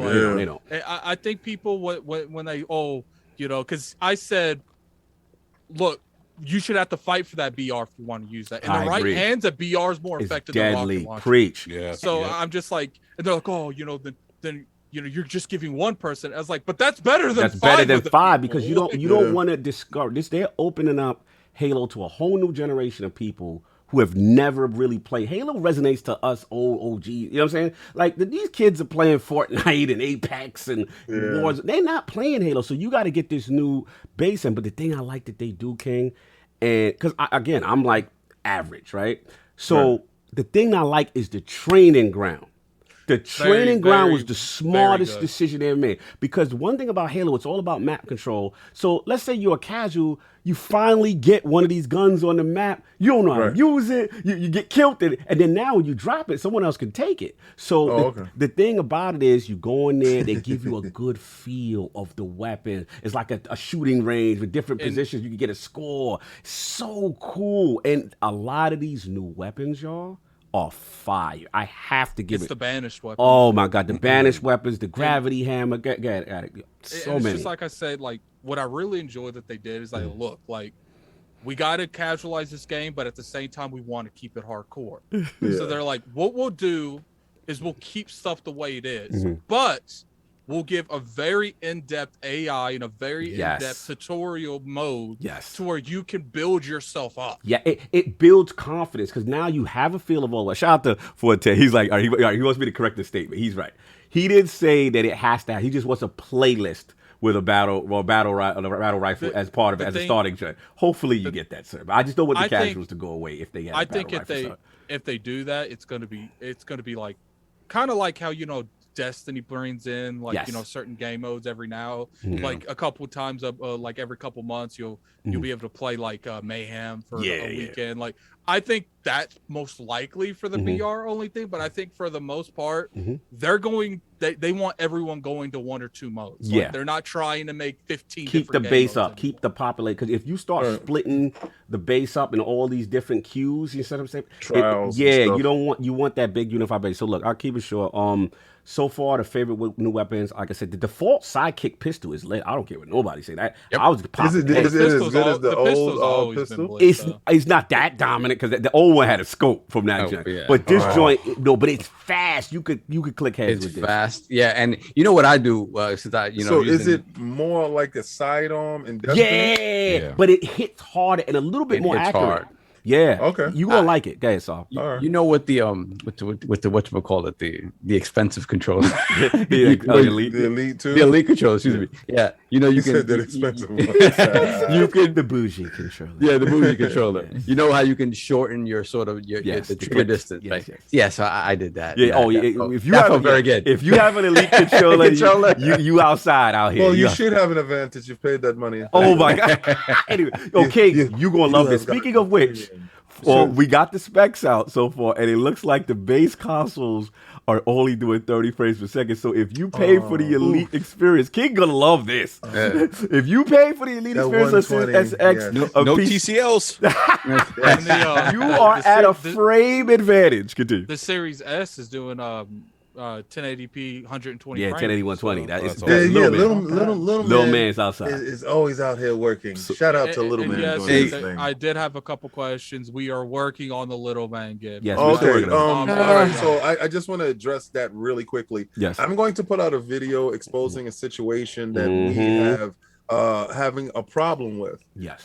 We put out in good faith to have little man done. Right. We paid up front, which we never do, but we did that off of recommendation. Good faith. And good faith. The only time we really ever do that is if we've worked with them in the past. Before, like if we've worked with you in the past, we definitely. But I'm going to put out all, and I say all the texts, all the correspondence, and then I'm gonna have y'all do what y'all as y'all will. Exactly. But little man has been for trust me. now. The realm we apologize. We've been working on it for y'all for so long. We wanted this thing for y'all so fast, but we will get it done. We just have to address some things on the business end that needed to get straightened out before we can do that. So we apologize, realm. It will. Little man anime emote will be coming. But anyway, I just want to finish off. Training mode. I'm sorry, Brap. Go ahead. You was gonna say something? Real quick, because you bring up a question about accessibility. Yes. And like you don't want to scare off the casuals, right? You don't want people to pick up this game. Yes. And I think that's really important right now because this game is free to play. Yes. It's free to play on PC, console. So naturally, and it's all Game Pass. So naturally, you're going to have a lot of people that are going to jump into this game probably for the first time from a multiplayer perspective. Yes. So they really have to balance this thing out. Yes. And I got to be honest with you, like the Halo fan base, like addicts, they're rabid. They're rabid, bro. So hats off to 343i to try to figure out how to balance, bro, keeping engagement on the free to play, and then also pleasing. Yo, Paris said I like TCI. Paris is about. Oh, look, this is not a TCO friendly cast. Sadly, Dude King. Stop that, Paris. I mean, King gonna be like, King gonna be like, take a picture of your TCL, Paris. No, you don't. Don't you do that, Paris. Don't you listen to them. King is the reason why I upgraded from TCL to what I have now. King will shame people for not upgrading to CX. Respect your console. Dustin, TCL doesn't get a lot of love. We might get a cease and desist from how much slander we have given the TCL brand. Yeah. Listen, I bought my mother-in-law a TCL, and it's been great for her. But boys, come on. Your consoles deserve better. Yes, thank you. Yes, they do. If you have the means, get an OLED. Come on. Listen to the shadow broker, y'all. He told y'all. Yes, that's the man with the Series X. Slow-mo, Hisense has VRR. Yes, Hisense on the stand-up. I got that. Yeah. Hisense. Hisense is VR. Hisense if you're gonna go low bar, do the Hisense out. Go up to 108 Dragon. U8G. UAG, y'all. I got a Vizio with VRR. It's got. All right, we got to block that. It's 120, sir. Okay, it's time on TV shading, and let me finish the segment, sir. Somebody mute him. No, it's a ports free sync. Time. Just to clarify, I just looked. We can finish. Yo, King. King always pulls the lights on me every time. Always, every time. Every time, King. Costco special. Addict, Savage. Addict, continue to now. Just to clarify, I did look. We are 5 away from that community stream. Yes. So we've had a lot of people support us in the past week, and it's like we said last week. We definitely want to do better on help doing more type of content. What was that last game that we played? Oh, Sea of Thieves? Sea of Thieves. Yeah, we played Sea of Thieves. Okay, that was absolutely nuts. Yeah. I want to play that Wild Beast game with y'all. Which one? Which Wild Gang Beast? Gang Beast? Yeah. I think that game is so hilarious. That joint look hilarious. Real quick, I'll finish because we're going on. I was going to say, like I said, so completely agree with BRAP. 343 has done a tremendous job. The feel of the game, it's fun. It feels like Halo. It feels new enough. The only thing I had to get adjusted to, if you're a Halo 5 multiplayer guy, no boost is going to take an adjustment. Yes. That's now the slide button, right? But what they've done that I feel to balance that, because I'm like, damn, you got to do the cha-cha slide? Well, you can do the slide. You can do the Destiny shotgun 8 slide now. You can do all that. It's fire. With one button, it's fire. The thing now, what they've done, I feel, to balance that is because I felt movement helped you get away in Halo 5 easier. But what they did with Infinite now, if you sprint, now your shields can recharge over time. So I think it's an interesting design choice. I think it does play. It still feels good. Last point, I would be remiss if we don't shout out our man who held it down, Patrick Wren from 343, who we had in the realm, multiplayer designer. Let me tell you what these guys have. They have killed it with the personal AI. Yes. You get to choose your own personal AI, and they all have distinct ones. There's a butler one, right? They're like, good shot, sir. You are annihilating the opposition. Like, there's the snobbish one, but the one I like is called Fret, and he's like panicky and like, oh, I got this shooting. Oh, wait, good job. It's a nightmare out there. Like, he's like all over the place. He's very frantic. So whatever you do, and what it's cool is for new players, like when you pick up weapons, he'd be like, oh, wow, it's good hammer, sir, gravity hammer. And it's this extra level of interaction and commentary that personalizes your experience. I can't wait for them to monetize that. They are going to monetize. Listen, we already talked about it when we had Patrick on. They need a Samuel Jackson one. Yes, they do.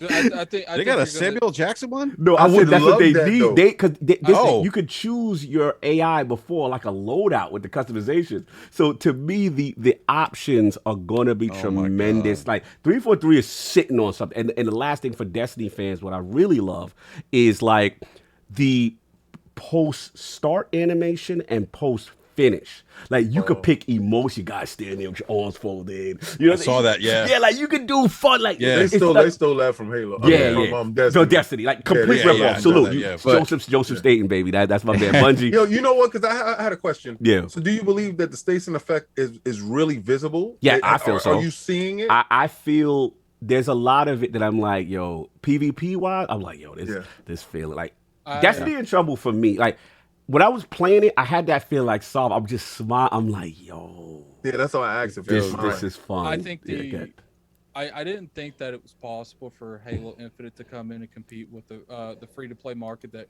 doesn't have its own battle royale, but I do think this is going to compete with those games. I can't wait to Didn't that get leaked? Didn't BR mode? Yeah, they said there's a mode that got leaked. Here's the thing, Colin.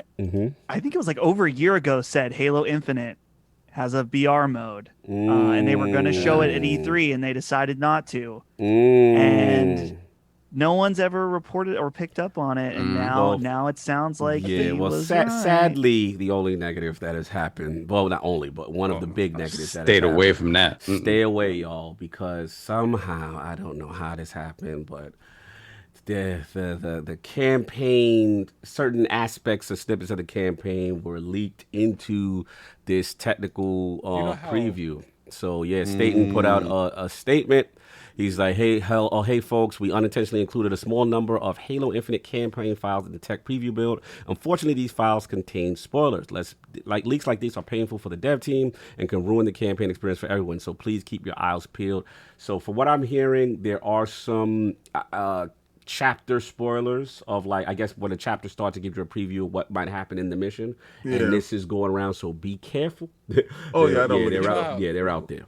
You know how, like, much I was like debating myself, do I really care about spoilers, like because I'm so big into the Halo lore. You want to know? You want to know? Part of me's like, do I really want to wait? Nah, you don't want to poison your mind beforehand. Well, see, what it is, man, is I knew some Naruto spoilers like 5 years before they happened. So like, I'm just thinking to myself, if I don't care about anime spoilers, why do I care about video games? It's all about context too, because what if you read it and you like, damn, that sounds terrible. They did that to The Last of Us too. Yes, I was so upset because I didn't feed into it, because I didn't listen to, I didn't care. I didn't hear it. Thank God. And for some people, after they saw the spoilers, and then they saw The Last of Us, they realized that it really wasn't what the spoilers were. Unfortunately, some people are being DM'd too. Spoilers, by the way. Oh my God! Wow. See, that's why my DMs are closed. Yeah, this happened to Mods Gaming. I saw that happen to him. That's horrible. Yeah, so it's going around. It's happening. Let's get to the main event. Yeah, all right, real quick though, before we move on, like talking about games isn't the main event. My last point. We move on. My last point on this. Going all the way back to the original reveal and the reaction to that, and then the re-reveal and the more positive reaction to multiplayer, and now seeing this, it feels like they feel good about themselves. There is like they're an open book. It feels like they're an open book. They're not hiding a damn thing. Go out there, break the game. We need you to break the game. They're it just feels like they're confident in the product that they're trying to put out. You know how I knew that they were trying to break those servers? Like there was no like player versus player, so it's just PvE.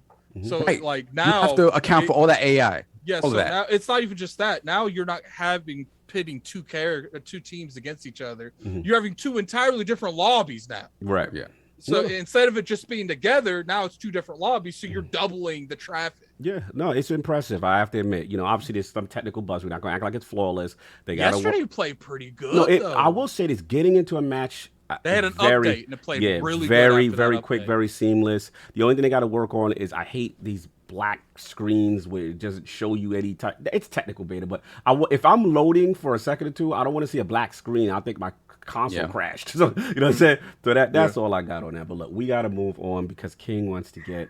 He's our latest. I call him our latest Sony report. This man gives me all the latest Sony news lately. He's so excited to talk. I do want to notice, King. You rarely pick Xbox as topics. Yeah, lately Sony doesn't. He doesn't pick Xbox topics anymore. Because Xbox is doing so phenomenally well. They tell you what I asked them to do. They went out. They brought studios. Their Game Pass is at all-time high. Let me set this up for Lord King. Bad news is best. Well, let's start with the good news first. PlayStation 5 has sold 10 million consoles. You know what I'm saying? Yes! They tweeted it out. You know what I'm saying? So we put those numbers out. Very impressive during this And this only time. 1 million Ratchet and Clanks have been sold. We will get to that. You know, How obviously, many Returnals? Returnal sold 560,000 copies. You Sir. guys don't buy anything. Oh do my! you? Can I finish the news? Jesus Christ! So anyway, Exclusive sells consoles. No, it don't. here he go. Anyway, shout out to Jason Schreier, good friend of the realm. You know, in reference to big news, Horizon Forbidden West. You know, looks like it has been delayed the upcoming quarter to the first quarter of 2022, according to a person familiar with the matter. And it said previously it had been scheduled for holiday season. So then he goes on to talk about the setback is the latest in a year that has been full of delays across the industry, including one of Sony's other big PlayStation exclusives, God of War. COVID-19 has caused production challenges. Yes, King. Never coming. Thank you, King.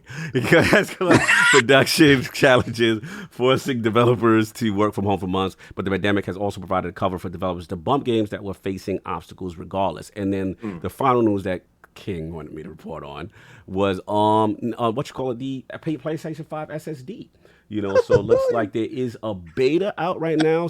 King is out of control.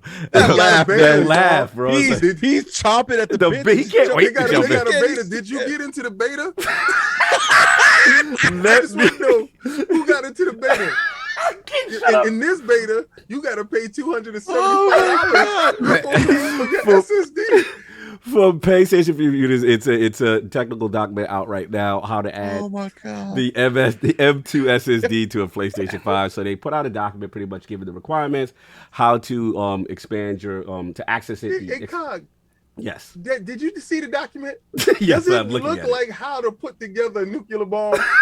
It is not that complex. Did you? I literally thought I saw lithium or boy. plutonium. Piece of plutonium. I said, did he say plutonium? Like, King. Yo, King is he's messing. Ain't that hard, Yo, King, you are out of control, He's man. out of control. So so obviously that came out. They put a list of what compatible devices, SSDs will work with it, and I don't know why y'all not let me finish, but anyway, that was a big document point of discussion. And final point for King, and before I give him the floor complete, because this is what the round wanted, was Jim Ryan. Jim Ryan put out a statement in reference. what a win! Jim, What an absolute win! Jim so made a statement basically saying Sony's looking forward to working with Nixxes, release more PlayStation. That's my heart. You don't even know who they are. Stop it. I love you only knew who they are once you found out what they do. Continue. They do it well. He's looking forward to working with the Dutch studio Nixxes to bring more PlayStation titles to PC. He says, speaking with Famitsu, the CEO commented on the company's effort to bring more games, saying that they're happy with their current efforts. Although they are still in the early stages, the company is looking forward to working with Nixxes to help them bring more PlayStation titles to PC. King, It's interesting, isn't it? Yes, I'm just gonna. Yo, what is Fonz doing? I'm just gonna pin the camera on you because clearly you want to speak today. So the floor is yours, King. To all you guys that I told you what was gonna happen. I first of all, bayonets up. All you guys, get your bayonets up. Y'all waited for this. I told you we have to shame him into getting that SSD out the door. We have to shame him. It wasn't ready. It's not ready. And you know how it's not ready? It told you could be part of a beta. Who puts a beta for your memory? I've never heard that in the of gaming. And okay, so you got to go to the store. And remember when y'all were all complaining that we had an SSD solution expansion? I'm saying we because I'm down with Microsoft at this moment. Yes. Like I helped Jason Ron and them put it together. Like you built it. Yes, continue. So you were part of the design team. It was $219. That's a lot of money, King. Well, how's that $275 looking on your neck? Actually, for the 2 terabyte, it's $400. There's a ARS. No, that's way too much. But they have a 4 terabyte solution, which Xbox does not have. And we don't care for that because you know why? We're not trying to kill a consumer. We know that 1 terabyte is good enough for you. That 200 is fine, man. We don't need you to go out and make a mortgage payment just to play a game to add. They don't even have the games to fit a 4 terabyte. Anyway, let's get to the real problem here. The real problem is the bait and switch is lied, and they did not give you a guarantee. Right. This is why they can put it in beta. You brick your console, and that's on the you thing. And they told you to rip your wings off and to throw that inside the side. And I'm thinking that's kind of messed up because I paid $500 for my PlayStation, and I was told the SSD solution will show up. And to get this beta thing, that was absolutely something I've never seen. My heart goes out to anybody that actually was looking for a memory solution, and they don't have one right now because this is unacceptable. And I want you guys to step up for that. The second thing is for Forbidden West. I told you it wasn't coming. Ooh, you did. I absolutely told you. I stood on my square. Bari, I want your knees. Oh, bend the knee return. I want your knees. I want it on camera. I want to see your face. I don't want nothing. I want 100% knees. You know why I want your knees? Because people are playing Halo right now. Actually, people are probably playing Halo while they're looking at the podcast. So that means if we're beta testing the same way that you're beta testing your SSD, that means the SSD came out, right? So therefore, your SSD came out, even if it's in beta form. Halo came out, it's in beta form. We're touching it. Your knees is mine. All right, Vardy's not here. That was going to be crazy. And then in January, maybe February, you get the game that's going to launch on PlayStation 4 and hopefully PC at the same time. Shout out to Nixus. That's what I love you guys. Shout out to Nixus. I'm looking forward to playing Ratchet and Clank and not that 40 frames per second boost mode thing they was doing. Actually, 60 frames per second. I'll probably do 120 on PC because I got a PC that could do it because everybody has a powerful PC, right? You are messy today. Because it matters now when we got all your games on PC. So, best place to play video games. It's fantastic, isn't it? PC Master Race. It's really a Master Race now because we got all of PlayStation games coming. Oh my God. Shout out to Jim Dance Moves, Ryan. I thoroughly approve. I approve this message. You are a fantastic dude. You're doing the community well. You know why you're never going to get out of place? Because I know they're not going to remove you because you're making the most money. You're making the best moves. Yeah. 10 million. You're moving like a businessman. You consolidated. You made. This has been the fastest that PlayStation has ever grown. So please stop with the petitions. I love the man. I love Nixus. I love what they're doing there. I love Nixus. So is it a combination of the Nixus PC ports? I just want to clarify why you have this glowing review for Jim Ryan. Like, why are you so on board with this? I told you from the beginning when they hired him, I knew his background, his history. I know in business and stuff like that he was going to do exactly what he did. So the moment Shawn Layden was out, and you notice right after PlayStation Now went to $10, like it was like the day after. Yeah, I mean, right. So it was an immediate thing, and then the consolidation of all the European studios, and it took a level of cachet, right? And some balls, pause, to eliminate the Japanese studio that was not producing. You know, Sony of Japan was a staple. And it was just in namesake only, and he saw what they were better at, and he moved. So you like the business move? Yes, you know you why? Like this is corporate king talking now. Okay, it saved Sony, and we always felt, and not the fans. The fans always feel Sony's making the most amount of money. They're incredible. Nothing is ever going to happen to them. They're always going to be around. But what why you gotta have that voice? Yo, what's that voice? Because you know they do it with a finger, and they're like, PlayStation. Touchable, you know, they make the best games, and you just gotta wait, baby. And I'm like, okay, they do, but you can't just overlook certain things, right? But the Japan studio wasn't producing, and he put them in good places, and now he's making things viable. Like it was idiotic to believe that you wouldn't get games to release on the PlayStation 4 and the PlayStation 5. Right. That just didn't make any sense. Yeah. Right. So, but he was saying that to pander to the base. But then when you say that to pander to the base, and then you turn right around to bait and switch, that kind of gives you that's where he get the dance moves from. Okay. But that's the nickname. That's what dance moves Ryan's coming from. Okay. He's fully embracing it now. Right. Like you've seen him transform right in front of your very eyes. Like he told you the tweet. I am so proud to have Nixus on board. So wait. So they're going to do what they've been doing in their 18-year past. They're going to bring games straight to the PC from our own library. Right. And he didn't say date and date, but that's soon. So your thing is because of the bait and switch with the fanboy population, which is the people who are the ones that don't buy games. It's 1 million of you guys that's really strong, and that five. You know what? No, it's not even 1 million that's really strong. It's really that 560.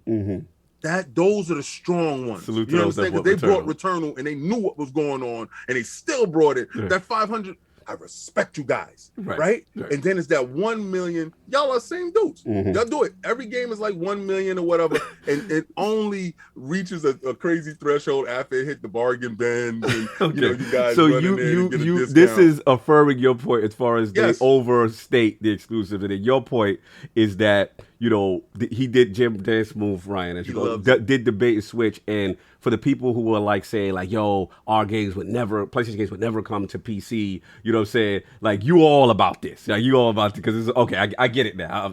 It's a market that you have to make money. Right. All right. So we got to get out of the fanboy stuff. Like me trolling right now is just absolutely me trolling because I was absolutely right about everything that's been said. Been in your bag. So that's me just making my victory lap. I'm Barry Bonds in the ball out of the park. This is Xbox profit talk. I know what's going on. Continue. But at the same time, it doesn't hurt y'all. It's only the SSD hurts you guys. But it doesn't hurt you if your games go to PC. Right? It actually opens it up and it gives that studio more money. You want the studio and Sony to make more money. So all these stuff that and Forbidden West, maybe it wasn't ready. Maybe it needed to be pushed back. Maybe they need a larger install base in order to get that game sold. I don't care, but I knew it wasn't coming out this year. But at the same time, I want them to hold PlayStation accountable for that SSD. That is the most irritating aspect of it, because I know people that are deleting games to put a new game, deleting games to put a new game, or people that can't put a Warzone on their machine. You know, so it's situations like that they're facing in this holiday season coming up with the new Call of Duty coming out, and they have to make real choices going in. So certain games is actually closed off from the platform because of this decision in how they're using stuff. So that's the only thing. Let me get Fonz, because I know him and Attic got games talking. Fonz still here. I want to get Fonz in first. Fonz, man, where you at with all the news? Obviously, we got the 10 million, we got the Forbidden West delay, we got the SSD, situation. Like, where are you at with those three things specifically? I kind of, me and King talked about this well over a month ago on Games Talk. We talked about the situation with, we were talking about Sony games and what might be delayed. And yeah, we both said that Horizon Forbidden West was probably going to be delayed. So this is no shocker to me, especially when Sony, if you look at their what they've been doing, they release a lot of big games in the springtime. They really don't release big games in the holiday season anymore. So I didn't see that coming. Whether or not it needs to be delayed for more polish, or whether or not they saw it better as a business plan to release it in February, get more consoles out there, get more sales out there. Maybe it's a reaction to the lack of sales to other exclusive games. I don't know. But at the end of the day, let me interrupt you real quick. This is crazy. Paris done put on Twitter showing his TCL. He don't like King Slim. It said, "Here's my TCL 6 series playing Halo Infinite as I listen to the Iron Lords podcast." Shout out to Paris, man. Shout out to Paris. No, Paris. No. I gotta retweet that. It's horrible. You go home. He's repping his TCL, bro. That's great. Continue, Fonz. So yeah, you know what? If it needs polish, though, give them more time, man. I'm all about delays if they need it. If the game needs it, man, give the developers more time. That's there's nothing wrong with that. As for the SSD stuff, though, let's get it. Sloppy. This situation is very sloppy. I look at it and I'm like, what kind of mess did you? What kind of mess of a design is this? Because let's be honest, it comes down to the design of the console port here. What is going on here that not all M.2, even if they meet the specifications, won't work. Like, why won't they all work? What about the specific spec though? Like, you know, we know their SSD is very unique. It's a we use Solve's mad expensive too. Bespoke solution. Oh yeah, it's very expensive. Mm-hmm. Thank you. I like that one. Yeah, I like when you use it. Colin uses it too. And the problem is they're telling you some will require a heat sink that you have to install as well, which isn't like a huge deal, right? Mm-hmm. Like you can install this thing. It's not like crazy, but for the everyday casual, they'll look at this stuff and go, no, I ain't touching it. Right. Yeah. You know, how many people are actually, as casuals, going to really open up their console to do some surgery anyway? King calls it ripping the wings off. I am not a guy who's all about proprietary hardware products and stuff. Like, I hate proprietary stuff. Mm-hmm. Like, I like universal things. Right. So when, you know, PlayStation was touting this being, you know, a universal design, you're going to be able to use a third-party SSD.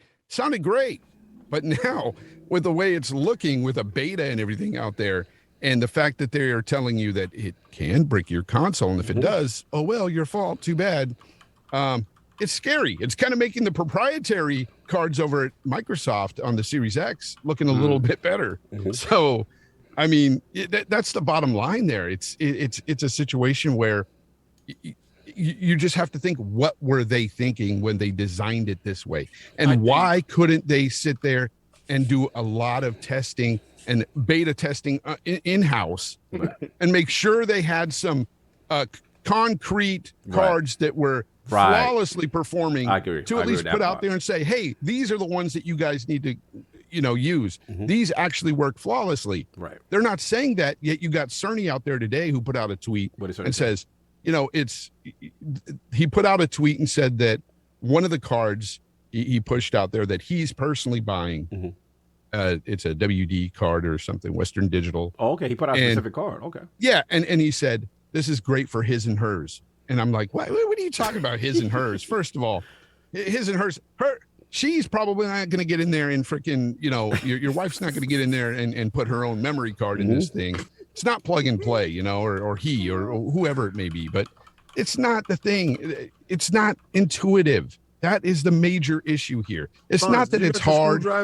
It's just not intuitive. It's not friendly to the consumer, period. Specifically the console for the consumer. fact that it's not guaranteed to work, that is the worst part of this whole thing. The fact that it's not guaranteed. And even if it does work, it's not going to perform like the original. And that's my biggest. That's the biggest issue. That's the biggest issue when you have all these crazy specifications. Again, installing it is not rocket science. Whatever. That's not the big deal. It's the fact that, according to them, that internal hard drive performs to a specific specification. And when you're giving me a range of solutions that supposedly perform within the range of that internal specification, you're not guaranteeing me the same performance. You're just not.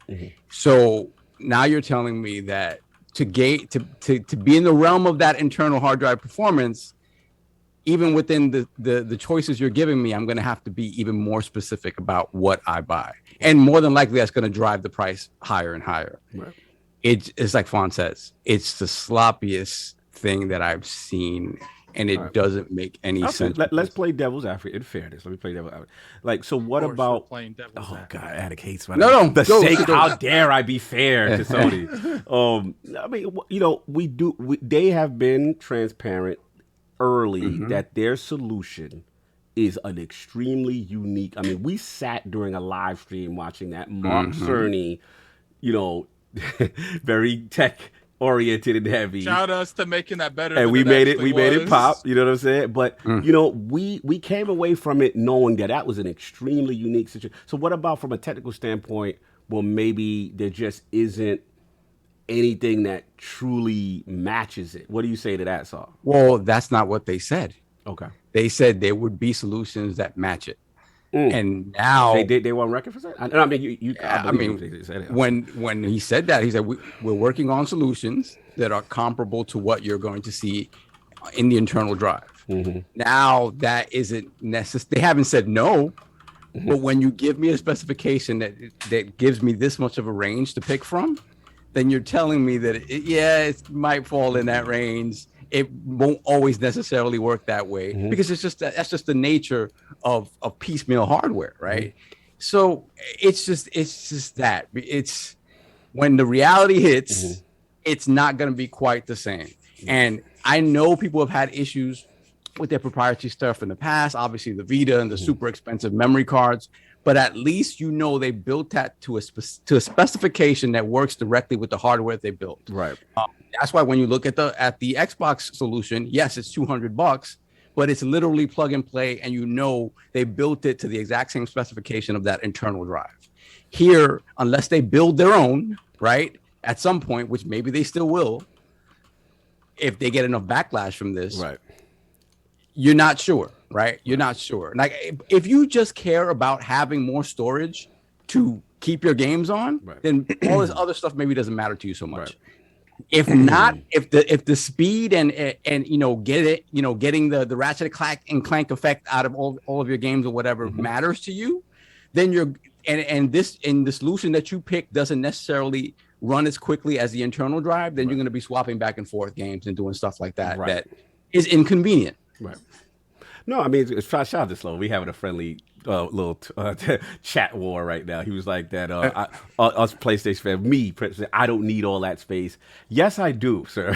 The reason why I need all that space is because I am a person that goes between multiple games. A lot of my games tend to be the Destinies, the bigger games, and then the problem is, having those type of games, like, it limits you to 3 to 4, I would say 3, maybe 4 to 5 type of games, and then I will get prompted, you can't install this because you're approaching that cap. So again, with the size of these games being larger, it is a deal. You know what I'm saying? It is a deal, and this is early in the generation. So I know there's other people that experience it like me. I know he's PCMR, I know he's PC Master Race, but some of the console guys got it. But let me give it up to Dustin, and then I want to get BRAP's thoughts. So Dustin, like, I saw you on Sacred Symbols, tremendous episode, by the way. You guys always kill it, as always. Thank you. Like, what's your feeling on it? Like, this whole matter, and we overblown it. People getting out of control. There's legit concern here. Let me minimize the chat before I say anything here. No, here's oh, no. I'm mixed on this, honestly. Okay. I think that you guys are right in that Sony's messaging, especially when it comes to talking about breaking a console and stuff, definitely messy. Yeah. No disagreement there. I think that they're probably being careful. We know that Sony is very careful. For example, before PS5 came out, they were really weird about backwards compatibility. We're like, we're working to achieve full backwards compatibility. And we were like, what does that mean? So they're very careful about their messaging. So I don't know, though. It's definitely possible, I guess. The thing that I would say, though, is I think that there's I'm gonna get crucified here in this chat. Spicy. I think there's a bit of an overreaction because we're talking about a beta for this. This isn't finalized, and they're putting this out there for the beta testers. Honestly, a beta on any console is risky, or any hardware. So to me, here's the thing, is, the Xbox SSD, here, if I want to play King's game here, you guys got second-class speeds at half the speed of the PS5 SSD, looking at uncompressed 2.4 gigs a second, opposed to over 5. As Cog said, the PS5 SSD is bespoke. It is specialized. Yeah. And so I'm not surprised that, especially in a year of a pandemic, that finding the drives that are fast enough to keep up with the PS5 SSD are taking a little more time. Yeah. Again, let me reiterate, chat, which I have minimized because I was like, I don't want to see it. I'll turn it back up. The death threats, I agree. It is messy, but I would expect, but I've been wrong, is that once we see this beta over and we start seeing this roll out to the general consumer, they're going to say, here's a lineup of drives that we guarantee will work. Thank you. They need you can go to Target or Walmart and they will be in the PS5 section. And it's like, okay, it's not going to be hard at that point for the consumers to find one. I think that'll be lined up. Remove the whole it's on you if it bricks thing? I think that they're, like I said, they're being cautious because of the beta. Well, That's I mean, messy, after it's though. out of I think beta. that they, if there was a chance that something you could put in the PS5 would brick it, I think that they should have fixed that before the beta. I'm totally in agreement with that. I think the one thing I would say though, Dustin, is that how long has it been? Shouldn't they have already had these cards out there? I mean, they should have done a lot more in-house testing. Is what I meant to begin with. They've done some in-house testing. No, they didn't do enough. Obviously, right. Well, I don't think that is beholden to the consumer to test a product that that they pay good money for. I honestly you're believe testing Halo 5. No, actually, he's not. He's actually against that. Actually, I'm doing just like you. No, I'm not.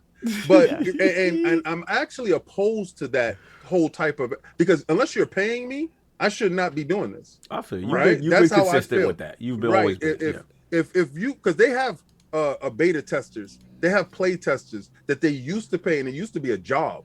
You know, they go, you get hired, you play the game, you test it, and they actually paid these individuals. But what happened with the internet is they have all these little greedy dudes that's so happy to play their game, and they're like, I'll do free labor. I'm down for the free labor. Give me your game and let me test it out. I don't think that's a fair analogy because they still do those internal testing, but like when it comes to having these massive multiplayer games, I get it. Like it's almost impossible. Even if everyone at Microsoft were to boot up and play Halo Infinite, that's not going to be a fraction of what would give everybody $1 or give them some type of credit for testing your damn game. And that's another thing too. You're not paying to test Halo as well, right? You're basically paying to beta test. I do feel like you should, if you do that, you should get like an exclusive helmet or something. No, you should get a credit.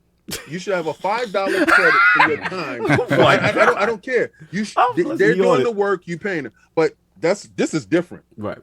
This is a whole different animal. Okay. You understand? This is the first time I honestly believe in console history that the console manufacturer said you're going to beta test something that should come natural to the machine. Everything about this machine is absolutely unnatural. I agree.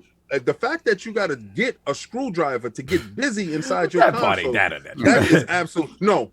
That part ain't that unnatural. But you know why? Because we go back to that's not different from any Sony's previous solutions to expanding your hard drive. The only thing that's different, the only thing that's different, and this is the part that gets me, that I do side with King on this, but I understand everything Dustin is saying in the beginning. I do agree. This is not going at you. We're not going at that. We just brought up a great point up, and I'm just debating the point. That's the thing that it was interesting to me is when they have a statement in the paragraph that says you should carefully review drive specifications prior to purchase and contact the vendor or manufacturer if you need further information. SIE cannot guarantee that all M2 SSD devices meet the described specifications will work with your console and assumes no responsibility for the selection, performance, or use of third-party products. But they took your money and they wiping their hands. Yeah, if the only solution is a third-party product, then again, they're not guaranteeing that performance that they did guarantee beforehand. And I felt like, I was just saying, it felt like they know that they have this issue, but it's like their legal teams in the back's like, you got to say this, you got to make sure you word it this way, like. You got to dust it, and then we got to get BRAP. Well, this is the dance you got to play, right? Like right now, these very fast NVMe drives, much faster than the Xbox. I love you keep going for King. I love that he keep going. He keep evening King. I really don't see the speed when they do speed testing games. He's got the screwdriver. A lot of times, for Resident Evil 8, Digital Foundry. Check this. Check that. I actually Dustin's about to smoke. I actually love what Digital Foundry does, especially when it exposes Sony for games that are not faster than the SSD in the Xbox. Oh my God. But continue, it's good. Well, yeah, of course it comes down to if developers are going to take advantage, which many of them don't. This is real subtle messiness. You know what developers do? They don't go to bespoke stuff because They don't care because they want their games to play on everything. So when you exclude yourself up here, they say, those 1 million dudes don't equal to what the console has. They have 10 million. So let's go to the minimal guys and let's do the minimum. Moving on. We got to get it to PC. Nixus is great. Continue. Moving on. Continue. I love this. I remembered my thought here. Right. So, and then we got you have the Xbox One, which theoretically maybe the Xbox off-the-shelf solution will go down in price. Right. But a few years from now, we always see storage go down in price very regularly. This is just the common cycle. Yeah, absolutely. So it's a few years down the line, you'll be able to probably get maybe a drive that is either the same price as the Xbox One or maybe even cheaper since it isn't a specialized solution for the console. It's a give and take on, you know what's funny? We haven't really talked about the price like that. Like, we bring up the price. I have the prices right here. Sir. I mean, we're kind of accepting of the fact that these are going to be expensive. I mean, these are NVMe SSD drives. I mean, these are not. I mean, this is standard of it, right? It's just these are not cheap. These are very fast solution. No, this is ridiculous. Well, I mean, stop all this stuff. No, but it's true. I mean, if I PC, that's what I got to pay. 4 terabytes is going to cost you. 4 terabytes is going to cost this on PC. When I was thinking about like pricing for like, in no way, shape, or form, $1,000 can maybe even close to my mind frame. Like, I get it. Let me get BRAP and PC. I guess it's because I don't really be like. Yeah, you don't be on it. So with that, let's go, BRAP. What you? I just want to say something. Console gamers, welcome to PC gaming, by the way. And I knew this was coming. And I want to touch upon something about casual gamers. ID? Oh, why you gotta invalidate him? Continue, BRAP. Yes, thank you. I would talk about casuals aren't buying these. Most casuals probably aren't buying these expandable memory cards or SSD because the price point. Like even the Xbox solution, why it's easier to plug and play per se. It's also $200. Most parents or casual gamers aren't going to go out and pay $200 or spend as much money on or half as much money on what a console would cost for expandable hard drive or expandable storage. It's just probably not going to happen. These are luxury items. These are enthusiast items, as I refer to them as. But the interesting thing with Sony is, I think Dustin mentioned the messaging. The messaging is a little kind of sloppy. I agree with that. Yeah. That's some Sony's of MO this generation. It is their MO. Yeah. It's some of the language is kind of it's not uncommon, I think, in any beta that you do. But here's what's interesting, and this goes back to the messaging that Dustin was talking about. We have the chief technology officer of Insomniac Games, Mike Fitzgerald, who's been on record saying that the studios the studios internally tested a number of the Gen 4 SSDs that meet Sony recommended specifications. He's saying the results they produce are almost indistinguishable from the PS5's internal SSD, which I find kind of interesting. That's interesting. So he says that, but then Sony's saying, "Well, we can't guarantee it." And so maybe some of that is just that legal language, if you will, that comes with all betas. But why isn't that message out there more? Yeah, I had actually, if it wasn't for someone, it was on Crossfire in the live chat that said, "Oh, Insomniac said that the SSDs are indistinguishable." I'm like, I haven't heard anyone say why is this so? No media outlets reported that. And he actually tweeted this out. So it's like, why isn't Sony saying, "Oh, by the way, yes, we said this, right? But our internal studios have tested some of these things." I agree. Do you know why? The results. More testing needs to be done. That's why.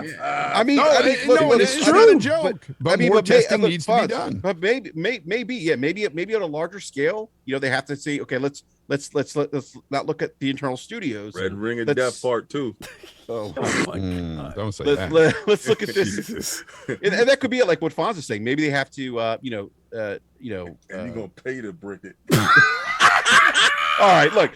Oh my God! You're gonna pay $270 to kill your well, it's not too. No, you can get these SSDs for like $160 with and 160 go definitely brick it. How many gigabytes on that one? 500. That's 500. But I will say this. I mean, why are you putting a 500 gig in that? But I think to what Fonz is saying, and that could be it too, where they're trying to maybe get larger scale of testing or testers involved to really test these SSDs out. But still, I find it interesting that your internal studio, Insomniac, the chief technology officer, saying, "Hey, these things are actually up to par with the internal SSD."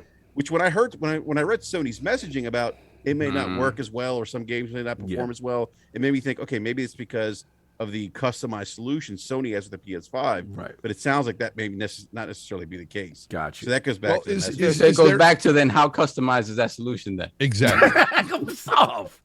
That's what I want to know, Sov. Exactly. How custom is their both SSD? The wings off of his PlayStation and sitting there butt naked with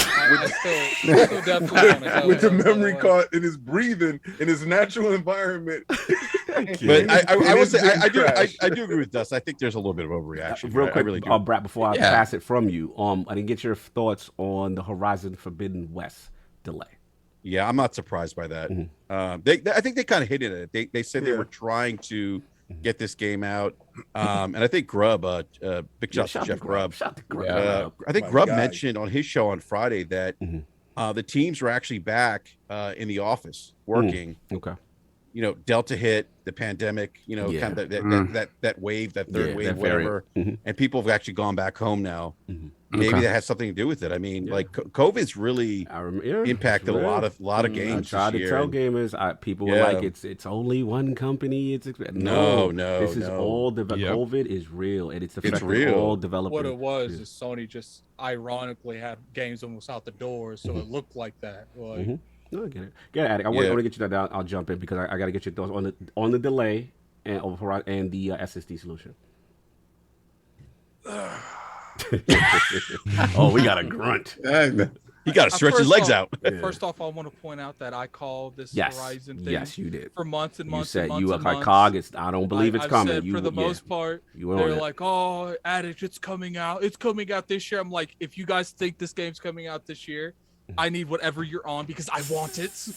Oh my god! So at the end of the day, you know, their games generally come out, you know, around, I would say, right before the holiday. They don't really launch too many games in the holiday anymore. So I'm just like, why haven't we seen anything on Horizon Zero Dawn? And the only thing that made sense is it's not coming out this year. So why would they market it like that? Fair enough. And then people continue. They double down on the denial when they're like, "Oh, Addict didn't." They came for you. That's State right. of Play. Yeah, you're right. And then when they were like, "Oh, it's coming out this year," they showed us 20 minutes of gameplay. Addict. I'm like, "Oh, okay. So where's the release date though?"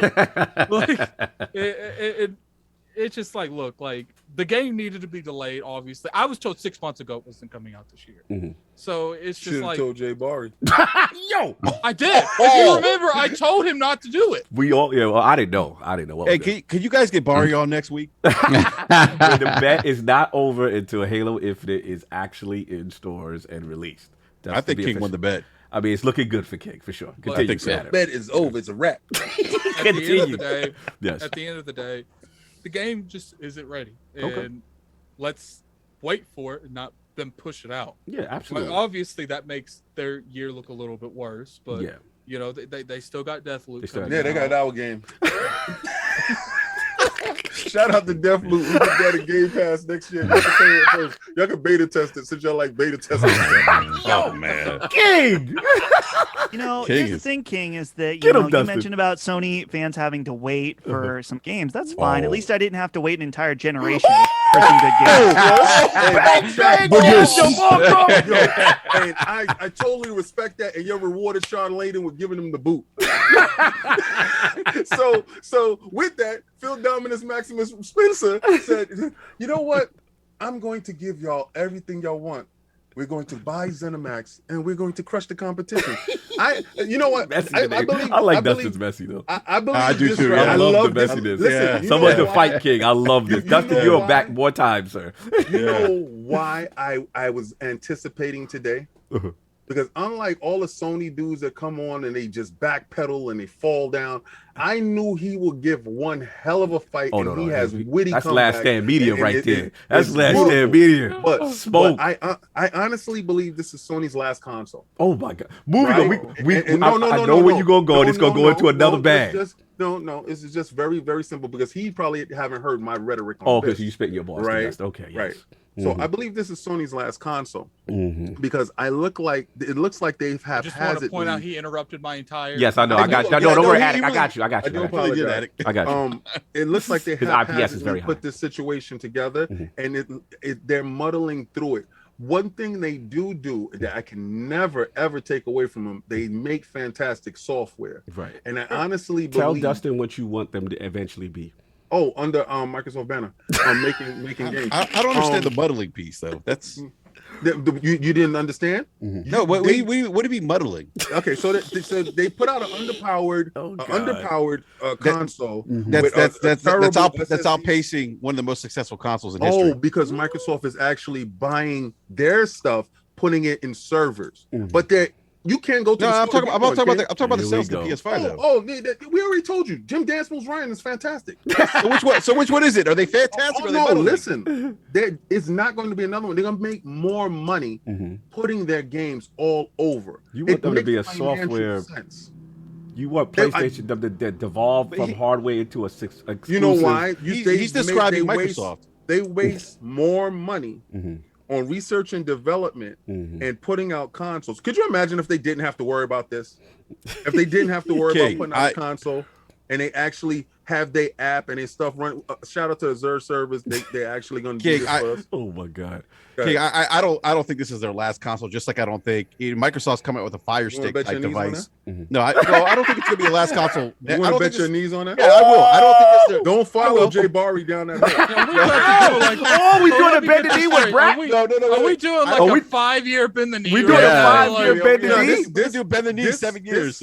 Listen, this console generation is. This won't be the last 8 years. Oh, so can we put a bend the knee on? I will come to you when I'm 50-something years old for your needs. This won't be the last because I don't think we're all right. quite so there let's yet. bet your knees. With internet infrastructure. So are we? I'm willing to bet. Yeah, I'll bet the knees. Oh, bend the knees. All right. So just for clarity, today, 7 years down the road, King, you'll be 65. All right. Listen. Your knees might be gone by then. Okay, You're gonna be like Derrick Rose. But see, what I want you to do is when you send me your knees, I want you to put the shea butter on it.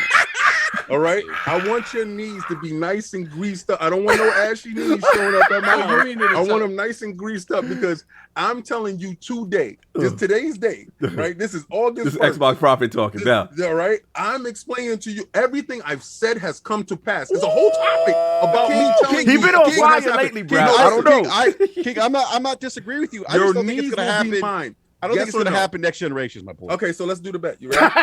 You ready? I'm not saying it's never going to happen. I don't think it's going to happen next generation. So is it official? This is the last one. I want. King is very adamant about this.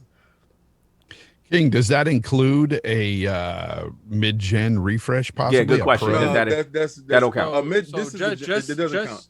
Just a question, because I want to clarify, because I might jump in this. Yes. You are saying that they will not make another console. A PlayStation 6, no. There's no PlayStation 6, kid? No okay, PlayStation so how about there this? will be. How about this? In like 2029. How about hold up? No, because there's only 2 knees and there's only 2 people doing this. So, you know, what about Dustin's knees? Can we get Dustin? I'm in. No, Dustin. There's another PlayStation for sure. Hold on. Yeah, we gotta find specifications here though. We gotta get the rules of engagement here. This is years out, by the way. Rules of engagement. No. The rules of it's no PS6. Will there be a PS5 Pro? So King, let me ask King. If there's a PS5 Pro, that doesn't count. It is a PS5. Okay, cool. That don't count. All right. So your thing is they're going to sell you higher storage. So King, just for clarity, your thing is there will not be wow. They're gonna get beat down so terrible this generation. They're not coming back. So just like Dustin and BRAP, how are we splitting his knees? Am I getting like the top part and getting the bottom part? You know what? Yeah, Dustin, I really don't want you to be a part of this because you know what? And you think ahead, right? I want you to look at this really. They're only looking at the benefit. right? It's like robbers. When they go to rob something, they only looking at the benefit. They never look about getting caught, going to jail, and then they always in jail at the end. Like, man, I should have thought about that. I'm not disputing that we might get to a point where the Xbox and PlayStation might be applications on TV. Stop worrying about Xbox. We're talking about PlayStation. No, but I'm just saying, like, generally speaking. But I do think there will be a PlayStation 6, just like there's going to be another Xbox. King, I want to help you, King. I want to help you. Stop helping King and jump on this bet. Like, they sold 10 million already, and there's a reason for that. Yes, I feel like, dude, they got I want his needs. I feel like this is the perfect and opportunity. If you think they're not going to have PlayStation 6, based on what we already know is coming in terms King of is games, defiant, boy. I feel think that you're crazy, King. You're going crazy here. They've been calling me crazy ever since we started this podcast. No, but I'm saying at the same time, PS6 will be there, man. King has been right. I have been I'm right shocked by this one. On at least 95% of everything I have said. I have been crazy. They have put me with tinfoil hats. They have done all types of crazy things. So at the same point in time, Brap, I don't want you to dance. I don't want you to flip flop. I'm coming straight to you. Yes or no? King, I'm telling you, I don't disagree with you. Your long-term prediction in the future. What I'm saying is that's not going to happen next generation. Is what I'm saying. There will be a PlayStation 6. So just like the Xbox will have a console next generation. Everybody here, we not say yes and take this man's knee. I'm trying to lock this. He want to lock it down. It's official now. Lord Addict, wants them knees. Yes, and I don't want Brap. You in? I'm in, and I don't want. Raise your hand, please. I don't want King's knees. I don't want stitches. Okay, good. I don't want certain. Could you raise your hand, please? I don't want a torn meniscus. All right, good. Okay. Fonz is in. Fonz is in. I got Fonz. I got Brap. There will be a PS6. Right here. Obviously, I'm taking your knees. Dustin out. Was it? Dustin, well, no, raise I was your told hand. To stay out. Oh yeah, Dustin was told to stay out. Staying out on King's wishes. Dustin, raise your hand. I cancel his vote. Dustin. Raise your hand. All right. There you go. Yeah, let's go. So raise your hand. So raise your hand. I'm scared to go this kid. Raise your hand. So I'm scared now. raise your hand. I don't like these bold predictions. Listen, Dustin, I got the Holy Spirit. Happen. I'm going to be on your show when they don't release it. Right? You're gonna be the first one I'm gonna go to. Right? I'm gonna go to your show. You're gonna debut on Sacred Symbols. And then I'm gonna go to do Fonz show, right? And then I'm after you're gonna do a media run. King, listen. Hey, obviously, the Xbox One comment really fired you up, and you're making predictions you shouldn't do. No, I'm sorry. I feel like this might be my fault. Honestly, I mean, you're gonna be in a world of hurt in a few years. I always believe this. So the same way I always believe a lot of stuff. So then I'm gonna do Brap show. And I'm saving Addict for last. Because you know why I'm saving Addict for last? What? The betrayal of a brother. Look, it's I live farther. No, what it is I live farther from him, so it's going to take longer for his knees to get. Oh my god, y'all messed up. It's official. Looking funny. I got the box ready. It's official. We got to move on. It's official. At this point, there's so many people taking a knee. I think I might need an arm instead. Listen, what's crazy is the internet is full with people's knees. Listen, I did it. We will move on, but we have been the knee. King is the knee collector. He's the knee collector again. All I know is you need Barry's knees. The rules of engagement. Thank you guys. I really appreciate all of you. Thank you, King. No, rules of engagement. There will be a PlayStation 6 or not. And mid-generation refreshes do not count. It does not count in the bet. Nah. It's after the generation. To be clear, since this is so heated, yes, right. Can we make it clear it's a next generation PlayStation? Right. Yeah. So it may not be called PlayStation 6. It could be called something. Like as long as it's a new platform generation. Yeah. You talking about an app? No, app don't count. I got to be hardware. Hardware. I don't want the semantics of the name PlayStation 6. Right. No. Right. Don't worry about that. Look, I'll let you skim past that and walk away with that. Don't worry. You got it. So I have put it in the comment section. There's a poll. There's a poll currently right now. Is King losing his knees over this PS6? Yes or no? Hey, you see my no guys, right? They're like, nah, he's not losing it. I'll get my balls off because we went crazy with this. Look. At the end of the day, the Horizon thing, I was surprised, what I'm saying? I mean, Attic and King were definitely more bullish on it. At the end, look, I just want the game to be good, take as much time you need. I'm always about make the thing that is better. So I will say this, though. as much as it hurts them short term with the end of this year, and obviously Xbox lineup does look, stronger with Horizon 5, Forza Horizon 5, and obviously Halo looking good the way it is, but next year, PS5, man, they gonna have a monster year if they have the Horizon and what you call it, God of War, Fantasy coming out next year. Well, I mean, if it does, you know what I'm saying? On paper, next year looks to be a banger year. Like on paper, looks solid. Cog, I have a question for you. I mean, interrupt, man. But a quick question. Like, do you think because and I was thinking about this, like 2022 has the potential to be like really stacked with a lot of games. Yeah. So do some of these games though get pushed out because you don't want to want to launch all these games within a finite window? There's gonna be release date posturing, I feel, because at the end of the day, there's just so much coming. Sony's got stuff, Xbox with Starfield. There's going to be some posturing, and even right now we're seeing posturing with 343 and Microsoft. They're being coy with their date as far as when it's going to drop with Call of Duty or whatever's going on. And Phil's made those comments, but look, at the end of the day, with the SSD thing, look, I know it's unique, I know it's bespoke. I'm not trying to disrespect that. I'm kind of with King in that, like, why we need a beta for this? Like, why wasn't, I didn't even talk about that. Oh, my bad. King hijacked my conversation. Yeah, he did. Finish. We got to be quick, though. Come on, because we got to get these balls off. Did you pay me back with your betrayal? Yes. Well, all I'm saying is I've said it from the start. I feel like the PS5 was pushed out. I don't even think – I think that they came up with the quickest design to be able to handle the heat as quick as they could. Because, I mean, we seen it with issues with the rest mode at launch. Right. We've seen it with the issues with the syncing of the controller thing at launch. We've seen it with the issues with no hard drive support whatsoever at launch. Slow delivery, the whole thing. I mean, the game is crashing other games. The console's crashing games. Right. Like Returnal, the developers of Returnal literally blame the PlayStation 5 for it. Right. So, and now we're seeing it with the SSD thing.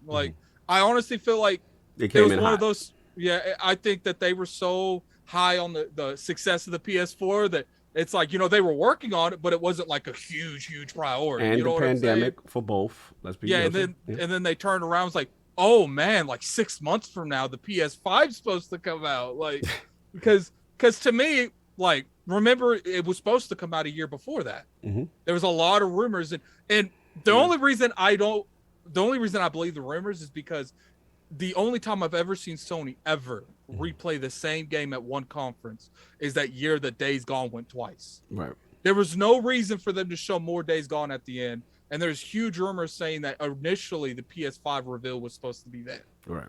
So, and that's just my opinion. I feel like the system came in hot at this point. They're just working what they have. Right. No doubt. Look, all I was gonna say with the SSD thing, like I said, I understand it's unique. I understand it's bespoke. I feel a way about with King. I feel a way about beta testing. I feel a way about there has to be this disclaimer about what specific ones to get, and then there's no guarantee that specific ones work.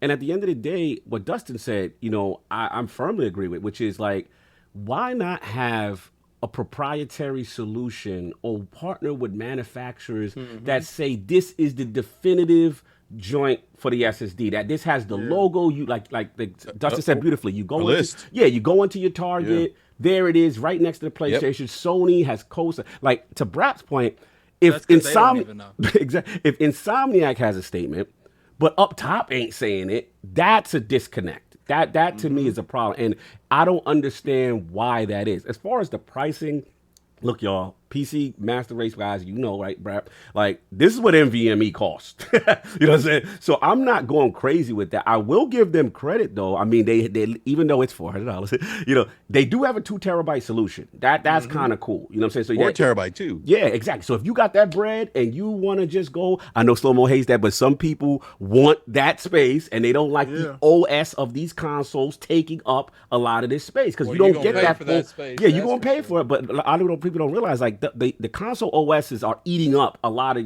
this quote unquote 500 or terabyte you're supposed to have. 10-20%. Exactly. So that's that. At the end of the day, I'm just a little upset that they didn't have, like I said, that whole thing ready to go at launch, and that this portion, to King's point, of the console has been locked out so long without any date and that kind of thing. So that's all I got to say. It's not super difficult to install, but yes, to King's point, you don't want to rip the wings off. Can I just make a quick? I just want to make a quick comment here, real quick. Sure. To King's point about the next PlayStation, Sony's already trademarked the name PlayStation 6. So they also trademarked fishing, like brain tumors and fishes and all that other stuff. So don't worry about listen, they Hey, King, I'm about to trademark your knees. I'm glad that you actually stepped up to the plate. I'm glad today I can lock you in, and don't worry about it. 7 years from now, you know what you're gonna say. You know what you're gonna say. You're gonna say 7 years from now, I done drag all these other people down this rabbit hole with me. and you know what? Listen, and I'm so thankful to you. Oh man, we gotta move on. We gotta move on. Fantastic segment, Saw. We got a behemoth of chat. We gotta read a couple of them. And then I gotta be respectful to the guests because I know we have we gotta let long. Dustin. So if anybody has to go now, that is fine. Just let me know. I think Fonz, how you doing? Because I know you got Game Talk Live. BRAP, how are you doing? Dustin, how are you doing? One time. I think it's. Let's see. I've got about, I don't know, 20 or so minutes. Okay. We're gonna do that. So is it better for me to just head So out now? Yeah, just hang out. I mean, because we'll read super chats at the end. If you want to go to the last topic real quick and just everybody goes after that. Topic? Yeah, we got the Layden. Shawn Layden. Layden's the last one. Oh yeah, Shawn Layden, the fuzzy So math. you wanna or Yeah, let's do that, and we'll do super chats at the end. Like They do super chats at the end. Okay. I think it's probably best for me and Fonz to leave. Yeah, because Yeah. Game Talk Live is up next, right? Or Yeah, because he's actually 15 minutes behind. right. Fonz, you let I'm not. No, I started 2 anyway. But yeah, we'll definitely start on time. Okay, so you're Fonz, you're good. You're good. Yeah, Good for a few minutes. Okay. So let's just jump into the topic like Saab said. All right, cool. Saab, this is you. So Shawn Layden in an interview with what's it called, GameIndustry.biz, once again started talking about how basically AAA development is out of control and it's not sustainable. And in addition to that, talking about how the recent consolidation in the industry, specifically kind of pointing at Microsoft and their acquisition of ZeniMax, is the enemy of diversity. And what he means by that is, he says some interesting things. Because basically, we're just getting people that are already gamers to spend more money, and we aren't necessarily growing the community of gamers. So in the end, that isn't sustainable, because what's going to happen is, and what we've seen happening is, these big companies are going to take less and less risk when it comes to their big games. We're starting to see that with Ubisoft and Assassin's Creed, whatever, Infinite or whatever it's going to be. People are taking less risk with their big games, and they want to be sure. And what's happening is that you're seeing the smaller developer with the brand new unique ideas being kind of gobbled up by these bigger companies and not being able to shine on their own. So I thought it was very interesting, because when he pointed specifically to talking about the consolidation and the enemy of diversity, it was obvious he was talking about Microsoft and what they're doing, right? We could assume, but it could also be mentioning other people. Let's read through the lines. He ain't talking about Stadia. He's talking about Microsoft. Yeah, he's talking about Sony too. True, but obviously the Sony guy, he could be talking about Sony and Tencent. But the thing about Tencent is, though, what's different about that is that Tencent is just buying to buy and not putting their hand. They're purchasing, right? They're making money off of it. Right. They don't seem to be affecting it in any sort of way, right? The way Microsoft is bringing them into a fold, right? Obviously, they're letting people for now. Microsoft is bringing them into the family, giving them the money and the support that they need, but they are a gaming company, right? That at the end of the day, the product that those devs put out matters to Microsoft in a way that maybe specifically to Tencent that doesn't matter. So what's interesting about it is that he says, like, yeah, Microsoft kind of they have the idea with cloud, right? They're obviously going to try to reach more people, but they haven't determined why the people that haven't come to gaming yet aren't coming to gaming. And giving these people a hardcore gaming centric service that has games on it that are for core gamers, they're not considering the fact that maybe that won't attract that person who's just never gamed before, regardless of the fact that it's an app on their TV or it's an app on their phone. So I want to know what you guys think about that, because Shawn Layden, obviously, like King said, not long after the comments he made about the unsustainability of AAA development, he was gone. and things change. No doubt, no doubt. Let's get Fonz first. Oh, I think that first of all, I think he's leaving so much out of the equation, so much. He is speaking specifically, like in certain points, right? Like, because, he's not. Yeah, and he's making general blanket statements across without actually giving you the minutia of, the details and everything. With all this stuff, I mean, when you talk about xCloud, you're talking about trying to get new gamers in. Microsoft is focusing firstly on those gamers that already exist on those other platforms like mobile and everywhere they're trying to implement their services. So that we're talking billions of gamers already. I mean, he leaves so much out and just talks as if it's all doom and gloom and it's not good and the industry isn't growing. I think he also made he said something about how the console space wasn't growing. Right. And I disagree. I just look around and I'm seeing, look, 10 million sold already for the PlayStation 5, right? 6.5 for the Series X X and S consoles. Right. Game Pass is something that is going to be sustainable because it's going to be on different platforms. It's not held within just the Series X and S platform. Now he says something that's interesting about Game Pass, saying that it's not sustainable until it.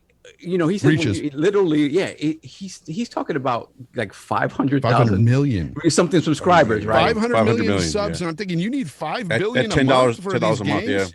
Yeah, it's a weird number because I'm like, where are you getting these numbers? Yeah, please, because it's a weird argument. I think first off, let's talk about him talking about how many they have. Like what I've been told is one of the caveats to having something like Game Pass is Microsoft no longer has to spend millions upon millions upon millions upon millions on marketing like the way that they used to. Right. Like now they can market Game Pass that's like flavored towards a certain game. Right. So when you cut all that marketing out that they would normally have to do, because you can market it towards the service and that game is going to be part of that service that month. That makes that makes things a little bit more even in terms of bringing that cost effective down. Right. Like I don't. He says it's harder to reach a broader audience with that kind of mindset, but it's like to me, if you're making everything more accessible and people are more willing to jump in the ecosystems of gaming in general, how is that making it harder? And then he talks about diversity. He's like, to me, Microsoft has a way more diverse library than Sony has right now. So it's just like, I personally feel like he's like, look, unless you ain't doing it like PlayStation, we ain't doing it right. That's how I personally saw it. No. He's not saying that specifically, but what he's saying is this, right? And this is where it's a little weird to me. What do you think of the idea that Game Pass, no matter where you put it, right? If Game Pass could be everywhere, right, is it still going to matter to the person that doesn't game, right? Is that going to bring them in, right? Because see, the thing is, the sort of initiatives that he's working on now is about kind of broadening the scope of what gaming can be. Like he's working with a company that has had deals with like Balenciaga and stuff like that. So he's trying to expand gaming in terms of other types of like popular culture and portions of the market. The metaverse. The metaverse, as he put it. Yeah, he did say that. Well, no, that's what Facebook and Epic's working on. But that's right what now. Facebook's working on. I have that's what they want. Yeah. I have something that just completely debunks that. What? Back in the day when we used to, before free to play took the way it was off, you clearly see if they would have charged money for Fortnite, probably wouldn't have done as well. If they would have charged money for Warzone, probably wouldn't have done it as well. Like, it's always been, if you make stuff more accessible financially, people are willing to jump in. And they were making so much money off the free-to-play market that they had to just just completely open the dam. Because it was just like, we're making more money off this model, off a free-to-play model, than we ever were off a non-free-to-play model. Let me ask. Okay, Brap. I'll do one. I was going to say something. Question after.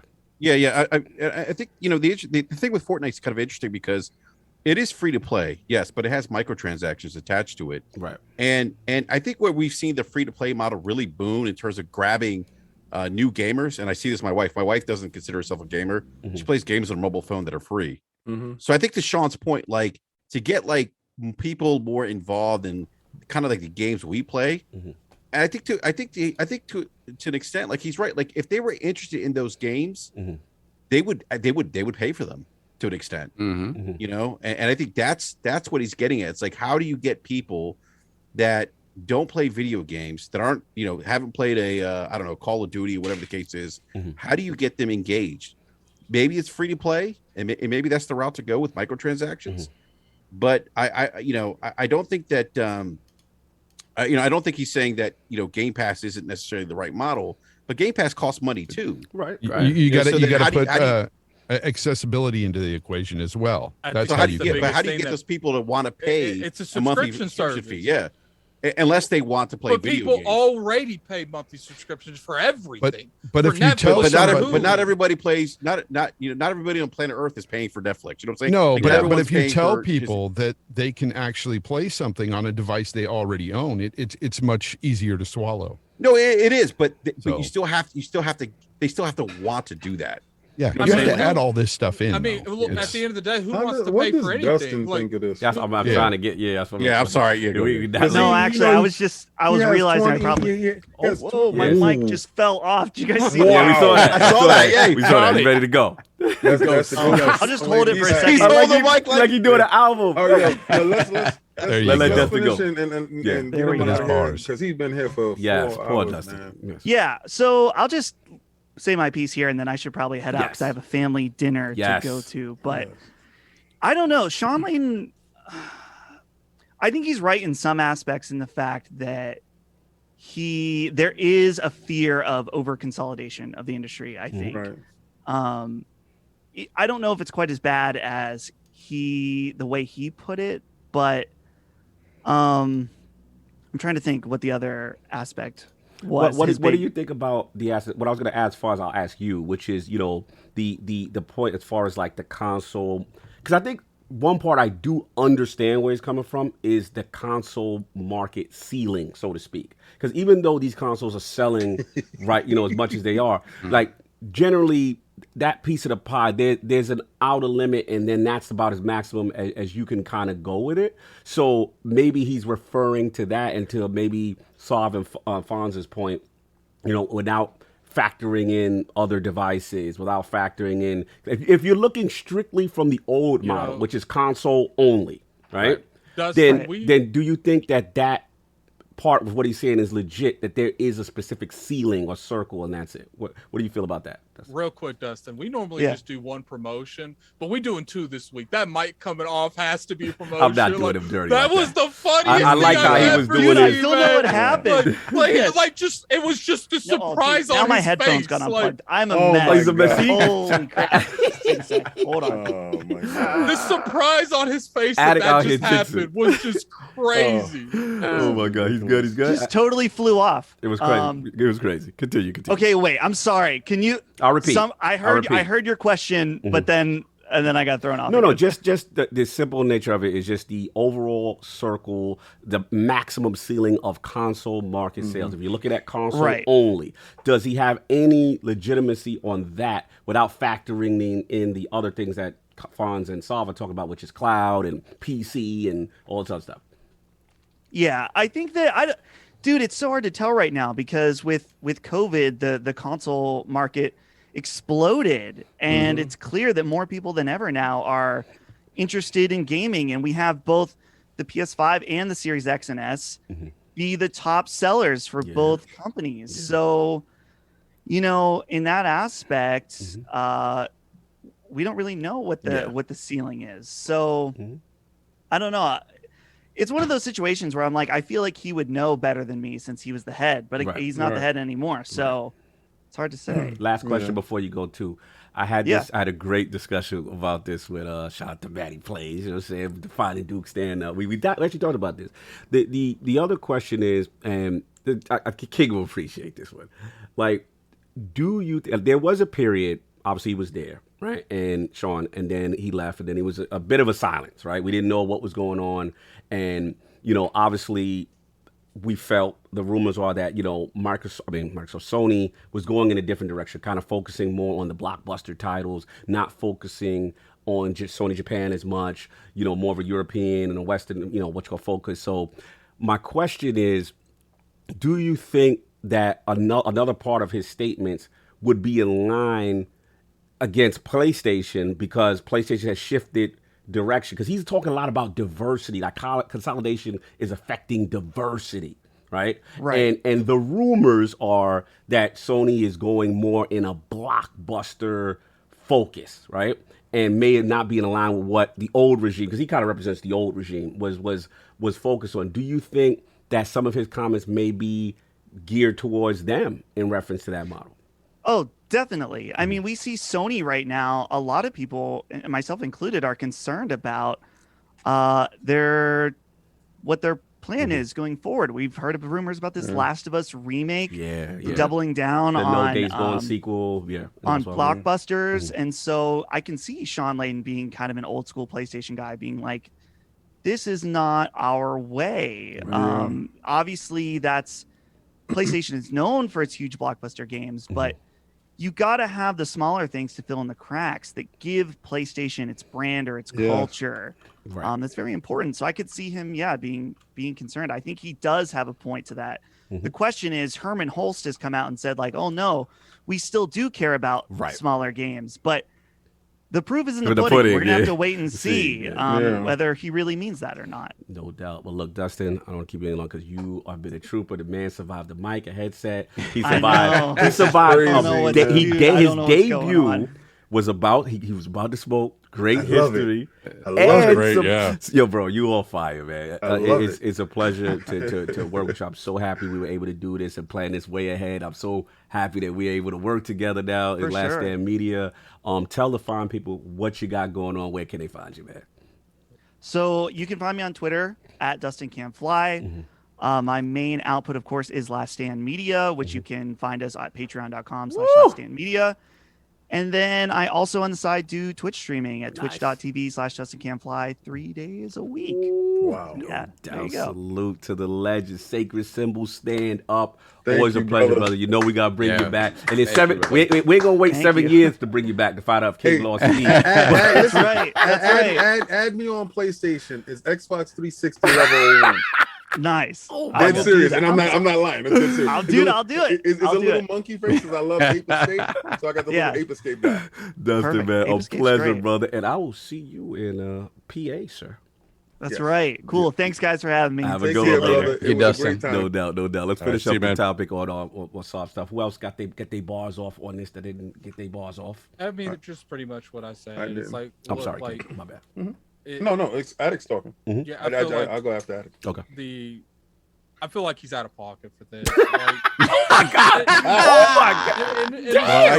I give. He has some harsh feelings about how he lose Addict for this. Yeah, he's out of pocket because I feel like nothing he says makes any sense. I feel like maybe that's the reason they got his ass up out of there. My god! Like I'm just like when you're looking at it from the standpoint, everything he says. And if you think I'm lying, go lying. I'm dying, man. Go look at the post for the article that was tweeted. Go look at the comments. You'll find nothing but comment after comment, destroying everything he says. And it's just like, I just don't understand how you say it doesn't encourage diversity, because the one thing it does is if a lot of these studios and stuff have a little bit less to worry about financially because of the bag up front with Game Pass, or the studios can constantly get that monthly inversion of money.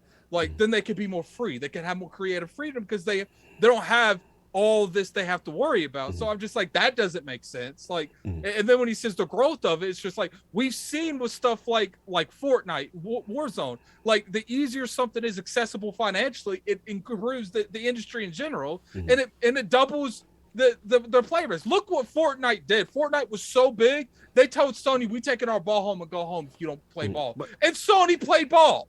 So clearly, if that game was that big enough to influence Sony to go back on their crossplay, clearly there's enough players over there that Sony's like, yo, we might lose all that money. And that's just my point. It's like, dude, nothing you say makes sense. Nothing. Let me ask you this though, Addict. What about his point about game diversity? We do see, speaking of that same Fortnite, We see it at one place. Wait, hold on. A lot of, I feel where you're going, but I'm just saying, jumping a on the lot of bandwagon, jumping. yeah. Everybody was making the battle royale, and basically some of the things he's saying is like the industry is getting into these set archetypes. You gotta have the battle royale. You gotta Look at Ubisoft. right? But my Ubisoft thing with the is live service stuff. We're seeing Did he- Assassin's Creed. Live was- service. So there I is get- some truth to that. Where There was is his Look at energy? EA. Where was his Yeah. energy when they turned everything into the Last of Us template?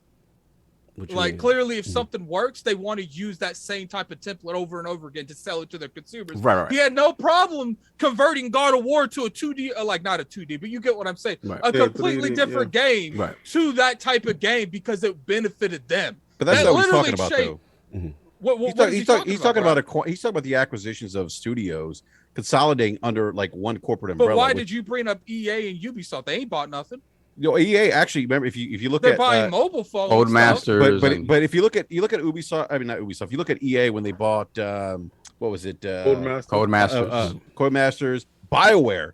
Yeah. Look at BioWare. They fell apart. BioWare Bio- happened like 10 years ago. Okay, but 15 years ago. but it's You can't use the same analogy like a decade no, you ago. actually can, because it speaks Oh, I'm to sure you can, no, you actually really can, because it speaks to what he's talking about with the lack of diversity, where you have ex Bioware employees saying when EA bought us, we could no longer be creative anymore. We had to make games that were tailored to focus groups. Like that's verbatim from former Bioware employees. So I think that's what he's talking about. But I also do agree, though, and I don't. To your point, Attic, I do agree with this sense. I don't think it's necessarily doom and gloom per se. Like maybe I don't know. I'm not. Maybe he's not saying it's doom or gloom, or that it's it's totally going to stifle diversity, because if you listen to Todd Howard, he talked about the acquisition of Microsoft of Bethesda. Todd Howard said the one thing Game Pass allows us to do is to take creative risks, more or less. Yeah, that's what I'm we're probably Yeah, I think I'm paraphrasing what he said, but something to that effect, right? So I don't necessarily 100% agree with him, right. but I think he does have a point, though, where if you look at EA that has stifled, which was an iconic developer, BioWare. Fonz about to burst at Fonz the about to seams. go crazy. Oh my God, we got to Let get me that ask you Fonz. something, though. Hold on, Are these real quick, independent? Fonz, real quick. At the end of the day, I don't think you can take the acquisition stuff, because the majority of these studios, these companies are buying, besides maybe Codemasters, because they were doing decently well, and even a lot of studios in Bethesda, these companies were about to get shut down. Microsoft saved them. So how do you save diversity when they were going to not be around anyway? That part. That's That's one one of the issues I wanted disagree to with bring that. up, is sometimes these companies need to get bought out, but in other cases, are they forced to be bought out? Yeah. No. And that's the thing. Like, if they have integrity, they want to make the games they want to make, and they know that they're going to be, that this company is going to come and swoop them up and say, hey, you can't make the games that you want to make anymore. That's on them. Right. That is on them. Right. And you have to look at it that way as well. You've got great independent games out there right now, fantastic games that are hitting the market. And we're playing a lot of them in Game Pass right now.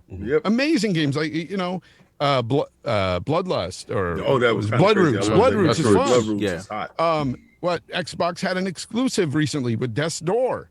Yes. Amazing game. 2-man team. Like, these people, they have the option to either sell out, Right. or keep going the way they're going and make some great games the way they want to make them. To your point, Fonz, where and I'm gonna give it to you, Brad. I'll let you respond. Yeah. To your point, where a lot of people don't see, which I do agree with you, which is that whole idea of if a studio gets bought, it's automatically doom and gloom and it's going to be consolidated. We're seeing the opposite, because we're seeing games that wouldn't have made it across the finish line if Microsoft and these companies that bought out kind of accept and still be able to keep their creativity. We've got specific example. We talked about Wasteland 3. We talked about all these different games. We've had Unto the End Dev on, talking about, hey, we were able to get into Game Pass. And I remember that game going away, and I didn't know what was going on. I had my eye on that. So we've seen specific examples in that case. But I want to give it to Brad back, and then Attic, I know you can finish. As far as you were about to say, you're about to continue on, Brad. Before he jumps in, I just want to say I'm going to go. Okay, brother. I got to get stuff ready. Yes. And then brother. I will see you at 2 o'clock. Fonz. Yes, That's brother. later, Game brother. Talk Live, brother, coming up. Hey, No doubt. I appreciate you guys, man, for letting me join today, cameo in on Camera this was crisp. one. It was really fun. You know I Always love you, enjoy brother. the show, and to be a part of it, is just even better. I love Always it. love, brother. So, You know we love you, man. Yes, sir. As soon as Chat, we finish, thank you very everybody much. run straight over to Fonz show. Oh, thank you. And before I go, I just want to say something really quick. Delilah HD in the chat. Yes. Earlier, I had made mention about the SSDs and how they wasn't intuitive and swapping them out. And the comment that Cerny made about his and hers. Now, was talking about it, and it kind of sounded like I was saying a woman couldn't swap. Oh, it out. we know you ain't on that.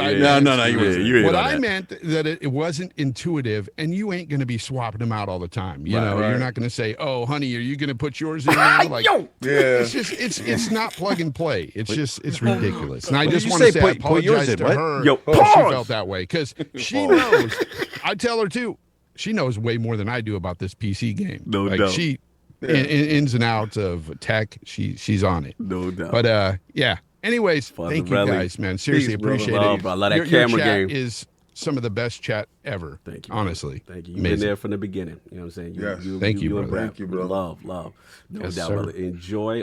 Addict, get your bars off. BRAP, if you get your bars off. I just feel like this is another one of those scenarios where if Microsoft does something, someone's got some smart, not necessarily smart, because he wasn't necessarily. That's what I'm saying. But individual I think we going too hard on him, though. But I feel like he was talking about individual person. My bad. Like, But also, I feel like at the end of the day, if Sony was buying these studios and if Sony was going this direction, I don't think there would be any issues. Okay. They just bought the people. Okay, let me talk crap. They just bought Returnal. We don't know that. No one said nothing about them buying Returnal. They bought Insomniac. Okay, no one said, let me finish, Brad. No, but you compare apples and oranges. They brought Insomniac. No one said them about buying Insomniac. What's crazy is Microsoft buys something, that's an issue. We're consolidating the industry. Everyone's buying everything, but Sony can buy two studios in 2.5 years, and everyone's okay with that. We don't know if he's specifically talking about Microsoft. We know this. Okay, I'm saying he's talking about Microsoft. You don't know that. It don't matter what you think I know. I'm saying he was talking about Microsoft. Unbelievable. That was Addict's world. That was Addict's world. No matter what you think. No matter what you think. It doesn't matter. That was some real rock joint right there, son. That was the wrestling. Yeah, the wrestling came out. The wrestling came out. That was a good. No, but I mean, look. I mean, yeah, we could make inference that he was talking about Microsoft, but there is a general consolidation. Look, there's other, like, what was it? It was a Devolver Digital. Yeah. Like there's other like companies that are Coke buying Media. Studios, right? Coke Media, thank you. Coke Media, right? They're buying people. The Embracer Group. Small ones and we act like, we all know this man was not talking about those other companies. We all don't know that unless you're in his brain, Addict. Okay. You must be. Okay, We gotta let King get his bars off. We can do this. King been patient. He ain't interrupting. We can do this enlightening conversation all you're the in his time. brain. But when it comes to Microsoft, how do we know they were talking about them addicts? Like, I gotta go. I don't really got time to argue about this all day. I gotta go. We don't know. I'll talk to you guys later. All right, cool. All I'm saying is I'm here to tell you that he was talking about Microsoft. Thank you for reading his mind, Addict. Thank you. We appreciate you. Addict, give me the lotto numbers. Look, no, like I will say this one thing. I do think that we have to look at where he's talking from, though. He's at a new company. Yeah, I was just where the thinking is completely different. The thinking is different. Yeah, the thinking's different. Where they're looking to invest in this metaverse, this idea. Like Epic is in. Like we talk about like Fortnite. Fortnite is like that inroads to the metaverse, right? You know, and well, I kind of agree with you, King. If you're talking about metaverse and what Facebook's you already know what it is. How do you sell the next internet? Something special by giving them oxygen? Something special. And listen, I'm so happy he's alive. Honestly, why is he alive? You know why? Because I did killed. not know what he was doing, where he was at. You get kicked out of your situation and you're devoid of any contact anywhere, you know, and that's kind of troublesome, right? Because we've seen Reggie right after Reggie do a whole podcast. We've seen we've seen where Don went, right? Don went and he tried to sink another company, right? So we didn't know what happened to Shawn. Why are we making it seem like it was a manhunt, like a worldwide search for this man's? I was searching for Shawn. I was looking for Shawn. If they Shawn, Shawn, if they didn't care about you, I cared about you. I wanted to know what's up. You want to know what Sony did to him? Yeah. I wanted to know. Show me on the teddy bear where they touched. I'm done with you. Wow. Yo, listen. All jokes. Stop. Anyway, so I'm saying this right. Shawn represented something was special with Sony. Yeah. Listening to his comments showed how out of touch he was. You know, I'm seeing he's talking about consolidations and stuff like he's talking about Sony. I was thinking. All right, about he's the same not thing talking too. about Microsoft. He's talking about both. I think he's talking about both. No, he's but not I think talking people are about acting both. like He's Sony's not about the individuals that did him wrong from for years sure. of service. So Yes. the Microsoft has nothing to do with this. All right. When it was a specific comment about Game Pass, we can get to that in a second. But we're going to actually deal with his issues. He always liked a tweet when it was like anti-Sony. Independent developer. Yeah.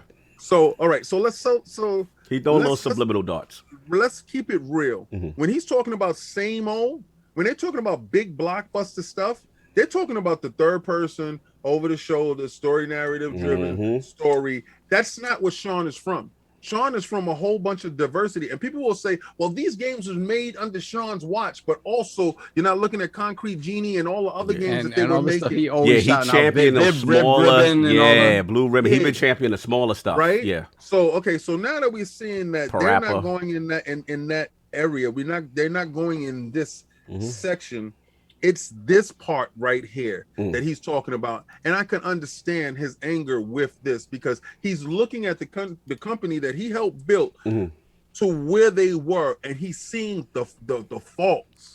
He's seeing what is it? It's Attic. He made a poll when he left. It's Attic, right? Yes. Always yes. Totally. Get out the damn chat. Get on Fonz show, Attic. Damn it. I'm here sabotaging. He's looking at the company that he helped build, and he's seeing the things and the missteps that they're having now.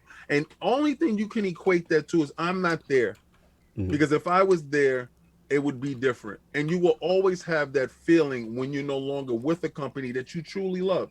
That it wasn't, I don't believe it was a cool separation. But this is the thing, right? What's weird about that is that the fact that under his watch, right, Sony became known as the third person over the shoulder AAA blockbuster team, and the smaller stuff under his watch, smaller stuff got pushed to the side. Right. So it's like, okay, so if that is the case, then how much of that was Shawn Layden? How much of that was Sony machine? But let me jump in. What if this is part? I'm gonna give it back to you, kick y'all on fire. Yeah. What if this was part of the internal struggle? That's what it was. We all felt his departure was very abrupt, and we all felt Jim Ryan and Herman kind of rose up very fast, and then all of a sudden Shuhei and Europe won. Yeah, thank you. That's what I felt. I felt it was Sony Europe versus Sony Japan, and I felt I felt that the focus all of a sudden shifted because to Jim's defense, Europe won that generation. They were dominant in Europe. It was their strategy. In my opinion, I have no inside sources. I feel that whoever he got up top on the contact list as far as Jim, and they seeing that bread and how that PlayStation 4 was out here moving, and they like, yo, we don't necessarily need to do that Shawn plan. And then get your men. I'm speculating. This is complete speculating. I know nothing. Knowing that whole thing and looking at the whole thing, those comments is geared towards Sony. Facts. Now, the very specific comment that Game Pass needs 500 million in order to be a successful platform, that's idiotic. But again, he doesn't have the metrics for that. He doesn't know the internals on how Game Pass is functioning and what's going on behind the scenes, unless you work for the company, unless you have a spy ninja over there. But these words and stuff that you're using is for the company that you're at now. I'm happy the fact that he's actually having comments, but I know there's a form of bitterness when it comes to the abrupt ending that he had at a company that he should have had a great send-off for. Right. Hold on. I gotta read these two comments. Slow-mo is over. First of all, Cat Daddy said Shawn Layden was a blood sacrifice. Stop it, sir. Slow-mo makes a good point, though. He said as soon as Shawn was out, I remember this, King, the very next day they dropped the price of PS Now. Remember that? Yeah, they did. Yeah, they did. Slow's right. Continue. I said that today. Listen, the struggle was his antiquated ways, his thoughts. He's a visionary. He's an actor. He gives you the drama. Shawn always leaned into the spectacle. Yeah, spectacle, the theatrics. Yeah. All right. Yeah. You seen dope, Jim Dance Moves Ryan? Ain't no preppy suits up, none of that. He have a blue shirt on, collar unbuttoned. Now listen, the money is this way, and we do the money's this way. He said, "Yo, yeah, go ahead, sir. You do your thing. I'll be back." Well, that's it. He was a CFO. I mean, he's a money guy. Right, he is a money guy. Yeah, he's a money guy. But he's a game guy. What are you talking about? Jim Ryan? Or are you talking about? No, I'm talking about Jim Ryan. Jim Ryan's a CFO. Yeah, he's a money guy. He doesn't play games. No, he doesn't money. play no video games. So King, so what do you think about his comments about not being able to grow and expand gaming beyond that 240, 260? That's where his company is at now. Right, but I feel that, and I feel so that. He promoted his. But the thing that he mentions makes sense in that you're never going to be able to sell hardcore games to non-hardcore gamers. Right? They're not trying to sell you hardcore games. If they're trying to give you Game Pass, right, wherever they give it to you, right, where's your TV, your phone, whatever. There's a lot of games on there that's not hardcore. I hear you. So you have to pay for it, though. Exactly. Right, but you still got to pay for it, right? So you have to make that decision whether that service gives you enough of what you want. They're not looking for the non-gamer. They're looking for the people that remove the barriers as far as possible to get you in. Now, when those games when those games is on free to play, and then you say, "Oh, I like that. Oh, that's there." Maybe you get curious. It makes me wonder if Game Pass, if we see an evolution of what Game Pass is as Game Pass goes out to more devices and it changes and they start offering different things for different people. I wonder if that's it. And it's going to be like cable TV. And my question is, does that dilute the product that we care about? Right. No. Well, I think it goes. I'm sorry, King. Let me let King finish. He didn't finish. I'm sorry. Yeah. No, it's just I don't think it dilutes the product. Everything that everybody's been saying about Game Pass all the way up to this date has been absolute wrong. Right? It's going to be shovelware. Oh, it's going to be the land of broken games. Oh, it's unsustainable. Oh, they never have day and day. Oh, they never do this. Oh, how many times do you have to be wrong to understand? Stop questioning something you have no idea. It's just because you don't want to pay for subscription service because you have fears that you can't keep up with it. That's the only problem. Credit card situation. Pocket watching the credit card dudes again. Yeah, but worried about it that bill not gonna get. When they go to log my Amex is maxed out. Yeah, well, when they go to log in and they go to play their game and they say. Like you don't have access because your card was charged and you're scrambling to get the $15. You're like, oh my God, I can't play my favorite game. Yeah, I understand it. And that's when they talk to you, oh, it's not sustainable. It's not sustainable for you because you can't sustain the $15. Look, I think what's interesting for me is ultimately is the question of whether the thing that we love and want, right? Do we have to sacrifice what that is in order to get that expansion into other markets, right? What's part of the sacrifice that we want? Give up hardcore to get the softcore guys in. Exactly. But like the hardcore type of games? Well, like I said, like the evolution of Game Pass into something that's that has what we want, right? But maybe not as much of it because they now have to cater to another audience. Let me jump in for a quick time. I'll get you back. I think, I don't know.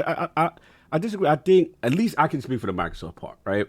To me, they've shown the most diversity in the service. But he's talking about over a period of time. Over a period of time, I think in order for this model to work, you need a diverse lineup of games that's going to appeal to different regions. If you see, like I said, with the Japanese acquisitions, as far as the games into the service, right? We're hearing talks about them looking at markets, India, like all these different regions Right. I think Phil even said that it's not just Japan. They're looking at a global thing, right? So if the goal is we want this service to be on as many devices as possible, you're going to need games that cater to different regions that cannot just be, United American focused. You know what I'm saying? Because that's not going to appeal to that market. So to me, where Shawn loses me, the only part where he loses me is that I think he is thinking kind of the existing Sony model, right? Which is traditional, we sell the hardware, now it's this big blockbuster games, and so, and that's more of a focus. But if you look at what Microsoft's doing, they have the more diverse portfolio. If you really look at it now, you know what I'm saying? So I think that's just what it is. And I think, obviously it's up to Microsoft to prove that they can get into the mobile space, they could get into the PC space, TVs, it's up to them to market and prove that's successful. I do agree with him that, it remains to be seen. We're in the infancy stages of this, right? We have to still see if it's going to work. But that's the only thing. And to King's point, I ain't gonna lie, I'm not gonna say sour grapes.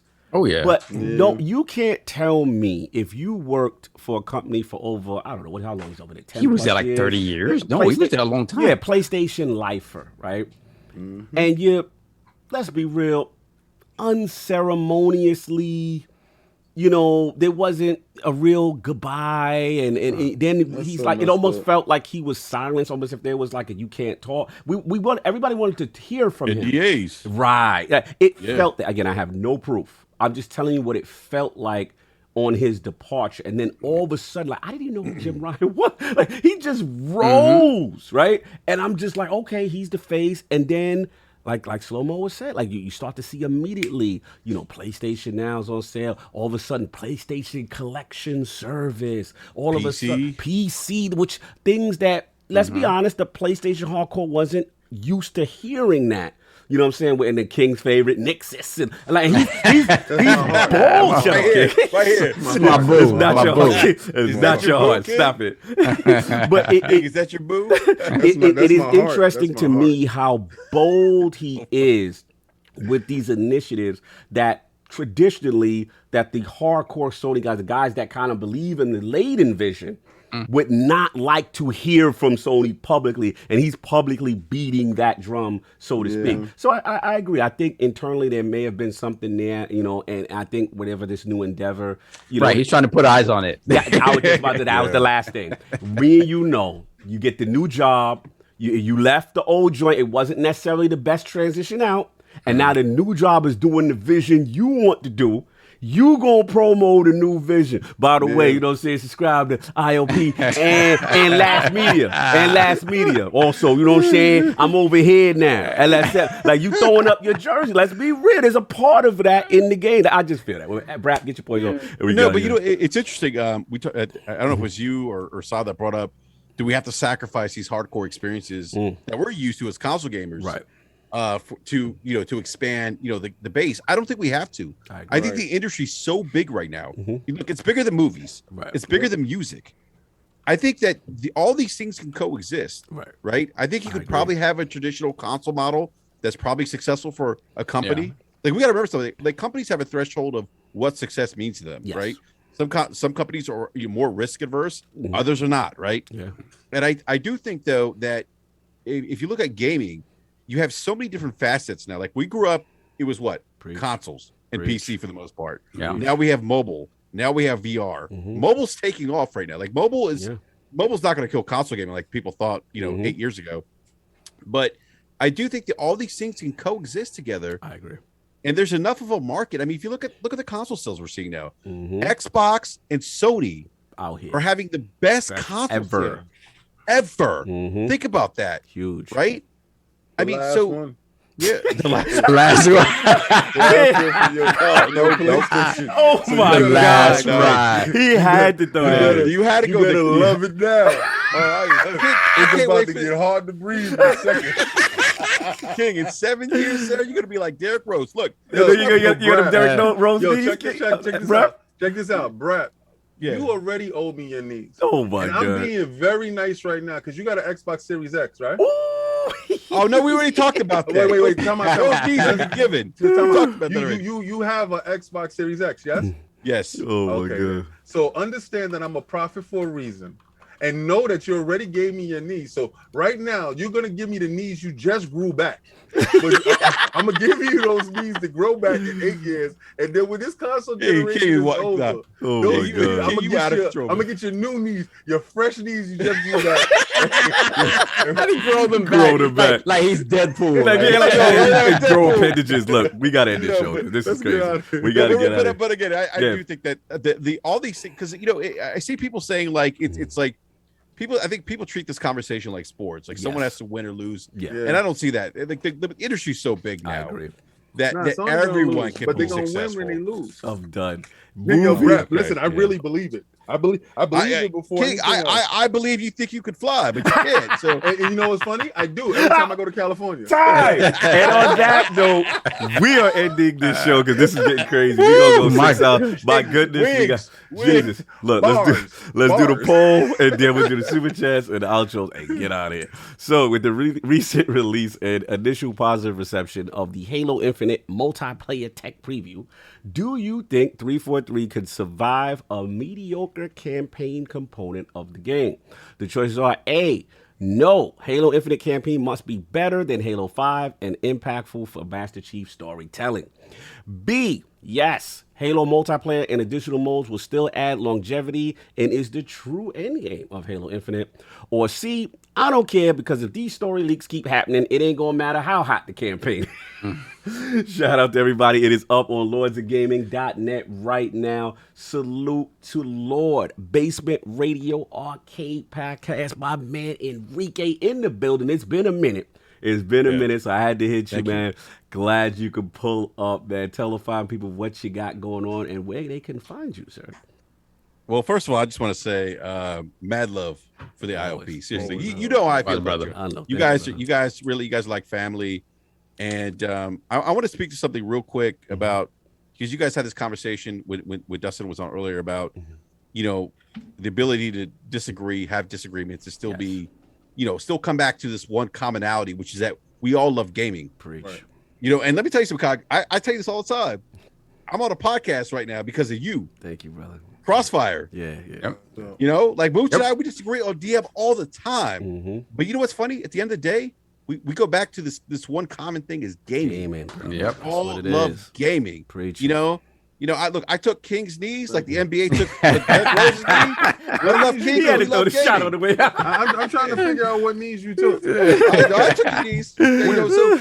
What knees was those? You got to refresh my memory. Oh my God. I know. Moving on. Let Brad get his paws off. But no, seriously, like you guys have so much. You guys really have a positive impact in the community. Thank you, brother. And no, really, seriously, it's. I don't think people realize. And I always bring that example of, me being on Crossfire with you. We talk about all the time. Yeah. But it's true, though. I mean, think about it. Like, we all love gaming. Facts. We all can have a conversation. We don't have to agree on everything. Yep. But at the end of the day, the one thing we agree on, we love games. And that is sacred. Sacred, brother. I'm so glad you said it because it's important. Obviously, me and you talk all the time, and we have our phone calls. Hey, what do you think about this? And even sometimes me and you disagree with stuff. But again, it's respect. Yeah. It's that respect, right? It's just like, yo, you know what I mean? Like let's talk about it, revisit, and it's all fun, and it never goes into a personal space. And again, like you said, the commonality is always we love these games. Man. I see King's eating for his knees right now. Yeah, he trying to nourish his knees, but I try to nourish his knees back to help. You know what he tried to do right now? He tried to catch me when I was eating, so he know I'm. That was cool. But Brad, man, I appreciate you, brother. Oh, no doubt. You've always been supportive from the very beginning, and you said some things to us early that really resonated with us just starting. You were like, "Look, man, you guys are the light," and it really hit hard for me when you guys said that. You guys really are. I mean, seriously, like I think about just my interaction with you all. I mean. I'm a different BRAP than I was like 2 or 3 years ago. You've come a long way. I mean, like I've come a long way, but that's because you guys kind of wait a minute, it's not that serious. We all love gaming, and it's all love, So So I appreciate you all. Beautiful evolution with all of us. We all actually changed from where we were because we all make each other better. Yeah, and pre-pandemic, we would all go hang out at E3 together. That would hurt. That situation, man. That really hurt. That really hurt because BRAP was in. We had the whole community. We had the big man, the Iron Lord's mansion signed up. We was ready, baby. I tweeted Cog on Friday night. I was like, "Yo, Cog, I gotta come up to New York." Yeah, come up to New York. Yeah, like yo, I seriously, I gotta come up to New York, hang out with you all, and just like break bread. You know? Yes. Absolutely. Oh, we got a fantastic place to go eat out in Jersey. Oh yeah, we gotta take him to the spot, and he gotta get the LeBlans too. Oh yeah, LeBlans. Wait, what spot in Jersey? What spot in Jersey? Oh, you mean the Jersey spot? Oh, you talking? No, but we gotta take him to the. You want to take him to the LeBlanc? No, we gotta take him to. What's it? Churrascaria? Churrascaria, Plataforma. Yeah, we got Plataforma. We gotta take him to Plataforma, baby. But King ain't going there because he. No, they got fish for me. They got fish for King, and then he got. He could go to the Game Pass buffet.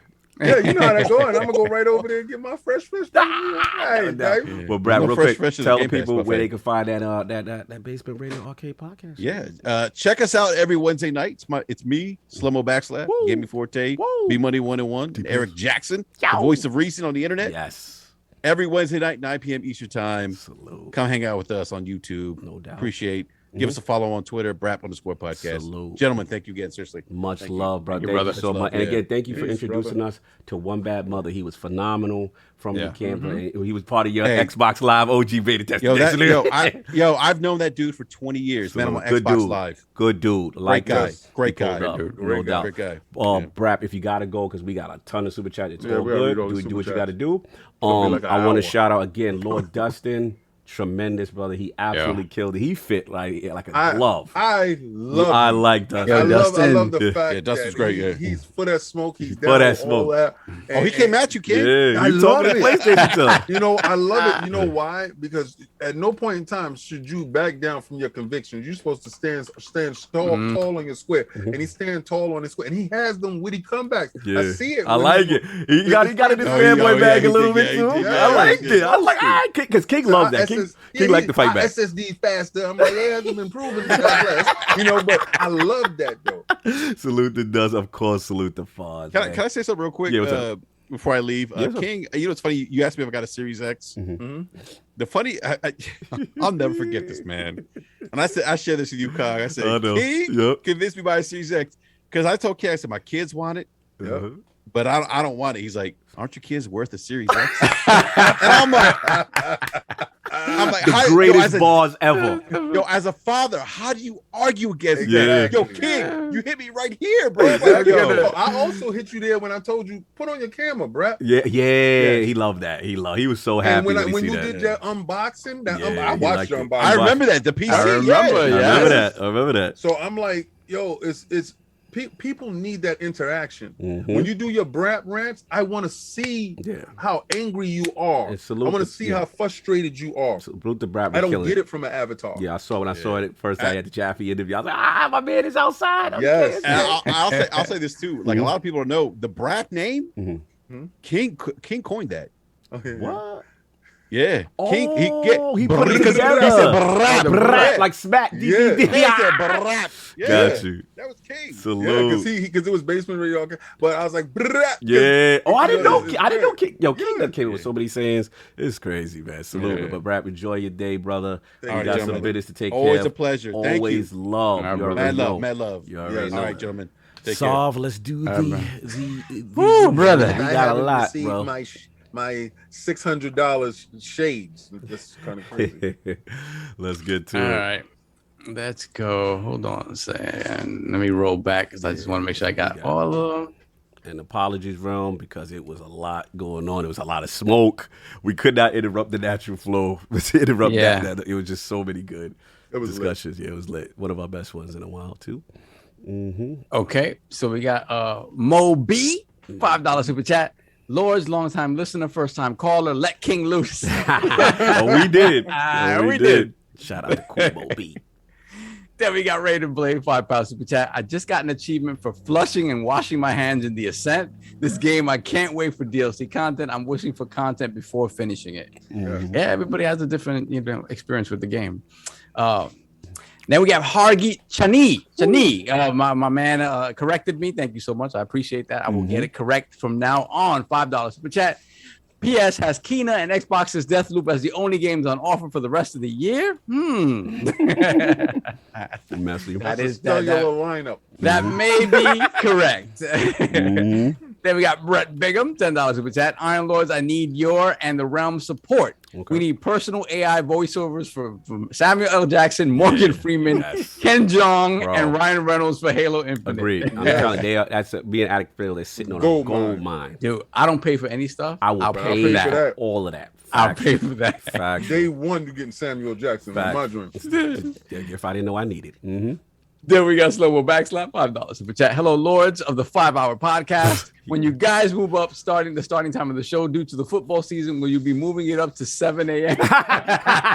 No, I get killed for that. They already kicking and scratching with 11. We got one more month before that. Then we got Flav, $2 super chat. I can confirm as a Floridian, don't fly there. Oh, damn. Salute to the flame. Then we got Cam McNair with the $5 super chat. Co-op session of Ascent just crashed. 10 hours of story progress vanished when loading the game back up. Trash game. Oh man, sucks. Sorry. So later on in the chat, it wasn't a super chat, I believe, but he said that, like, he's like, that's the feeling you get because you're like, I'm not going back to do this again. Right. So it's frustrating. It's frustrating. Well, I didn't do any co-op, so I guess that's where I don't have problems at. Then we got Tyson Buajau with the $3 super chat. If Halo campaign is good, easy game of the year. Yeah, it seems like a lot of competition is moving out the way. So, and we see hard to find, $5 super chat. Somebody poisoned my man King, talking about PlayStation. Tyson Fury heavyweight champ, by the way. He goes on that. Yeah, Tyson Fury. He don't like that. King don't like that. So you'll see later on. He rebuts himself later on. Yeah. Then we have Speederman with the $5 super chat. I'm disgusted with Jason Schreier. He knew of allegations of sexual misconduct as Blizzard for years and didn't say anything because it was rumors. It's out of context, sir. We don't feel like getting into that. Yes. That's not even going to touch that. Yeah, we're not going to touch it, but there's more to that. Yeah. Then we have Beater, 8127, $5 super chat. Phil Spencer ate a Rubik's Cube and pooped it out at Solved. Oh, my God. He makes onions cry. He doesn't suffer from PE. The girl is too slow. Oh my goodness. Lord. Wow.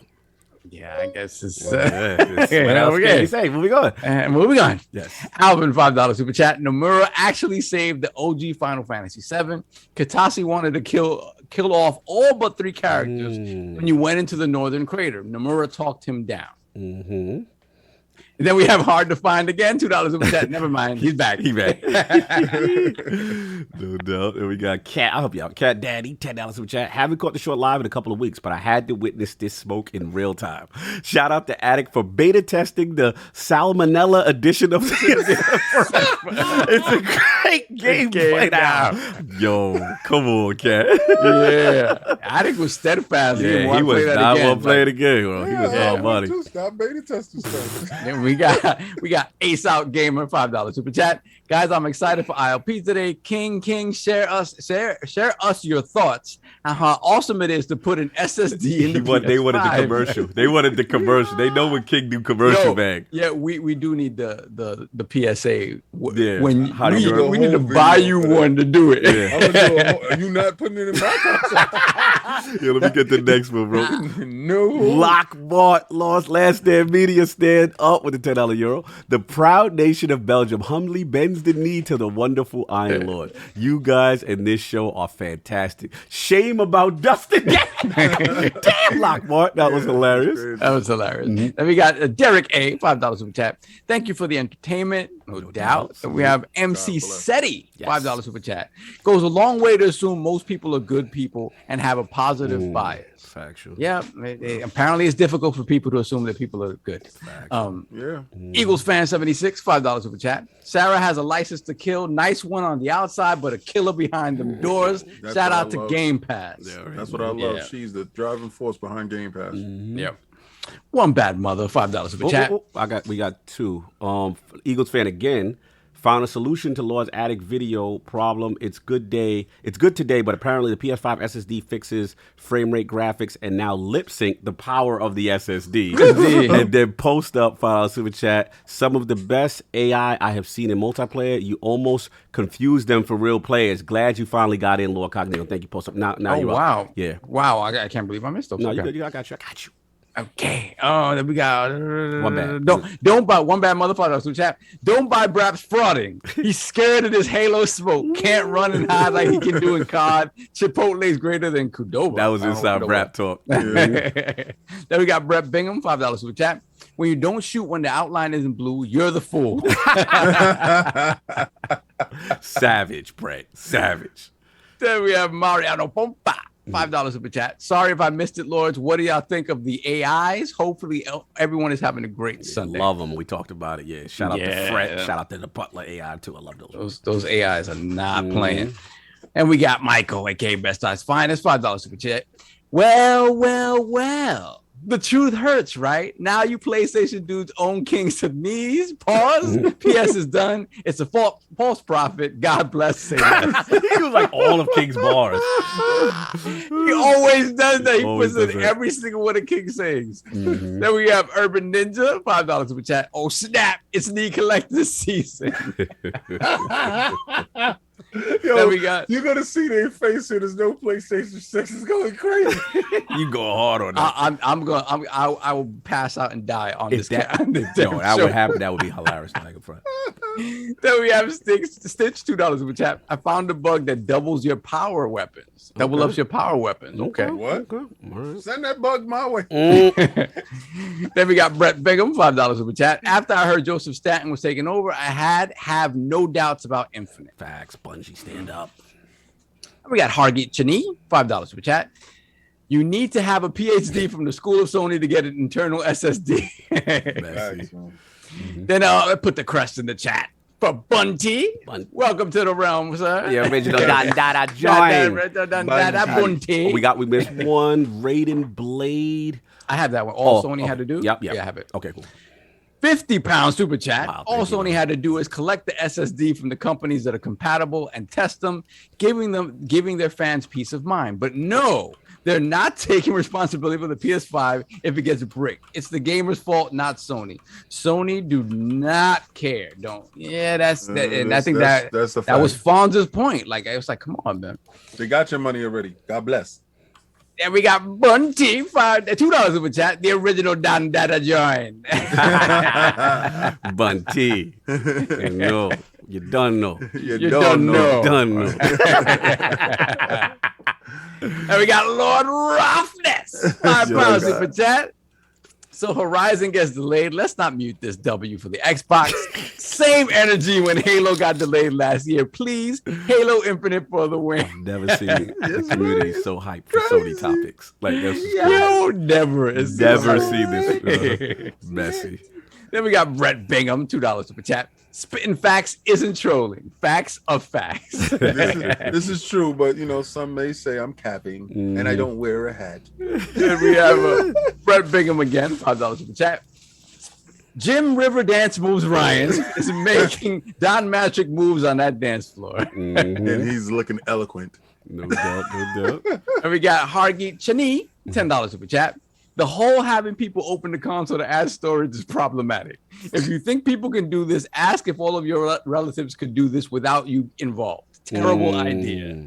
Yeah, the average gamer is not doing this. They're not doing that. Somebody gonna stand up in the middle of their living room, grab their PlayStation, go.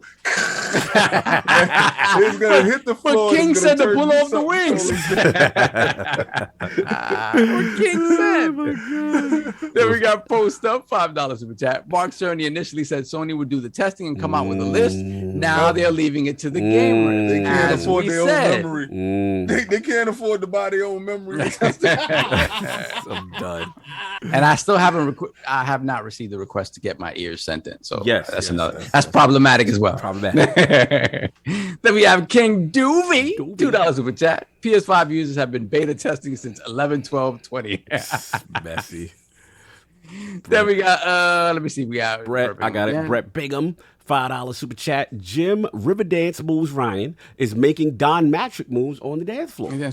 So he repeated that already. Yeah, I don't know. I guess he put it twice. Because he thought we were. I wouldn't have copied it twice. Yeah. Then we got Captain Chats with the £5 super chat. Already had a friend ask me to sort his SSD after showing him the document on Sony's site. Says all I need to know. We're okay, but the normal person. Yeah, good point. Yeah, it's they need to have their own proprietary, or at least the manufacturers that they something that it works. Plug and play. Yes, please. Yes, please. Raiden Blade, £2 super chat. Incoming lawsuits heading Sony's way. They're gonna dodge those like Neo in the Matrix. Then we have the Nightbeard with the $5 super chat. Do you think Infinite should focus on CTF to stand out in a BR domination landscape? Nobody does CTF like Halo. Have a great day. They'll add them on. They'll have them on. Yeah, I mean, CTF is going to be big, but I like my Slayer though. I like Slayer. And we got Lord Roughness, £5 super chat. Without coming out and saying it, Sony have showed us all. The PS5 was pushed out 2 years early. That's what Addict said. $500 could have been saved. PS4 is good enough. I mean, these decisions, they make you think, man. Like, what the hell? J-Dub is a shill, $20 for chat. I haven't seen him in a minute. I know. So Sony wants me to open up my console, which voids the warranty for an SSD that might work. Get the F out of here. This was another slimy move to inadvertently get more sales. How many folks are going to ruin their PS5 opening it? I see a bunch of YouTube videos in the future. Then we got Godzilla with the $5 chat. Well. Will King get a knee Manjaro in today's episode? Savage. Then we got Face 23, $20 super chat. Thank you, my brother. When you're in Xbox preview program, which is beta testing features for the Xbox, I've seen some of the Xbox consoles bricked also. Yes, that's correct. That's accurate. I'm not in that. No. It's a choice. It's a choice. J-Dub is a show, $5 super chat. I did not buy a console to have to open it up. That's not why we buy consoles. He's correct. Sony guys are capping hard. Let this have been an Xbox doing this, all hell would have been. That's true. And we got Brett Bingham, $5 super chat. Don't forget, King, Sony also is making people pay for those screwdrivers because they weren't included with the system. Oh my God. That is so true. I got mine. It is. Then we got Raiden Blade again, £5 super chat. N64, N65, you put Saturn and Dreamcast had memory upgrades without the use of a screwdriver. That is correct. It was correct. Then we have Acute Perspective, $5 super chat. Sony PS5 delay of SSD external support was a reason to have concerny. There's some sort of issue, and the new PS5 redesign is addressing a concerny of sorts. Concerny. That's how. Oh my goodness. And we got Raiden Blade, £5 super chat. Destin. Yeah, it's Dustin. Dustin is someone else. Dustin, you are aware that it's reported that the SSD runs at 7.5 in the series consoles when the velocity architecture is used correctly. See. Raiden Blade, £5 super chat. Velocity architecture not being used yet in any game. Going in for that velocity. You going in. Then we have Kurt, $5 super chat. Seagate has a 1-year exclusivity on Xbox's expandable storage. After 1 year, aftermarket can make their own for series consoles. Yeah. So go ahead. No, finish what you're gonna say. Your thought, and then I'll get the price will go down. That's for sure. That's for sure. Automatically, as soon as you have people in the marketplace, it's going to fall down. The price is already lower. Let me throw the dizzy up for Abacab 72 $10 super chat. I was playing Forza Horizon 4 the other day when I was racing along with iDizzy Avatar, and that made me think of him. So I just want to shout out Diz. He lives on in Forza Horizon. Absolutely, brother. That is kind of crazy because that happened a lot, like with Rick. Yep, it did. Yep, it happened a lot too. Yeah, salute to Diz, man. No doubt. You already know. Then you got Brett Brigham. $5 super chat. I'm with King on this. Why would Sony be teaming up with Netflix for streaming? Sony is leaving the hardware behind. Greater margins in software. That is true. I'm going to make a killing in these. And then there are people that have been saying from the beginning, Jim Ryan is the death of PlayStation in that regard. So he is the harbinger of doom. Child of God, riding. Tell us what King. I ride with you, brother. But Phil already said they're working on the next Xbox as we speak. But that's not what he said. That's not what he said. I'm not talking about Phil. Listen, I already know Microsoft about to stomp a whole mud hole in these dudes. They're not gonna recover from this fight. This fight is over. I'm done. Then we got Bedside Finest, $2 in the chat. They scared, King. I've never witnessed something so funny, but they had to band together like, we gotta stop him. We gotta stop him. Yeah. We don't show a unified. Unified, you talking about adding Dustin and BRAP together? Yeah. Oh my God. The best part about it, when it happens, I'm going to do a world tour. Don't let you be right with that. Yeah, no. Imagine 6-7 years from now. You guys, I want y'all to know. In 7 years from now, my beard is gonna be completely white. I'm gonna have on a black and he's gonna look like Rip Van Winkle. I'm gonna have on a black and green turban with a black and green sash, and I'm going on these shows with half my nipple out. Like the religious show. That's that. Like I'm like a Buddhist monk. Like I was up, and I'm actually gonna come down and I'm gonna descend. I'm done. I am done. Okay, so. There you got Raider Blade, 25 super chat. I'm with King, Sony's last console. Look at MLB, most successful in their series because it was on more hardware. Jim Ryan is a businessman. More money, please. No time wasting R&D. How many studios Sony closed? Saving money. Yep. We got E.G. Kenta, $10 super chat. What is the chance that Sony is delaying all these games on purpose just to compete against Bethesda releases? I don't know. I think that happened. Yeah. And we got Lord. Yeah. I'll help him. Yeah. Look at the next couple. Lord Roughness with the £5 super chat. If Sony makes a PS6, it's going to be the size of a car to be stored in the garage. Crazy. Brett Bingham, $5 super chat. Shawn Layden is trying to make sense of something that doesn't make sense. Human behavior. Ooh, that is true. Okay. This is true. No doubt. Beyond the River Styx. That's a fire name. Yes, $5 super chat. Not to forget, BioWare was bought by a hostile takeover, not because they won it. And games like Psychonauts 2 has benefited from being bought by Xbox. I agree. This is true. You want to get Stephen Britt?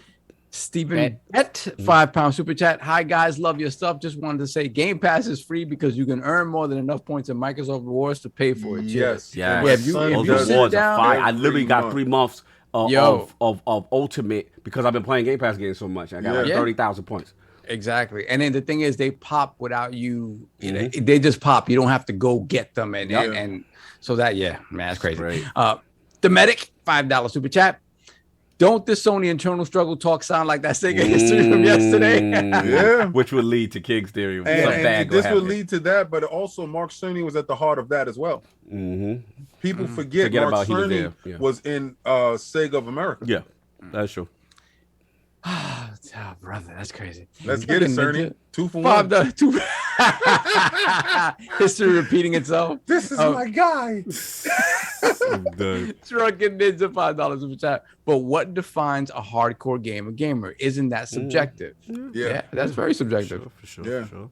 Spotlight GOPZ with a £9 super chat. Thank you for the super chat. You can say something, sir. Then we got Resi Mobile 9, $20 super chat. Dude. Great show, Lords. If Microsoft didn't buy ZeniMax and others, and you could worry about softer games being the mainstay on Game Pass. Microsoft is trying to bridge those casuals and hardcores with a central central service. Love this show. Salute. Then we have Hargeet Chani. $2 super chat. Could Nixus also port games to Xbox? Well, if they become a third-party developer, yes, that could happen. If it's PlayStation, well, they're porting games to the Xbox platform because remember, y'all said Xbox was a PC anyway. Thank you for your hardware. No doubt. And then we got some real-time ones, and I'll take care of. So after that was the last one of the old-time ones. Real-time, we got BRAP. With the $50 super chat. Wow. Respect, thank you for having me on again, Lords. King's knees are in beta still. Salute. Yeah, but he knows, like, I already collected from him. So he's growing them back right now. He looks like Deadpool. Remember when Deadpool had the little hand? Yeah. Then we got the Flame from LordsOfGaming.net. Gotta correct my first super chat. Phil came up to Jim in the holiday launch lineup with Halo Infinite and yelled, "Stop cheesing me, bro." Yo! That's hilarious. I'm done. That is, I'm done. See, that hits correctly. I like the Flame. I like the Flame. He's messy, bro, but he be listening to us and he be knowing our lingo. He stabbed him. Anyway. Violence. Oris with the $2 super chat. Great as always. King He-Man on my Twitter, bro. I don't know the He-Man. Yeah, He-Man. Okay. You're talking about the He-Man. Oh, okay. And then King Doovie, $2 super chat. Sony exec scrambling, knowing the COD coming. Okay, and then what is the last one? Is Suicide Kings? Suicide Kings, $5 super chat. This was superior entertainment today. Thanks, guys. And Addict. By the way, King, leave TCL alone or don't. Take care, everyone. Look, we got to get out of here. And on that note, my goodness. We hit Blessings, brother. Blessings. I'm sorry that I had to eat something. I was getting lightheaded. I hear you. I didn't eat nothing since yesterday at 5 o'clock in the afternoon. I have a tank of water in my system right now. Yeah, me too. I gotta go. So look. I thought I would be drinking water. My water's still frozen. Jeez. Look, fantastic. Joints in the realm. Everybody pulled up. It was great. The chat was lit. More stuff to come. We got to get out of here. But yo, crazy. We still got 440 watching. Wow, it's great. Love y'all. A total respect to everybody that showed up on the show. First, Dustin, loved you, brother. Dustin is amazing. Like that. I love all your content. I love everything you do. I love your hard work and I love your story. It's fantastic, and it's a wonder why Colin respects and sees such a shining light in you. You're a great dude. And I really thought I was following you. And I was like, let me fix this. Fonz. Yes. Yo, if once y'all finish here, please go watch Fonz. Yeah, they show. on games. Attic is over there right now. Please, Fonz is a real homie, like a real dude. And BRAP is a 100% down brother. From the beginning, like we got stories of playing PUBG in beta. In beta is funny. PUBG destroyed beta for me, so never gonna do that. But having this wonderful show with you guys and doing this for 5 hours, people ask me the whole time my phone is blowing up. Yeah, how can you do 5 hours and still have a smile on your face and still enjoy it? Because the same way I'm sitting here, there is 600 people watching and doing the whole thing. And enjoying the content, so I totally respect their time because they could be doing anything else, but y'all here with us. Exactly. KOS is up right now. Please go check out that Electro. Leave comments at the bottom. Tell me what you don't like, what you do like, so I can fix it or whatever. But Wolverine, brown suit Wolverine is going up next. And I have a bunch of Wolverines. I have the blue and the yellow over here. I got the Weapon X over here. I got another blue and yellow over there that I'm going to be doing like probably a whole Wolverine segment, but we also have to get the lizard that I have up here because I got to tell you about the lizard because I'm going to be doing the Sinister Six.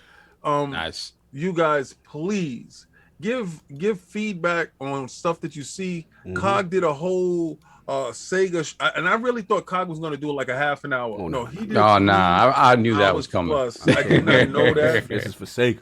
Yeah, but I did not know that, and I saw it, and I was like, wow, because I jumped in, and I just had to clean up the chat. Thank you for that. Yeah, I was in there. My goons was on deck. Yeah, what the hell is that about? I didn't understand that. You know how it is when the profile go up. You know how it go. Come on. But at the same time, I love the Sega stuff, and I just wanted to sit back and be a fan. Yeah. I just wanted to sit back and watch you guys yesterday. And I was just smiling the whole time. Me too. You know, I'm like, you guys are, you look at you. The whole Master System stuff. And I'm like, oh man, this is so incredible. I asked Cog, I was like, where's King? No, I smoked them already. No. I had to offer the courtesy. I already knew what it was, but I said, let me offer the courtesy. But I know me and King, we gonna work on our joint. Yeah, we got you know what I'm saying? And we gonna have another retro for another joint. You know what I'm saying? Yeah. For other consoles that I know really King speaks to. Yeah, But yeah. And like I told you, the last word, I really thought you had Drewski.